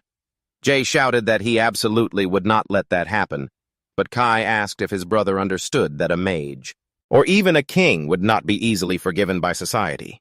Even if it was accepted within the dungeon because he had caused damage in the city, things would never be the same again. Jay closed his eyes, took a deep breath, and asked if his brother was running away. Kai became agitated and asked his brother if he had even heard what he said. Then he shouted that he wasn't running away, but that Jay was the one who needed to look at reality because he couldn't do anything.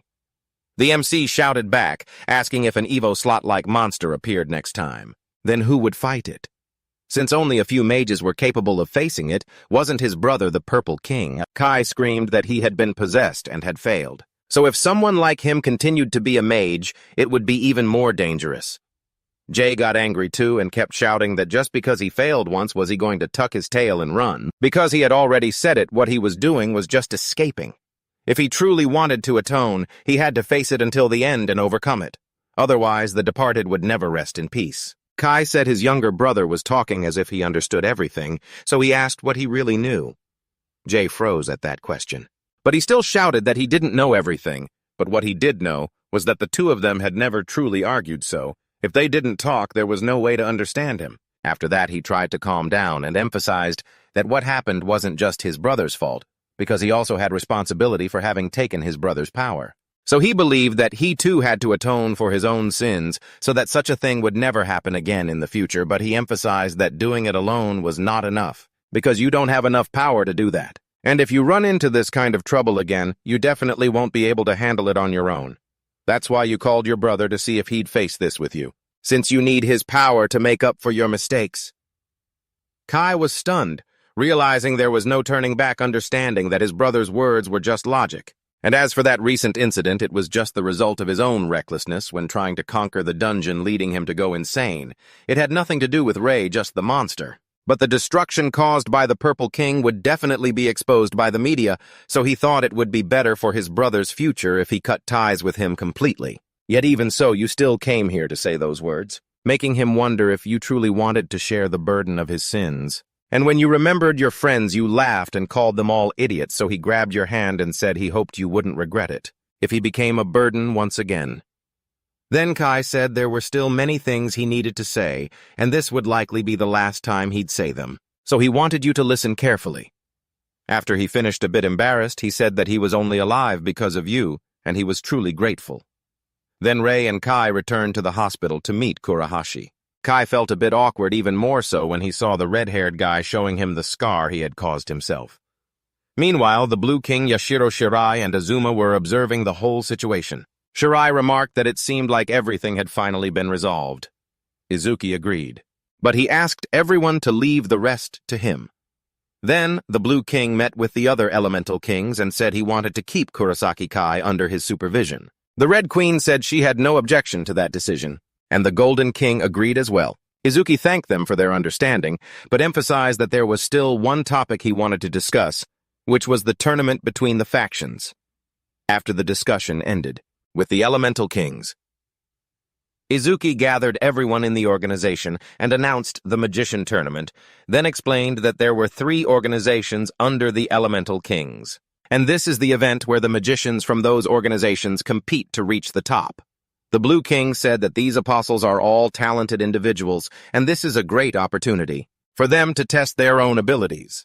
The main character felt a bit excited about facing magicians of the same standing, knowing he would have to give it his all once again. At this moment, Kai asked if he could ask one thing. Then he called his brother and asked if it was time for him to start calling himself the Black King.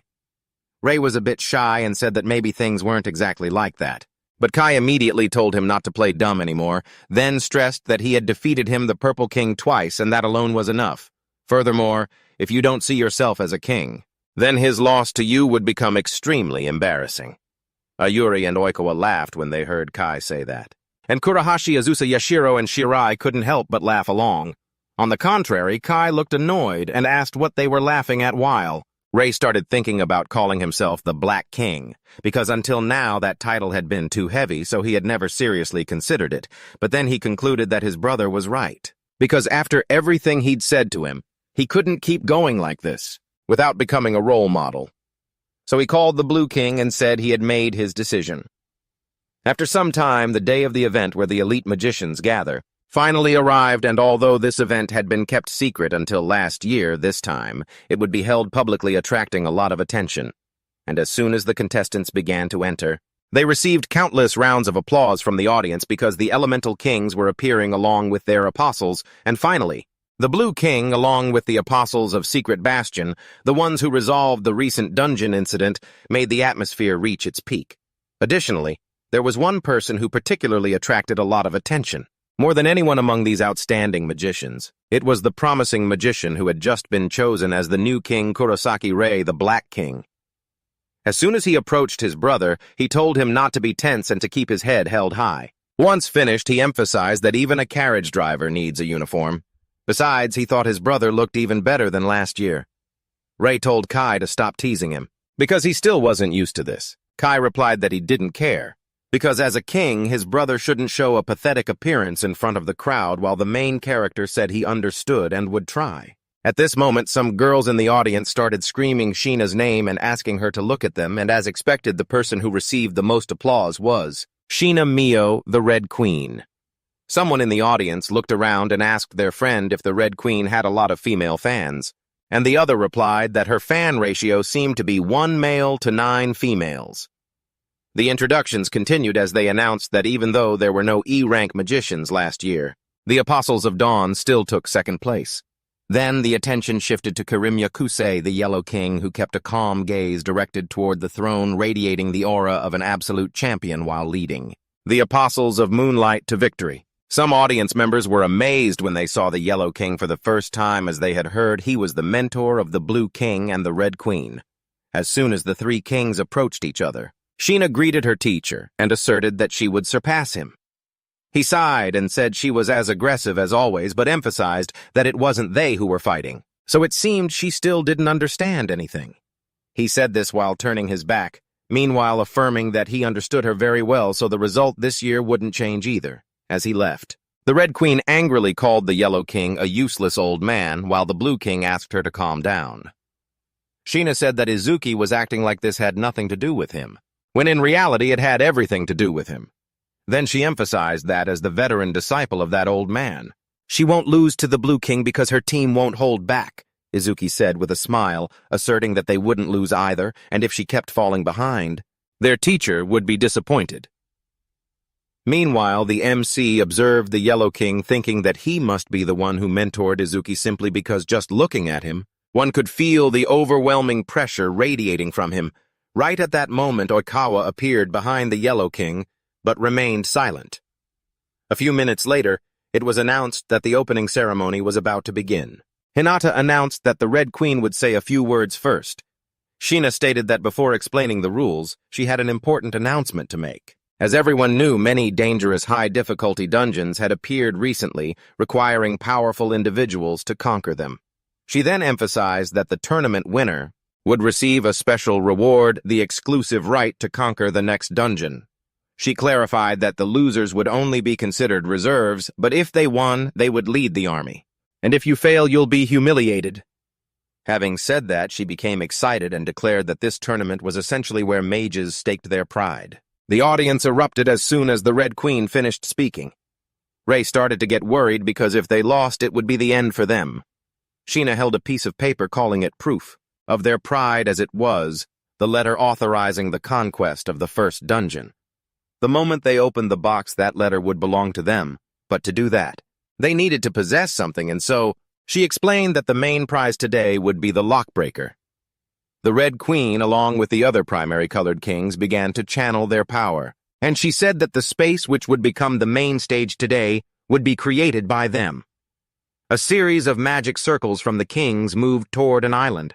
Soon the forest began to stir, the river's current shook, and even the rocky fields were no longer still.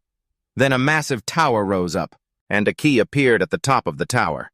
Those witnessing this sight began to wonder if everyone was actually being serious. Rei was incredibly impressed to realize that the primary colored kings were expending a massive amount of power to create such a vast and complex space, and he wondered if this was the ability one possessed when mastering red, blue, and yellow mana. Sheena pointed to the map and said the key was at the top of the tower displayed, and whichever team brought the key back first would be the winner. After that, She explained that each faction would choose 8 participants who would form pairs to compete a total of 24 people, and the starting points would be randomly distributed around the perimeter of the space. Also, once the game began, each team was free to move toward the tower. She further emphasized that forming alliances was allowed, but fighting and betrayal were completely not prohibited. Finally, she said that those were all the rules, and she was looking forward to seeing how they would all perform. A few minutes later, before the game started, Hinata announced that the winner of last year's tournament had to return the trophy. She then called for Regression from the Moonlight Apostles and asked him to step up to return the trophy. Kai became annoyed when seeing the person who had defeated Oikawa and remarked that his expression was truly hateful. Jay was extremely surprised to hear this, and immediately asked if Regression had really defeated Oikawa. Kai explained that Oikawa used to belong to the Moonlight Apostles, but was expelled after losing the match for the ace position against Regression. The protagonist was shocked to hear this, and thought that even in his previous life he had never heard of such a thing. As soon as Hinata approached Regression, he snatched the microphone from her and asked everyone not to misunderstand, asserting that the trophy only belonged to the strongest. Therefore, he emphasized that the trophy was essentially his and placing it there was only temporary. Then he declared that as soon as he took back the trophy, he would take the Yellow King title as well. Kai and Kurahashi were enraged upon hearing that and shouted, asking what nonsense Regression was spouting. Jay was very surprised and wondered what kind of person Regression really was. Meanwhile, Oikawa couldn't believe what his former rival had just declared. However, the Yellow King himself remained silent, not saying a word. Afterward, Hinata drew everyone's attention and announced that the opening ceremony had ended, and there were 5 minutes left until the mage tournament began. She also asked which team would win the prize that staked the pride of the mages. Just then, the protagonist called out to Oikawa and said that if it was difficult to talk about, he didn't have to answer, but he had heard that Oikawa was once a member of the Moonlight Apostles. Oikawa took a deep breath and said he never intended to hide it, and that it was true. Then he explained that he had lost to Shion and was expelled, and the Blue King had reached out to help him. Jay said he understood, and thought that in his previous life there was no Yellow King named Regression, and the person who became the next Yellow King at that time was Oikawa, but he figured that if Shion won, and his declaration was true, then perhaps Oikawa wouldn't become the Yellow King as a result of this tournament. Furthermore, he also knew about the incident involving his brother, and if the future had been changed, there would certainly be many more unpredictable events, so he needed to avoid causing major changes to the future right then. Hinata declared the tournament officially started, and Sheena unleashed her power into the air, creating an explosion to mark the signal for the beginning. The protagonist's team, Shion's group, and this group of twins all dashed off at maximum speed. Hinata remarked that the race had finally begun and all the contestants had started at the same time. However, she explained that before watching the contestants, they would review the rules once again, in which, in this race, every team and member is racing to reach the tower at the center of the map, and even though the winner is decided by those who bring the key back from the top, she is still very eager to see which team will come out on top. Meanwhile, Kurahashi angrily asks why they paired him with Kai, and Kai replies that he's the one who should be asking that. He then asks if Kurahashi has even recovered from his injury yet. The redhead is not pleased and asks if Kai is blind. Since he's in prime condition, unlike someone who just escaped from the hospital, Hinata remarks that the pair from the Holy Staff Apostles are Kurahashi and Kai have been causing trouble from the start, and the tension between them is off the charts. Back at the tournament, the redhead keeps shouting that Kai should be grateful he's helping him so he doesn't have to go alone. Kai tells him to shut up and stop getting in his way. Just then, 2 people step out and block their path. Hinata watches the scene and notes that those who just appeared are members of the Moonlit Apostles, and it looks like they intend to eliminate Kurahashi and Kai from the game, so the 2 stop and say it seems the victors from previous years have finally shown themselves. One of the 2 doesn't want to waste any time and immediately activates their ability. A massive explosion occurs, but Kai and Kurahashi manage to leap into the air to avoid being caught in it. The Red Queen laughs, saying that having a fight right from the start is always exciting. She then emphasizes that the members of the Moonlit Apostles are all grade A experts or higher, and they could have just kept moving forward and ignored the Holy Staff Apostles. Having said that, she slams her hands on the table, climbs up onto it, and shouts loudly that doing that would be too boring, because a normal race is dull and schemes or calculations aren't her style. If you're a man, you should face things head on. This forces Hinata to ask Shina to get off the table and calm down. Kurahashi remarks that fighting or interfering with other teams is allowed because the paths converge at the tower. So it's not always possible to avoid a skirmish, but the two in front of them clearly wanted a fight from the beginning. Kai asks if they intend to knock them out to eliminate them from the race, or not. Because if they do, that's overconfidence, especially since they haven't checked their compatibility against an unknown enemy. Right at that moment, a member of the Moonlit Apostles says it would be better if Kai and his teammate surrendered peacefully. Then he asks if the one wearing black is Kurosaki. Rei says no, then states that a mage's power isn't decided by the number of colors they can manipulate. And if someone doesn't even understand the basics, then they are basically useless, while also sarcastically asking if Kai previously was just a colorless, useless person who still called himself a king. Kai and Kurahashi stay silent without saying a word. So one of the Moonlit Apostles gets ready to unleash an attack aimed at Kai, while his teammate rushes straight toward Kurahashi. At that exact moment, Kai loses his cool, yells at them to shut their mouths and counterattacks. The redhead is no slouch either, landing a series of punches on the guy rushing at him. After taking down the members of the Moonlit Apostles to the ground, Kurahashi approaches one of them, and with a twisted look on his face warns him never to dare mock the protagonist ever again. Kai does the same, making it clear that if they do it again, he won't go easy on them. Meanwhile, Hinata seems quite impressed to see Kurahashi and Kai defeat a pair from the Moonlit Apostles, and Shina laughs, remarking that those two are very interesting. Right then, Azuma is cheering for the Holy Staff Apostles, since he doesn't have a partner because he was left alone. Kuze says to the Blue King that it's true Kai and Kurahashi possess incredible abilities. Shina snaps her fingers, creating 2 orbs of energy, and says she will give them 1 point each, causing Hinata to ask what she's doing. Shina replies that she's awarding MVP points and asks if Hinata doesn't think that would be more fun. She then laughs and emphasizes that it's all just to satisfy her own personal amusement, while the protagonist and Oikawa are sprinting across the tournament map. The blonde guy jumps in surprise when he hears someone calling his name. Both stop immediately when they see the ground in front of them collapse. Oikawa says he just saved the protagonist. Rei asks if he's okay and if there's anything involving Shion that's bothering him. The blonde guy replies that there is, but it's mainly related to the Gold King, which makes the protagonist ask him to clarify, but Oikawa says it's better to skip it, because it's just a personal matter. Then as he looks up, the blonde guy sees something rushing toward him. He panics immediately when he sees a barrage of massive rocks flying in their direction. The blonde guy quickly activates his ability to create a shield to block them, but another attack comes flying in, and as it targets him directly, he realizes the first attack was just a decoy. However, Rei draws his sword and completely shatters the incoming attack. The protagonist then asks if Oikawa is okay, and he replies that he is fine. At the same time, he expresses his thanks for the help. Right then, the twins appear laughing and saying they didn't expect the Holy Staff Apostles members to be able to block their attack. One of the two remarks that if they were taken down too easily, Shion would surely be disappointed. Rei asks if children are even allowed to enter the tournament. Oikawa says unfortunately yes, and he didn't expect to run into these two so soon. Then Rei asks if he knows them. Oikawa replies that they aren't acquaintances. He then explains that the 2 kids in front of them are the Hideka brothers. Both are child prodigies and the youngest ones to ever receive a mage license. Furthermore, the association made an exception for them because of their overwhelming power when fighting together, and if the 2 brothers use their combined Kyodu power, they reach grade S mage level. Rei can't believe it and yells, asking if the 2 kids in front of them can really reach grade S. Oikawa explains that in a tag team combat race like this, they could become the most dangerous enemies.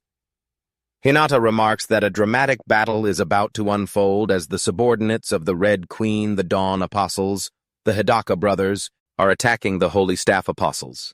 Shina says this will be an incredibly exciting match, and cheers for Sora and Riku to show everyone their true power. Meanwhile, the protagonist thinks to himself that these are the twin brothers who became the youngest S-rank mages, and he has heard of them before. Looking back, they rarely appeared in public, so he doesn't know their abilities well. But if these two stand together, it is truly a nearly hopeless battle. Even so, he thinks that at least having Oikawa, who knows how to use shield abilities, by his side is an advantage, and they just need to reinforce their defense while looking for a chance to counterattack. Oikawa believes they need to reach the tower quickly to secure victory, but he didn't expect to meet such tough opponents right from the start. Afterward, he thinks of the Golden King, closes his eyes, and tells himself that he absolutely will not lose in this tournament. This mage feels he must lead the protagonist since he is the more experienced one. He looks at Oikawa and realizes he is being more proactive than usual, as he is typically quite reserved. Just then, the Hidaka brothers announce that they will attack one of the two with a powerful ability. Oikawa guesses it is earth-based magic, assuming they are trying to limit their vision. But he believes that with such a thick layer of dust, they themselves won't be able to see anything either. However, the other brother activates his ice powers and remarks that the Holy Staff Apostle member is reacting quite slowly. Both the protagonist and Oikawa are instantly bound tightly by ice. Then Sora tells Oikawa that if he is frozen, he won't be able to use his shield ability, and the ice squeezes them even tighter. Riku shouts for his younger brother to freeze them completely. Jay grabs his sword, and while channeling fire into it, he says he won't let that happen. Saying this, he shatters the ice and frees them both. Sora can't believe they actually escaped. Riku tells him to try again and signals his brother to fall back. Then he turns and declares that they will not retreat easily. Hinata remarks that the battle is becoming dramatic right from the start of the race because neither team wants to give up. Oikawa starts to worry, thinking the brothers are attacking and retreating because if they drag the time out, the other teams will reach the tower first. Then he calls the protagonist and says he has a follow-up plan. He emphasizes that they are indeed twins, who coordinate very well, but their magic colors are different. Riku is red-aligned while Sora is blue-aligned. Those who use red magic usually have high attack power but poor control. The blue alignment is easier to use, but the firepower isn't as strong. Jay remembers that if he recalls correctly, Sora uses ice magic with an extremely wide range but low destructive power. Thinking of that, he relates it to Kai's demonic spear, which combines the strengths of both colors and compensates for their weaknesses. Oikawa tells the protagonist to focus on dodging when red-aligned attacks are launched, because they will synchronize their counterattack when the blue alignment appears. This leads Sheena to remark that it seems the Holy Staff Apostles are planning to sync with the rhythm of the twins' attacks. She thinks it's a good decision because even though they are at a disadvantage, they remain calm. However, she also emphasizes that the twins are not that simple. Sora tells his brother that their opponents are calculating something, then asks if he wants to use that move. Riku agrees, and immediately after they both bring their fists toward each other. Oikawa is surprised, not understanding what is happening, while Jay realizes that their magic power seems to be merging. Just then, the Hidaka brothers activate their magic linking ability. Riku says that both of them can now share magic power with each other, and Sora asks if the opponents can still predict their attacks based on color.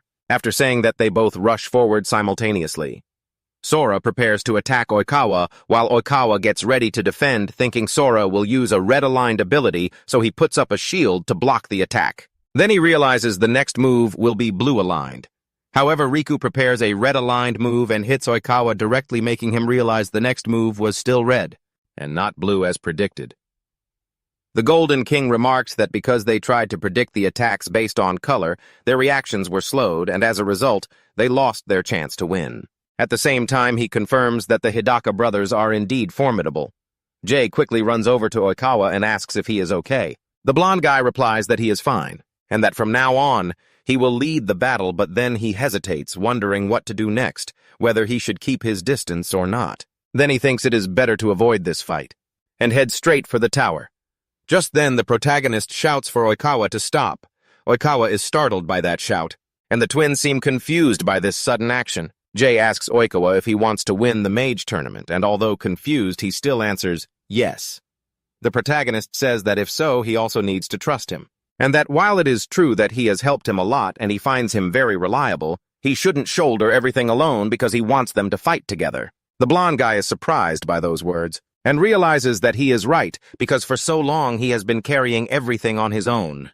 Then he slaps his own face and realizes that because he was too focused on leading, he didn't pay attention to Jay, and that was his arrogance, because he understands that Jay no longer needs to be protected but is already a combat mage on par with him. Therefore, Oikawa apologizes to the protagonist and suggests they both work together.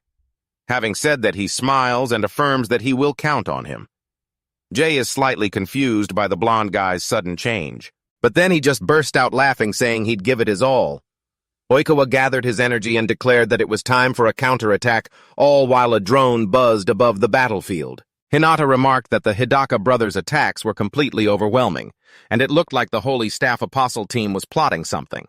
Izuki thought that even though Oikawa seemed anxious earlier, he's stabilized now, and clearly pairing him up with Rai was the right call.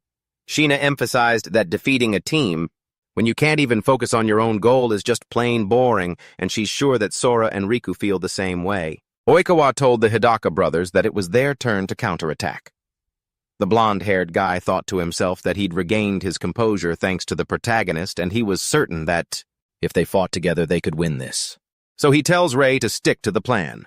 The protagonist prepares his green element ability and activates the ice gold skill, causing one of the brothers to ask, "Are you seriously planning to use a low-level green ability?" As they both dodge easily, Sora scoffs that even if the protagonist switches to long-range attacks, it's totally useless. Ray starts getting anxious, thinking that he alone won't be enough to make a difference. Just then, the brothers close in, taunting that things are about to get interesting. Ray braces himself and shouts that he's counting on him. Oikawa charges straight at the twins. While protected by Oikawa's shield, Hinata frantically shouts, asking what the protagonist is doing. Sora remarks that it's a suicidal one-man attack. Shina, watching from behind the shield, thinks Oikawa's barrier is purely defensive, and if their attack is as simple as what she's seeing, the twins can easily handle it. Sora and Riku start gathering red mana, declaring that if the protagonist dares to get close, they'll meet him head-on. They ready their Comet Blast skill and fire 2 devastating shots right at the protagonist while he keeps rushing forward without hesitation. Azuma, cheering from the stands, yells that it's a high firepower red element skill and the twins are planning to shatter the shield with a massive strike. Sora laughs, asking what his opponent is thinking, insisting that a shield like that can't possibly hold. Oikawa just chuckles, saying, "You never know, it all depends on the shield's structure." With that, he activates a 5-layered shield, reinforcing the protection for the protagonist. Ray realizes that red element attacks are usually pretty straightforward when fired head-on. So in this case, just focusing the defense in the right direction is enough. Oikawa's 5-layered shield completely neutralizes the twins' attack, leaving them in total disbelief that, their move was blocked so easily. But as they look behind them, they realize they've been cornered, and they finally understand that was the protagonist's plan all along. Oikawa tells Ray to give it everything. With a burst of speed, they rush the twins and knock them both out instantly. The protagonist looks at them and lets out a sigh of relief. Outside, the crowd goes wild, and Hinata declares that the Holy Staff Apostles have won the match. China activates her ability, saying she'll award them each 2 points. She also admits that the duo performed beyond expectations.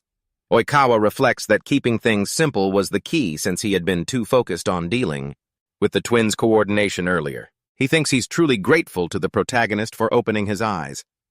Izuki remarks that they really turned the tables, a very impressive performance. Kusai agrees, saying that's true. But regardless what they've done, still isn't enough to face Shion. However, looking at Oikawa, he concludes that at least the kid has grown up a bit. Ray tells the blonde guy to keep moving, but he asks the protagonist to wait a second. He apologizes for ignoring him earlier because he was so anxious, then glances at a drone nearby, and thinks that at this distance, and nobody can hear them. He says this is personal, something he never thought he'd tell his friends, but thanks to the protagonist, he sees things much more clearly now. He decides to be serious, and reveals that Kiramaya Chaos, the Gold King, is actually his own father. The protagonist is absolutely stunned. He asks if that's actually true. Oikawa stresses that Ray must know about him being exiled from the Moon Apostles, but in reality, he was abandoned by his own father. Through this mage tournament, he wants to prove he's a different person from his past. Ray thinks that must be what's been weighing on Oikawa since in his previous life, Oikawa inherited the Gold King's position thanks to his father. Ray then asks Oikawa one thing: what is his relationship with Shion? Oikawa puts it simply, it's like a rivalry, because he's never managed to beat him, not even once. Right then, Shion appears with his teammates in front of Aya and Yuri. Aya thinks to herself that she's facing the champion from last year. She recalls asking Yuri earlier if she fought Shion last year. Yuri confirmed it, saying that Aya could probably imagine the result. Aya wants to know if even Yuri couldn't defeat him. Yuri explains briefly that Kurahashi lost his cool and charged in without warning, only to be taken down in an instant. She says that idiot was finished off way too fast, leaving her all alone. but she emphasizes that Shion is definitely a high-level mage, and having fought him last year, she knows exactly what he's like. So she's going to tell Aya everything. Aya realizes that Shion is no pushover. She tells Watanabe to stay out of it because she'll handle both of them herself.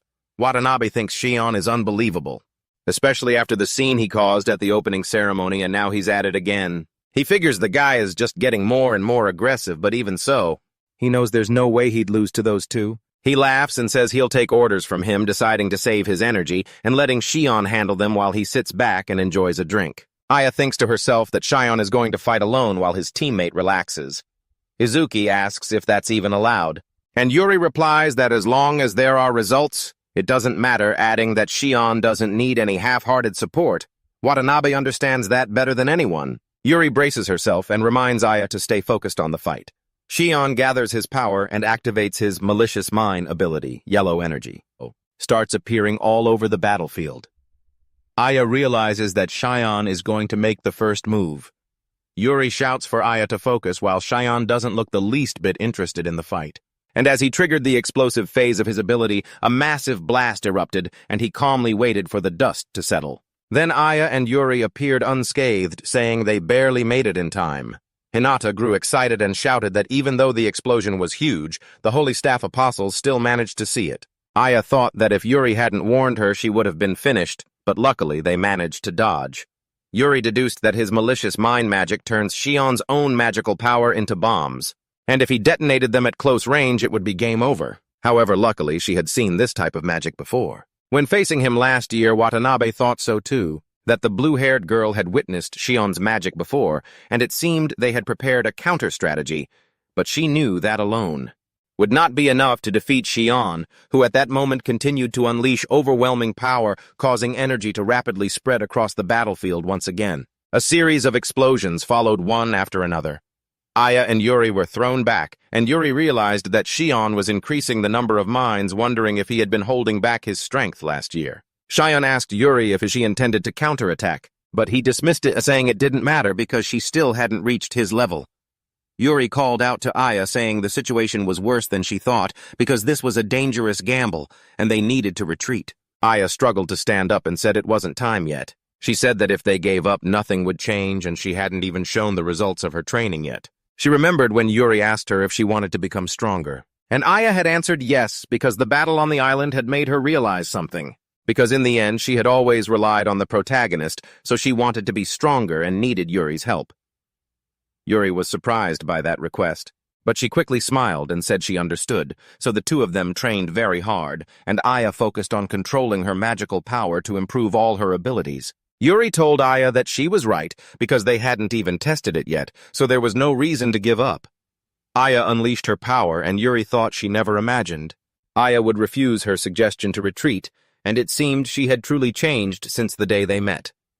Sheena laughed and remarked that both girls were very brave. Shion saw Aya's power and said he understood, and admitted her magical energy was impressive, but still told her to listen closely and never think, not even for a second, that she could defeat him.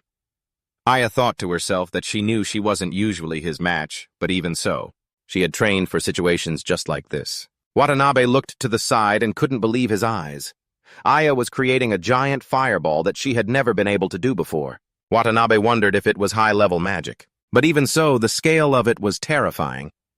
Yuri, while watching her friend gather strength, thought that Aya always had a massive amount of magic but never knew how to release it before. Now, with high-level magic, she could pour all her magical energy into it. Aya activated her high-level magic and launched a flaming meteor. Watanabe immediately used magic to create a shield, thinking that even Shion couldn't withstand this blow. But Shion simply reached his hand forward, released his power, and completely erased Aya's attack as if it had never existed. Both Aya and Yuri were stunned. They couldn't believe what just happened. Yuri started to break into a cold sweat, thinking that it was impossible. Then, observing Shion closely, she wondered if he really did that so easily. The people in the stands were also going crazy, wanting to know how Shion did it, to neutralize Aya's ultimate fire magic. Sheena remarked that it wasn't just neutralizing it. More accurately, he had extinguished it. However, she was still puzzled, because she had never heard of such magic, so she wondered what exactly he had just done.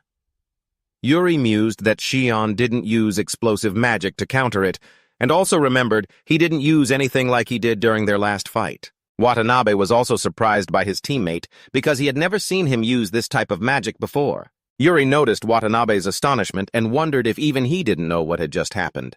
Aya looked up thinking that the attack she just used was the strongest she had ever unleashed. Yet Shion still handled it with ease. Responding, he called out to Aya and emphasized that she was the one who forced him to use this type of magic. But there was still a massive gap between them.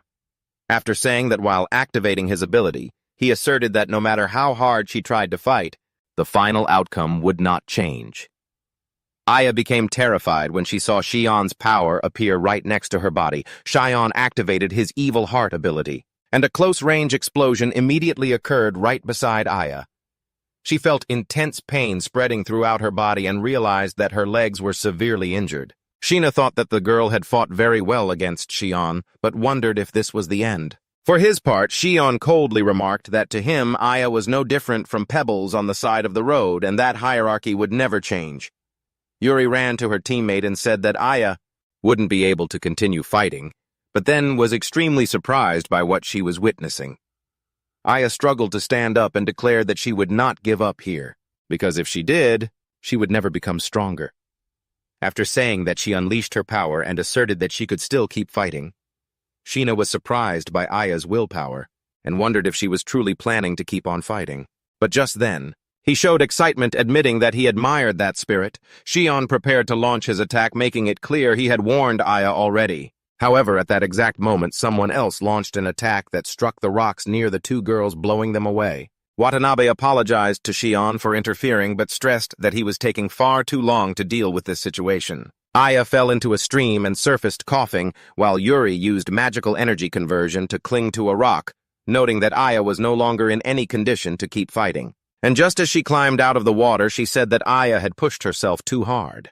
But she also affirmed that she had fought very well, and seeing Aya's smile, Yuri felt certain that she would definitely grow much stronger. Sina gave Aya an MVP point, saying she would give one to Shion too, but remarked that the Blue King seemed to possess some very interesting students. Shion called for Watanabe, but he turned away, saying that was enough, because they needed to move, otherwise the other pairs would pull ahead. Shion took a deep breath and agreed with Watanabe while still insisting that he would be the one to win the grand festival. That had not changed at all. Watanabe kept silent, simply observing his teammates' actions. Shion added that it didn't matter who the opponent was. Just then, Hinata announced that the grand festival was finally entering its intermediate stage, and the remaining contestants would enter a completely new area, where with the goal in sight. The battles were expected to be even more intense. Sina remarked that fighting was fun, but if that were all, people would get bored quickly, so she had prepared a little surprise for the next area, and after saying that, she made a bizarre expression and asked Hinata if the contestants could even make it through. Meanwhile, inside the map, Kai and Kurahashi were astonished, wanting to know what on earth was going on, because the path they had to take was completely an anomalous zone where a series of explosions kept occurring, making Kurahashi wonder if they really had to pass through there. Kai told the red-haired boy that complaining wouldn't change anything because they still had to move forward, and as soon as they tried to advance, they were immediately greeted by an explosion. The red-haired boy backed off and shouted that the kings of the primary colors were truly insane to build something like this. Kai told the red-haired boy that he would take on the role of bait while he used that distraction to get closer.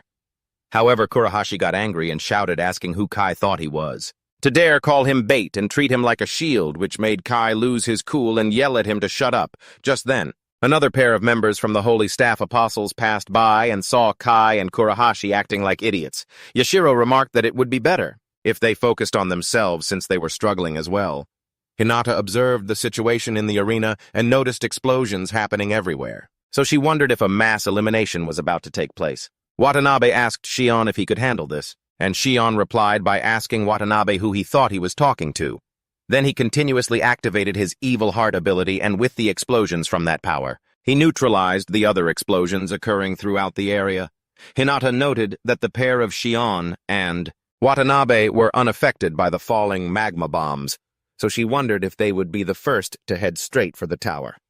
However, Shion appeared surprised, because the pair of Oikawa and Rei were also advancing with almost no obstacles in the magma bomb zone. Oikawa laughed and said that if they kept going like this, They would make it through soon, while Rei remarked that it was fortunate he was with him. Izuki noted that if both of them kept up that pace, they would break out soon. The Golden King agreed and emphasized that things were about to get very interesting. Then Oikawa was startled because right before his eyes was the tower at the end of the tournament. But he and the protagonist felt a terrifying pressure as Shion was using his evil heart ability to try to stop them.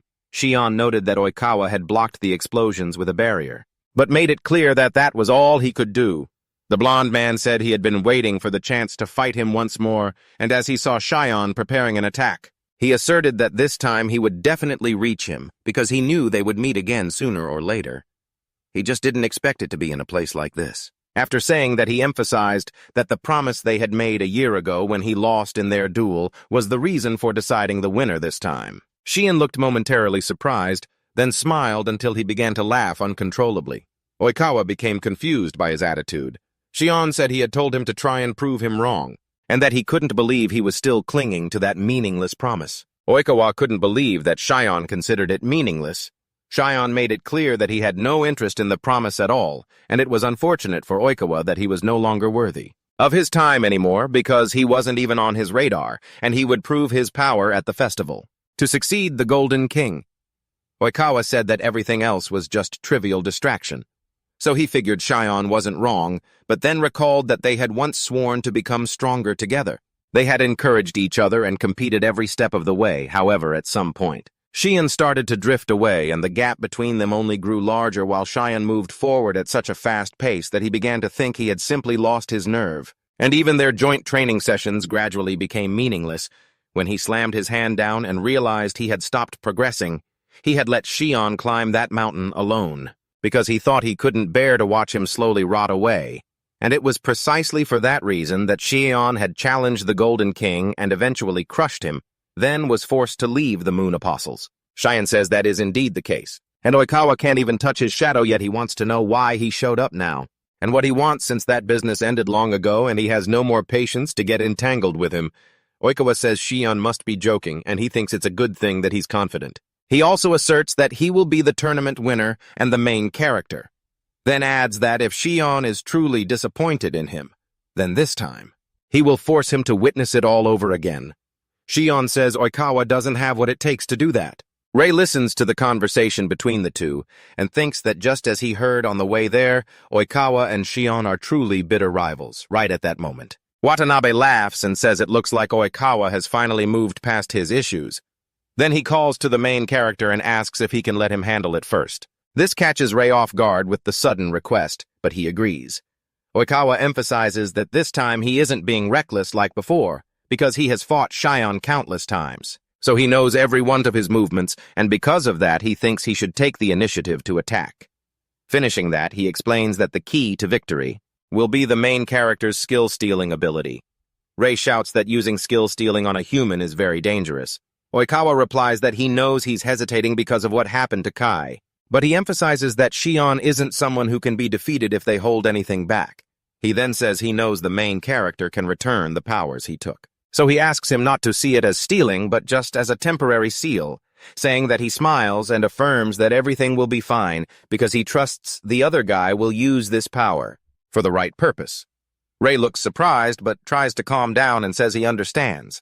Meanwhile, Sheena is excited and wants to see how the battle will unfold, because she remembers that these two guys used to be in the same group, so they surely understand each other's moves well. However, she thinks the real problem is the destructive magic that Shion used previously, so she wants to see if this match will reveal its true nature or not. The bastard Shion stares at Oikawa but quickly activates his Dark Vein ability, and a bombardment begins to spread across the area.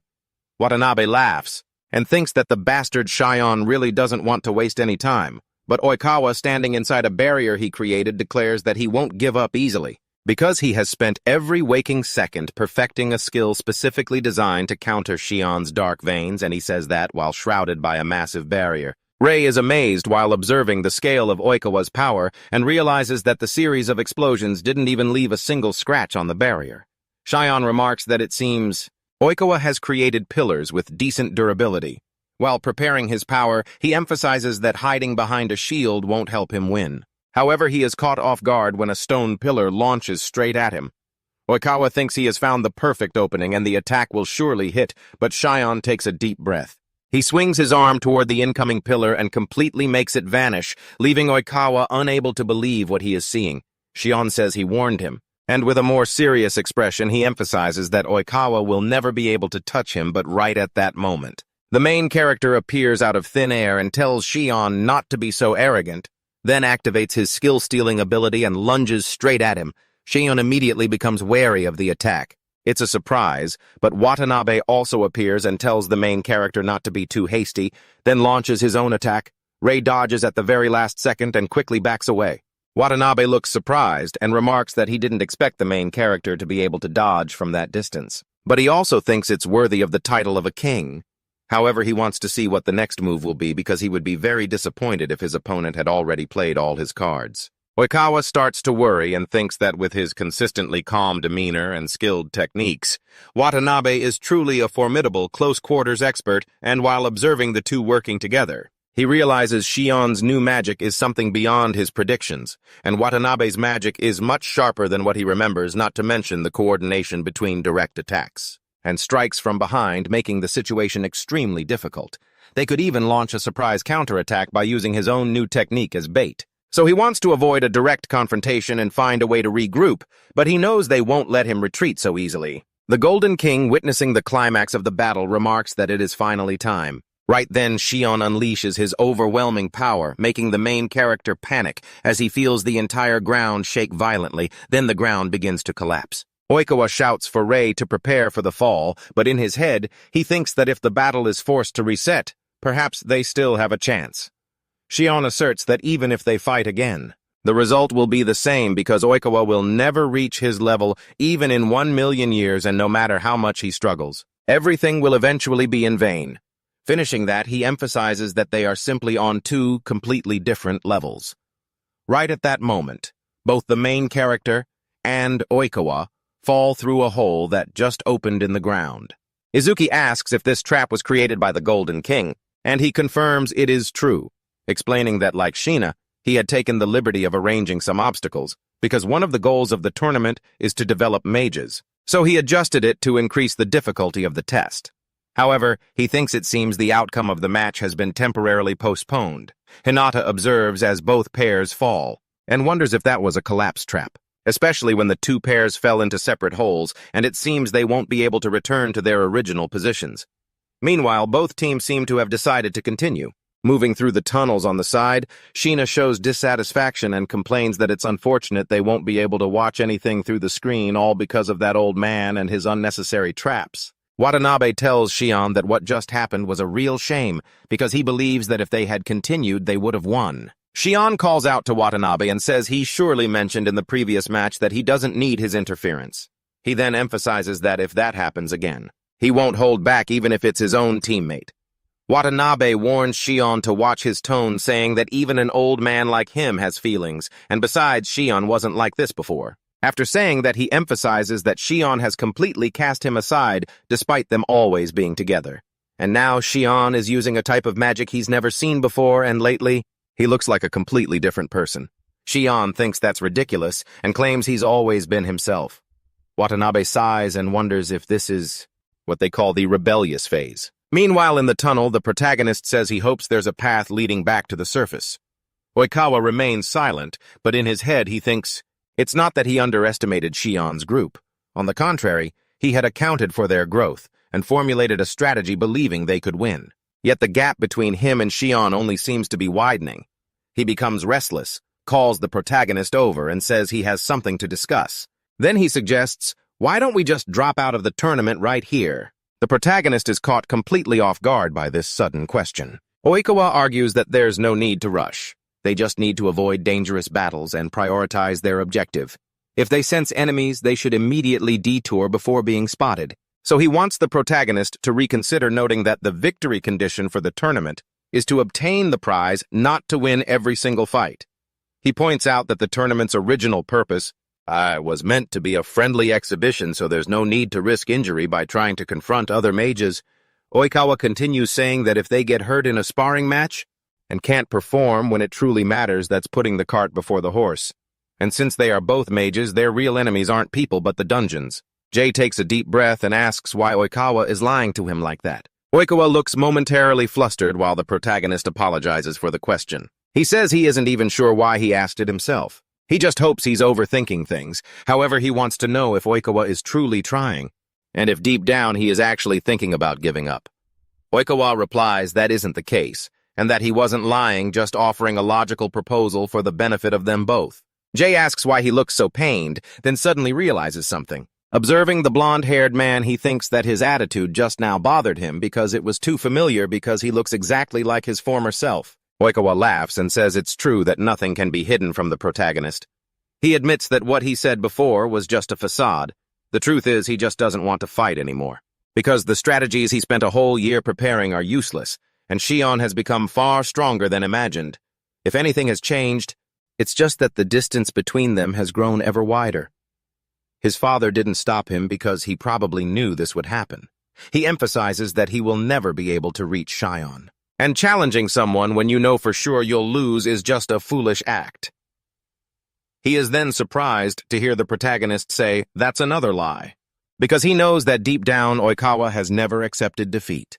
And that's exactly why he doesn't want to fight, because if he fights, he'll be forced to face the consequences. He also knows that what Oikawa fears isn't the opponent's strength, or the pain of battle, but the fear that losing will reveal that all his efforts were meaningless. Thus he believes what Oikawa fears most is everything he has done until now being denied. The blonde-haired man tenses up and yells, asking what the protagonist could possibly understand. How can someone who uses 3 elements with true power and reached the position of king in the blink of an eye understand the feeling of being rejected by one's own talent? He is then shocked to hear the protagonist say that he understands. And once again he asserts that he understands it very well. But he believes that the Oikawa standing before him right now is his former self, and he's convinced that just like himself before the regression, he is being crushed by reality. And that's why he understands, but back then, he couldn't hear the words he needed to hear. So he tells Oikawa that his current self is not his limit. While Oikawa is still stunned, he continues saying there is absolutely nothing to fear because his efforts will never be in vain. Oikawa asks how Jay can be so sure when there is still a possibility that they will lose.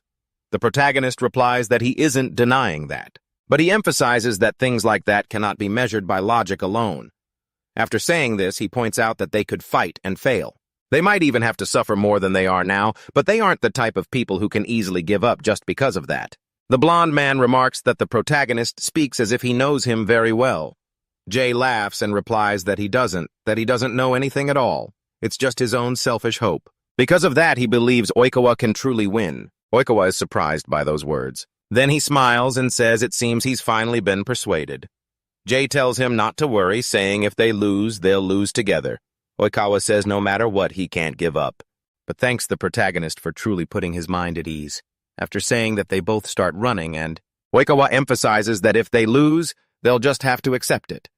Then, after running through the tunnel for a while, they meet up with Yuri and Aya. As soon as they hear the story, Aya says she can't believe it, and Jay warns that Shion and the others may have already headed for the tower, so they need to hurry. Yuri uses magic transmutation and says that if that's the case, they should leave it to her, because she was going to use the hammer she created to launch the 2 of them straight up. But right as they stepped up, Aya told them to wait a second. She said she had realized something about Shion's magic that left both the protagonist and Oikawa curious, and after she explained it, Ray said he understood, and Oikawa agreed. Since it was exactly what he had noticed when fighting Shion, the protagonist thanked Aya for that information and emphasized that it would definitely be useful, causing her to laugh. And she said that helping them was always a good thing. Afterward, everyone got ready and Yuri launched the 2 of them upward. Then she said that although it was quite frustrating, it seemed they would have to leave everything to those 2. As soon as they got to the top, Oikawa told the protagonist that from here on out, he had to give it his all. Then they both started running, and Hinata announced that 2 members of the Holy Staff Apostles had returned to the ground and were heading straight for the tower.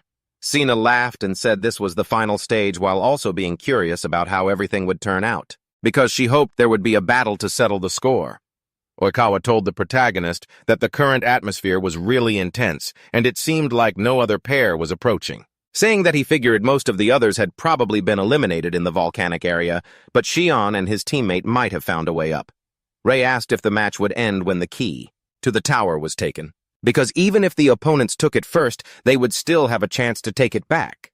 Oikawa replied that would not work, because Watanabe, who was with Shion, was the fastest member of the Moonlight Apostles. So if they laid a hand on the key, the game would be over. The protagonist remarked that it would be terrible if they got there first, but he still thought that if they had to face Shion again, the information Aya provided would be the key. The blonde boy looked toward the left side of the tower and told the protagonist that they could enter from that direction. As soon as they entered the tower, they were surprised because so many monsters had already been defeated, and they figured the Green King had placed them there to increase the difficulty of the tournament. After that, they heard the sounds of fighting coming from the top of the tower.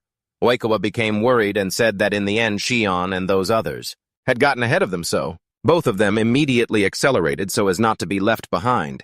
The blonde boy kept thinking that if the opponents got the key first, everything would be finished. But he believed that on the top floor there were surely some very strong monsters, and if Shion and Watanabe were held up there, they would still have a chance to win. Meanwhile, a monster was instantly destroyed by Shion's evil heart ability, and he remarked that it was disappointing how weak the monsters on the upper floors were. Watanabe thought that Shion didn't even let the monsters get close, so he had clearly become much stronger. However, he started to feel suspicious when he sensed something was wrong. An unusual feeling flashed by, and when looking at Shion from behind, he wondered what on earth he was hiding, but he knew that regardless, the tournament was about to end. So he decided to save those questions for later. At that moment, a drone flew close to Shion, and he immediately noticed its presence near the key. Watanabe asked Shion what was wrong because all he needed to do was go forward and take the key. Hinata shouted excitedly that the Moonlight Apostles pair was about to win, while Sheena appeared annoyed because everything was too boring since no battle was happening. But right after that, she realized something was strange. When the broadcast signal seemed to have been interrupted, both the Green King and the Yellow King tried to find out what was happening. Meanwhile, inside the tower, Watanabe asked why Shion had destroyed the camera drone. That was broadcasting right after that. Shion suddenly turned around and attacked Watanabe, leaving him completely surprised by his teammate's action. Next, Watanabe looked at Shion and said that somehow he had known this would happen beforehand. Shion emphasized that having too sharp an intuition was sometimes a problem, because if he wanted to live long, Watanabe should understand that ignorance and boredom were sometimes necessary. However, he figured it was probably too late for Watanabe to learn that now. Just then, Oikawa ran to where the Moonlight Apostles pair was standing and witnessed everything Shion had just done. He immediately screamed, asking what the hell he had just done. Watanabe collapsed to the ground, making Oikawa furious. He shouted once more, demanding that Shion explain what he was doing. Shion said that Oikawa had finally arrived, and that he was tired of having to wait for him and the Black King. The protagonist noticed Shion's strange hand and thought it looked exactly like when Kai went through his monster transformation. Looking around, he saw all the camera drones had apparently been destroyed, meaning this place was no longer being broadcast. Still in shock, Oikawa asked who Shion really was, or exactly what kind of thing he was. He spread his arms and shouted that the game of playing human was over, and he was going to wipe them both out right there. With a grotesque smile, Shion emphasized that he would eliminate all those who used to know him well, along with the Black King, so he could rule as the king of mankind. Oikawa was completely devastated and still insisted on knowing who Shion really was. He clapped his hands and said that, as expected, those closest always realized it the fastest. Then he declared that he was no longer Shion Hiragi, after saying that he smiled and pointed out that at least his soul was not. It belonged to Shion, too. He asked the creature what it meant when it spoke of the creature's soul. It smirked and said it wasn't surprising they were fooled, explaining that this body undoubtedly belonged to Shion Hiragi, and it simply went looking for a high-quality vessel. With a twisted expression, it said it had devoured Shion's soul, and therefore the person named Shion Hiragi no longer existed in this world. Oikawa was stunned to hear that, and with a trembling voice he asked if Shion had really disappeared. Ji wondered if Shion had been possessed by a monster just like his brother. Then he recalled the strange behaviors from before. He assumed it was very likely due to possession. The creature said it possessed all of Shion's memories, but acting was just trivial, and it couldn't help but laugh at Oikawa, talking about the promise between them since the blonde boy didn't know it was impossible to fulfill. After saying that, it burst out laughing and asked if Oikawa felt happy, since he finally got to fight the opponent he was obsessed with, even though all that remained was the empty shell it was occupying. The protagonist looked over and told Oikawa not to act recklessly, but he completely lost control and shouted that he would never forgive the creature for doing this to Shion. The creature took a deep breath and asked if this was what they called power, or the friendship he had heard about, because humans seemed to really love that kind of emotion. But then it became serious, and while unleashing its monstrous power, it asked how long Oikawa's anger would last. The blonde boy started remembering the moments he once had with Shion. When they talked about the true identity of the Golden King and Shion asked if Kirimiyaku-sei was Oikawa's father, and he answered yes. Later, Oikawa said he wanted to become strong enough to inherit the position of Golden King one day, but he thought his father didn't care about him at all. Shion asked who would even care about that, making Oikawa instantly flustered. Shion told Oikawa to just become strong, because if he was strong enough that no one could ignore him, even his father would be forced to face him. Finishing that, it asked if Oikawa was ready to do it together, or not. Then, with absolute confidence, Shion said they just needed to become strong. But now, looking at his friend's possessed body, Oikawa became sorrowful. He bowed his head, then quickly erupted in rage and declared that no matter what, he would destroy it. The creature possessing Shion's body began to laugh loudly. Then it said that humans really do make strange expressions, and destroying such beings brings extreme joy. Simultaneously, it pulled on its own face and said that when it devoured Shion, he revealed an expression so wonderful it was unforgettable. Oikawa became increasingly furious and barked at the monster to shut up, immediately after he unleashed his power and launched a pillar strike, but the monster easily dodged the entire attack. Oikawa continued to strike, but the monster had already realized it, and as a giant pillar came flying, it said it had warned him beforehand. Then it directly erased the blonde man's ability and emphasized that all of this was useless. Oikawa did not accept that, and began thinking of destructive magic. The creature possessing Shion's body said the expelling bite was a skill that could neutralize all supernatural abilities, a power worthy of a king like itself. After saying that, it laughed and added that, in other words, they couldn't even cause a single scratch. Oikawa became increasingly tense. The protagonist realized that, and thought that he had never seen Oikawa show his emotions so clearly before. From that, he understood his mission now was to analyze the battlefield, and he wouldn't let Oikawa fight alone. The monster laughed loudly, releasing its power, and asked if they were starting to remember it, or not. Immediately after that, it activated the evil mind skill, and a series of explosions began to occur throughout the area. Oikawa used a barrier to try to block the explosions around them. This surprised the monster, and it remarked that this human seemed quite tough. However, it laughed and said it would start a durability test while asking Oikawa how long he could hold out. Having said that, it launched countless more evil minds.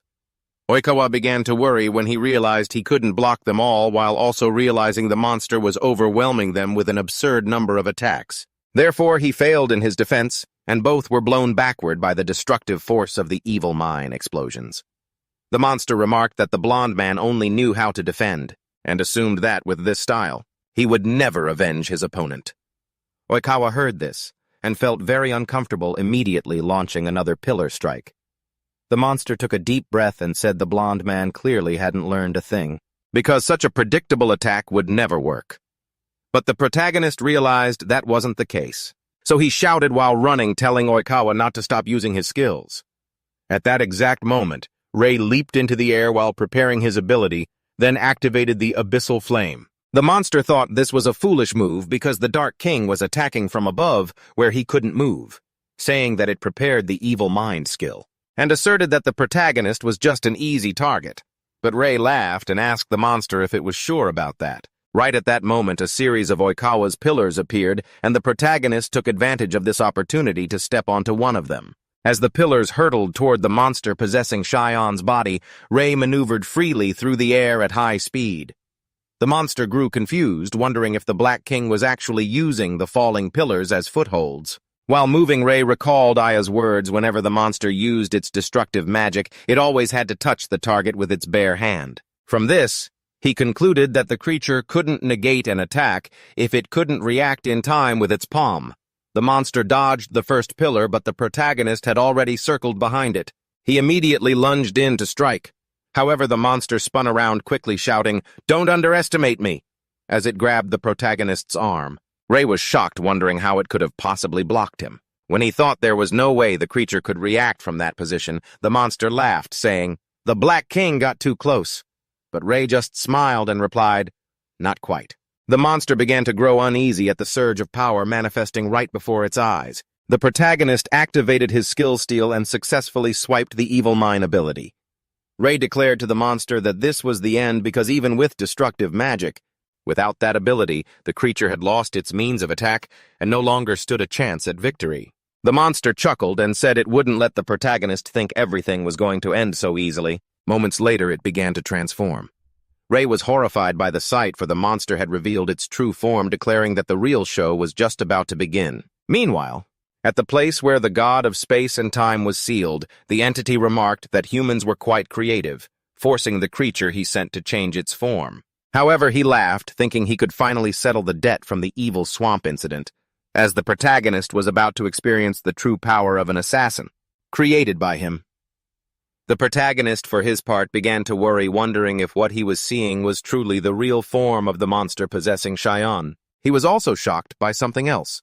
The monster's level was 105.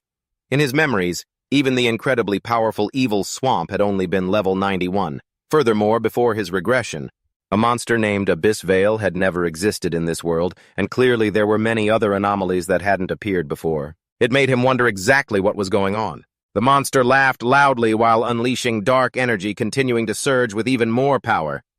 In the meantime, after restoring the television signal, Sheena wanted to know what on earth was happening at the tournament site. The monster finished stripping off the clothes that Sheena was wearing, and with a simple wave of its hand, it unleashed a terrifying force. Oikawa tried to protect himself, but faced with such an overwhelming amount of power, both he and the protagonist were blown away violently, causing a massive explosion at the top of the tower. The Blue King stood up, and the Yellow King remarked that the situation was clearly extremely abnormal and they needed to get to the tournament site immediately. Izuki said he understood and quickly created a bird using his ability. Sheena told Hinata that she would go with the kings of the primary colors, and as soon as everyone climbed onto the bird created by the Blue King, they headed straight for the tournament site. Back at the tower, as the protagonist and Oikawa lay on the ground, Abyss Veil asked if they finally understood why it no longer needed the Evil Mind skill. It claimed that because it possessed a pure power capable of destroying everything, pathetic humans like them stood absolutely no chance. Finished speaking, it declared it would crush them like insects. Oikawa tried to stand up, saying he would never let himself be wiped out so easily. He looked at Ray and gave a slight nod. Immediately after, he launched his rigid pillar skill at Abyss Veil. The creature remarked that it was a far too predictable attack, but Oikawa instantly changed the technique and said, "This time it's not like before." He activated his transformation ability, causing the rigid pillars to morph and ultimately turn into sharp stakes. The monster laughed, asserting that this move was also useless because it assumed the blonde-haired man had forgotten its ability. It then prepared to activate the expulsion bite. The protagonist appeared and said that if that were the case, he would just take that ability for himself. He used skill steal, but then stood stunned before the monster, questioning why it hadn't worked. Abyss Veil prepared to strike, and Oikawa, realizing the situation was extremely dangerous, tried to protect the protagonist with 5 layered barriers. But the attack was too strong, sending the protagonist flying hard into Oikawa. Abyss Veil remarked that it was unfortunate for the protagonist that his ability wouldn't work while it was in this state. Similar to when they faced Dullahan, or when the outer mist blocked all contact with the main body, the monster continued, "The Black King is clearly out of options. And because of that, I will easily achieve my goal." Ray asked what the goal was and whether it intended to kill them and then attack this entire place. Abyss Veil laughed, saying that wasn't what the Black King had just mentioned. It then turned serious and declared its goal was to take a king's place using the body of Hirashion. While the protagonist and Oikawa were still shocked by this revelation, it continued, saying it would then devour them and use their bodies as vessels, because Cheyenne was the only one worthy of becoming the Yellow King, and making them watch that scene would surely be very entertaining. Ray couldn't believe a monster would want to impersonate a king, because if that happened, human society would completely collapse. Because a monster would hold the absolute authority of a king, it could even deliberately delay the completion of the dungeons to cause mass destruction. Oikawa struggled to stand, saying this was no longer a game, and he would never let a monster possessing Shion's body become king. So he became serious and affirmed he would stop it at any cost. Rei was surprised by Oikawa's determination, and immediately after both of them prepared to fight. Abyss Veil remarked that even though they knew they had no chance, they still dared to oppose it. Having said that, it unleashed a terrifying power, adding that it truly admired their courage. The protagonist felt a terrifying pressure like nothing he had ever experienced before. And as he watched the monster, he realized that to deal any damage, he had to find a way to counter that destructive magic. Just then, Oikawa called out to the protagonist, saying that the fact he had stolen Shion's ability earlier was crucial. He then pointed out that as long as they held on to that power, there was still a chance to defeat Abysvel. The monster asked the blonde guy what he just said, then let out a loud laugh, and asked if he was starting to delude himself. He emphasized that his expulsion bite could neutralize all magic, so he really wanted to know how they intended to defeat him. Or did they believe that the power of friendship humans always praise would lead them to victory? Jay became tense upon hearing that. But Oikawa told him to stay calm and said he had a plan. He whispered it softly so only the protagonist could hear. Abysvel thought these humans were nothing more than inferior creatures, and that he could even see through all their thoughts. As he watched Oikawa, he remembered the Evil Mind skill, a spell that causes multiple explosions at once, and speculated that they thought he wouldn't be able to keep up because his destructive magic required palm-to-palm contact, but he was sure he would disappoint them. Because his reflex speed in his current body was far beyond what it used to be. So he prepared his power, thinking he could easily turn them into dust. First, Oikawa shouted for Rei to get ready. Abysvel unleashed his attack, and a massive explosion occurred, until he realized something and looked up only to see the protagonist diving down with full force. Rei thought of Shion and decided to use his ability. Immediately, he launched a barrage of evil minds. As he was surrounded by this skill, the monster insisted that this time it would be useless too. He laughed and said he would simply neutralize them all, but as he prepared to do so, he realized something was abnormal. He was certain he had touched the evil minds to make them vanish, but he couldn't understand why the ability didn't disappear at that moment. Oikawa seized the opportunity and unleashed his skill. The attack quickly closed in on Abysvel's face. The monster was stunned, having just realized that the evil mind skill had been covered by the blonde guy's barrier. So Oikawa yelled that the monster's attack had neutralized his touch-based absorption ability, and logically the barrier could do the same. He then declared that he would not let someone like him destroy the ability of Shion, his friend. He immediately dropped the barrier, and the evil minds instantly surrounded Abysvel, triggering a series of consecutive explosions. The monster began to panic and screamed, while simultaneously releasing his monstrous power. Both the protagonist and Oikawa were astonished at the scale of the power they were witnessing. It was so immense that it spread even outside the challenge tower, and it could be seen from a very great distance. Sheena anxiously asked if the Blue King's bird could fly any faster, and he told her to stay calm because they were almost there. But then he himself became extremely terrified because he was seeing a source of evil, power leaking from the tower. After destroying the top of the tower, Abysvel declared that he would destroy them at any cost. Rei started to worry, thinking he had never felt such dense evil magic. Oikawa called the protagonist and said thank you, which confused Rei. The blonde guy looked toward Abysvel and said that if not for his words, he surely would have fled from this battle long ago, and that all this time he had been running away even when facing others directly like his father or Shion, and he had even been deceiving his own heart, always hiding from himself. But he emphasized that it was the protagonist who helped him realize the importance of continuing to fight even when facing one's own weaknesses. So he called the protagonist and asked him to pour all his magic power into the next attack. Rei wondered what he meant. Oikawa said he knew that after this blow there would be nothing left, but even so he should trust him. After that, he told the protagonist to aim for the center of Abysvel because he believed that if they hit that spot, then he would handle the rest. Rei took a deep breath and shouted that he understood. The monster also roared at the two lowly ones and declared he would crush both them and their pathetic hope. As he charged, the protagonist prepared his skill and told himself he had to do this. At the same time, he placed his full trust in Oikawa and gave it everything he had. Therefore, he poured all his magic into a single evil mind and made it grow massive. Oikawa also prepared his ability thinking of Shion, hoping that wherever he was also watching. And just as the protagonist launched the evil mind, Oikawa immediately covered it with a barrier, shaping it into the form of a spear.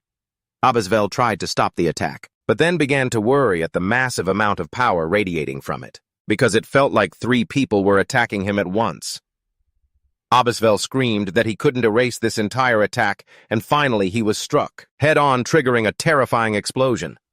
Rei called out to Oikawa asking if they had won. He took a deep breath and, seeing the sky completely clear, replied that yes, they had. Meanwhile, thinking of Shion, Rei sent his thanks, then ran over to Oikawa, telling him they'd actually pulled it off. Oikawa insisted it was all thanks to the main character for using Shion's ability and that the rest was just the result of their training. He then recalled a moment with his friend, who once talked about combining their skills, saying that if they could manage it, they would create an even more powerful ability. Back then, Shion was so excited thinking that if they practiced together to achieve it, they would have an incredibly cool trump card. Oikawa had thought the idea was brilliant, and Shion had been just as eager to see it come to life. Then Shion once asked if Oikawa truly wanted his father's recognition. The blonde-haired man had been caught off guard, but quickly nodded in agreement, after reminiscing about those times. He called out to the protagonist with a laugh and offered his thanks once more. Rei smiled and said it was nothing, but they were both startled by a curse-filled voice echoing toward them. They turned to see Abisvel, who growled that he couldn't believe he'd been defeated by 2 lowly wretches.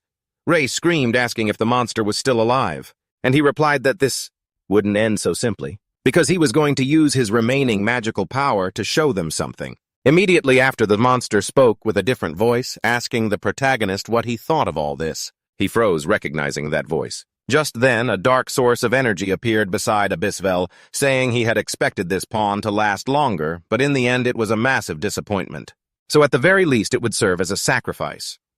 Abisvel panicked and began screaming, begging for another chance, but the strange evil energy swallowed him whole. Oikawa stood stunned, struggling to comprehend what the hell was happening until the god of space and time spoke from within the energy flow, calling the sacrifice truly disgusting. Rei was horrified to hear that voice, and immediately wondered why Kronos had appeared here. Once the dark energy dissipated, the god of space and time revealed himself. The protagonist stared at him, thinking that in the previous life the first time he met Kronos was 7 years later, and he had never left the inverted castle. Oikawa quickly realized that the creature before them was the very one the protagonist had faced in the trial dungeon. The entity kept opening and closing his hand, remarking that even in this shadow form, descending to the ground wasn't uncomfortable at all. Hearing this, Rei became suspicious. He wondered if this was the true original body of the god of space and time, but he knew for certain that the aura radiating from this shadow was identical to the one before his regression. Kronos turned back and said he had a question. He asked who the Black King on Earth was, but beforehand, he revealed that all the creatures the protagonist had ever fought had been planted in anomalies by him. He had been present in every single one, staying a step ahead of the protagonist to the point where it felt as if the main character had been fighting him by design. Rei was completely shocked to hear this. He then realized that all the monsters that caused anomalies in the world before his regression were in fact Kronos. Suddenly the god of space and time, Ace, appeared behind him and asked if he could test him for a moment. Rei immediately spun around and struck back with a sword. Kronos laughed, saying he understood now. While holding the protagonist's sword, he asked if he was a returner from the future. Oikawa was incredibly stunned upon hearing this, wondering if he'd misheard. At that moment, Kronos slammed the protagonist into the ground and insisted that if he became an obstacle, he would be forced to accelerate his plan. Rei stood up and asked the god of space and time what his plan was. He then activated his power, making Oikawa realize that even the surrounding air was trembling. Kronos said his current form was only temporary, because he was looking for a way to break the seal on his true body by using a key to shatter the seal and cause the collapse of the dungeons. Rei was left completely dumbfounded. When he saw 2 versions of Kronos before him, both raised their hands and said that originally he intended to take his time, but it seemed he would have to break the seal by force, saying that he began to release even more ether of his massive power. Rei shouted, asking what on earth he was planning to do. He replied that with his power to manipulate time, he would forcibly collapse a series of dungeons. This left the protagonist unable to believe what he was hearing. Thus, Kronos declared that from this moment on, the ritual of descent would officially begin. His power began to interfere with the dungeons, and not just in one place but across the entire world. As they collapsed, monsters began to swarm out. People were fleeing in a panic, screaming for help everywhere. Seeing this, Kronos understood that his wretched seal had finally been broken, and with the help of the remaining shadow, he believed he would finally attain the power to dominate everything. Immediately after, a massive surge of power exploded right in front of the protagonist and Oikawa. When the energy cleared, Kronos appeared in his true form, declaring that now was the time for a total massacre. Meanwhile, at the tournament arena, everyone began to feel panicked. Wanting to know what that light was, they looked up and saw the inverted castle being stained with color. Moments later, they were even more shocked to see a notification popping up on their phones that a series of dungeons across the world had collapsed. Returning to the protagonist and Oikawa, they were now facing the true god of space and time, whose level was unknown. Ray felt the pressure he was bearing was so incredibly terrifying that it felt like it would crush his entire body. And so he knew for sure there was no mistake, the being in front of him was the real god of space and time. Just like last time, Oikawa looked toward the protagonist deep in thought. Suddenly, Kronos conjured a massive orb of evil energy, claiming he'd start with a light warm-up. Ray and Oikawa couldn't believe the sheer scale of the energy they were witnessing, and worse, it just kept growing. Then Kronos unleashed a barrage of attacks in every direction, destroying everything they touched, including one strike. Hurtling straight toward the Blue King's bird, Yuri immediately pulled Aya aside to dodge, while Kai and Kurahashi scrambled screaming as they asked what the hell was happening. Right at that moment, Ray and Oikawa were caught in the shockwave of the attack and slammed into a wall. Kronos remarked that he might have gone a bit overboard with the warm-up, then said he only meant to release a little bit of magic, but it nearly blew the entire tower away. Oikawa doubted the monster had really only used a little magic, because the destructive power of that last attack was off the charts. Kronos apologized and said he would rewind time for them. This terrified the protagonist even more because he knew exactly what the god of space and time was capable of. The entity then tried to reverse time but realized he couldn't do it. He figured it was perhaps because he had broken the seal of his true form by force. Ray, struggling to stand, asked if Kronos was unable to use the rewind, and if his time manipulation powers were still incomplete. Kronos opened a spatial rift, muttering that using incomplete power wasn't any fun at all. So now that the seal was broken, he would return to the inverted castle to get used to his current body. Oikawa saw the protagonist preparing to charge and held him back. He said that in his current state he'd be torn to shreds in seconds. Ray apologized, then gritted his teeth, thinking that if Kronos fully restored his original power, humanity's chances of winning would be next to zero. Moments later, he charged in, knowing he couldn't let this chance slip if he wanted to defeat Kronos. But the god of space and time dodged easily, remarking that the protagonist was underestimating him. By throwing himself into a suicide run while nearly drained of magic, Ray retorted that the god of space and time wasn't in perfect shape either. Finished speaking, he kept attacking and shouted that he would end it all right here. Kronos gathered his strength and unleashed a blast, barking at him not to underestimate him. Ray tried to block with his sword, but quickly realized he couldn't hold out for long, eventually collapsing from exhaustion. Oikawa screamed in worry for his teammate.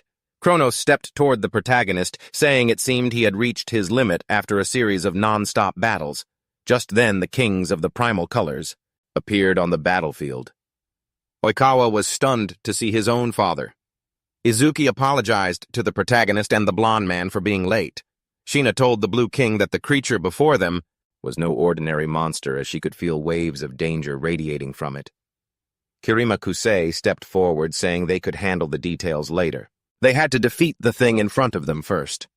Kronos noted that the appearance of the kings of the primal colors here was certainly very interesting.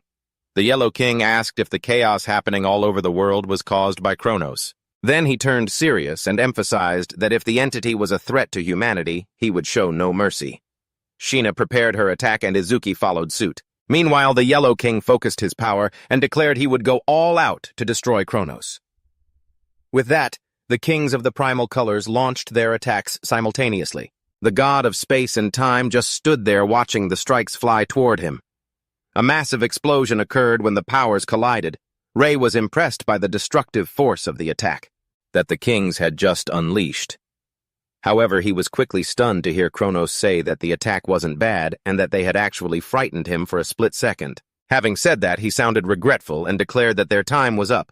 Everyone felt an overwhelming pressure as if they were being crushed. Kronos opened a rift and made it clear that as long as he lived, the dungeons would continue to collapse. If they wanted to stop him, they should come find him at the inverted castle. Then, the god of space and time called out to the protagonist and said if he thought he could reach him even after the regression, then he should try his best. If he could do it, that is. After Kronos returned to the inverted castle, the Blue King asked about the regression. The protagonist thought about the god of space and time, and when he saw the inverted castle before him, he realized it was the place where everything began. And so he concluded that there was no choice but to face him to end it all once and for all.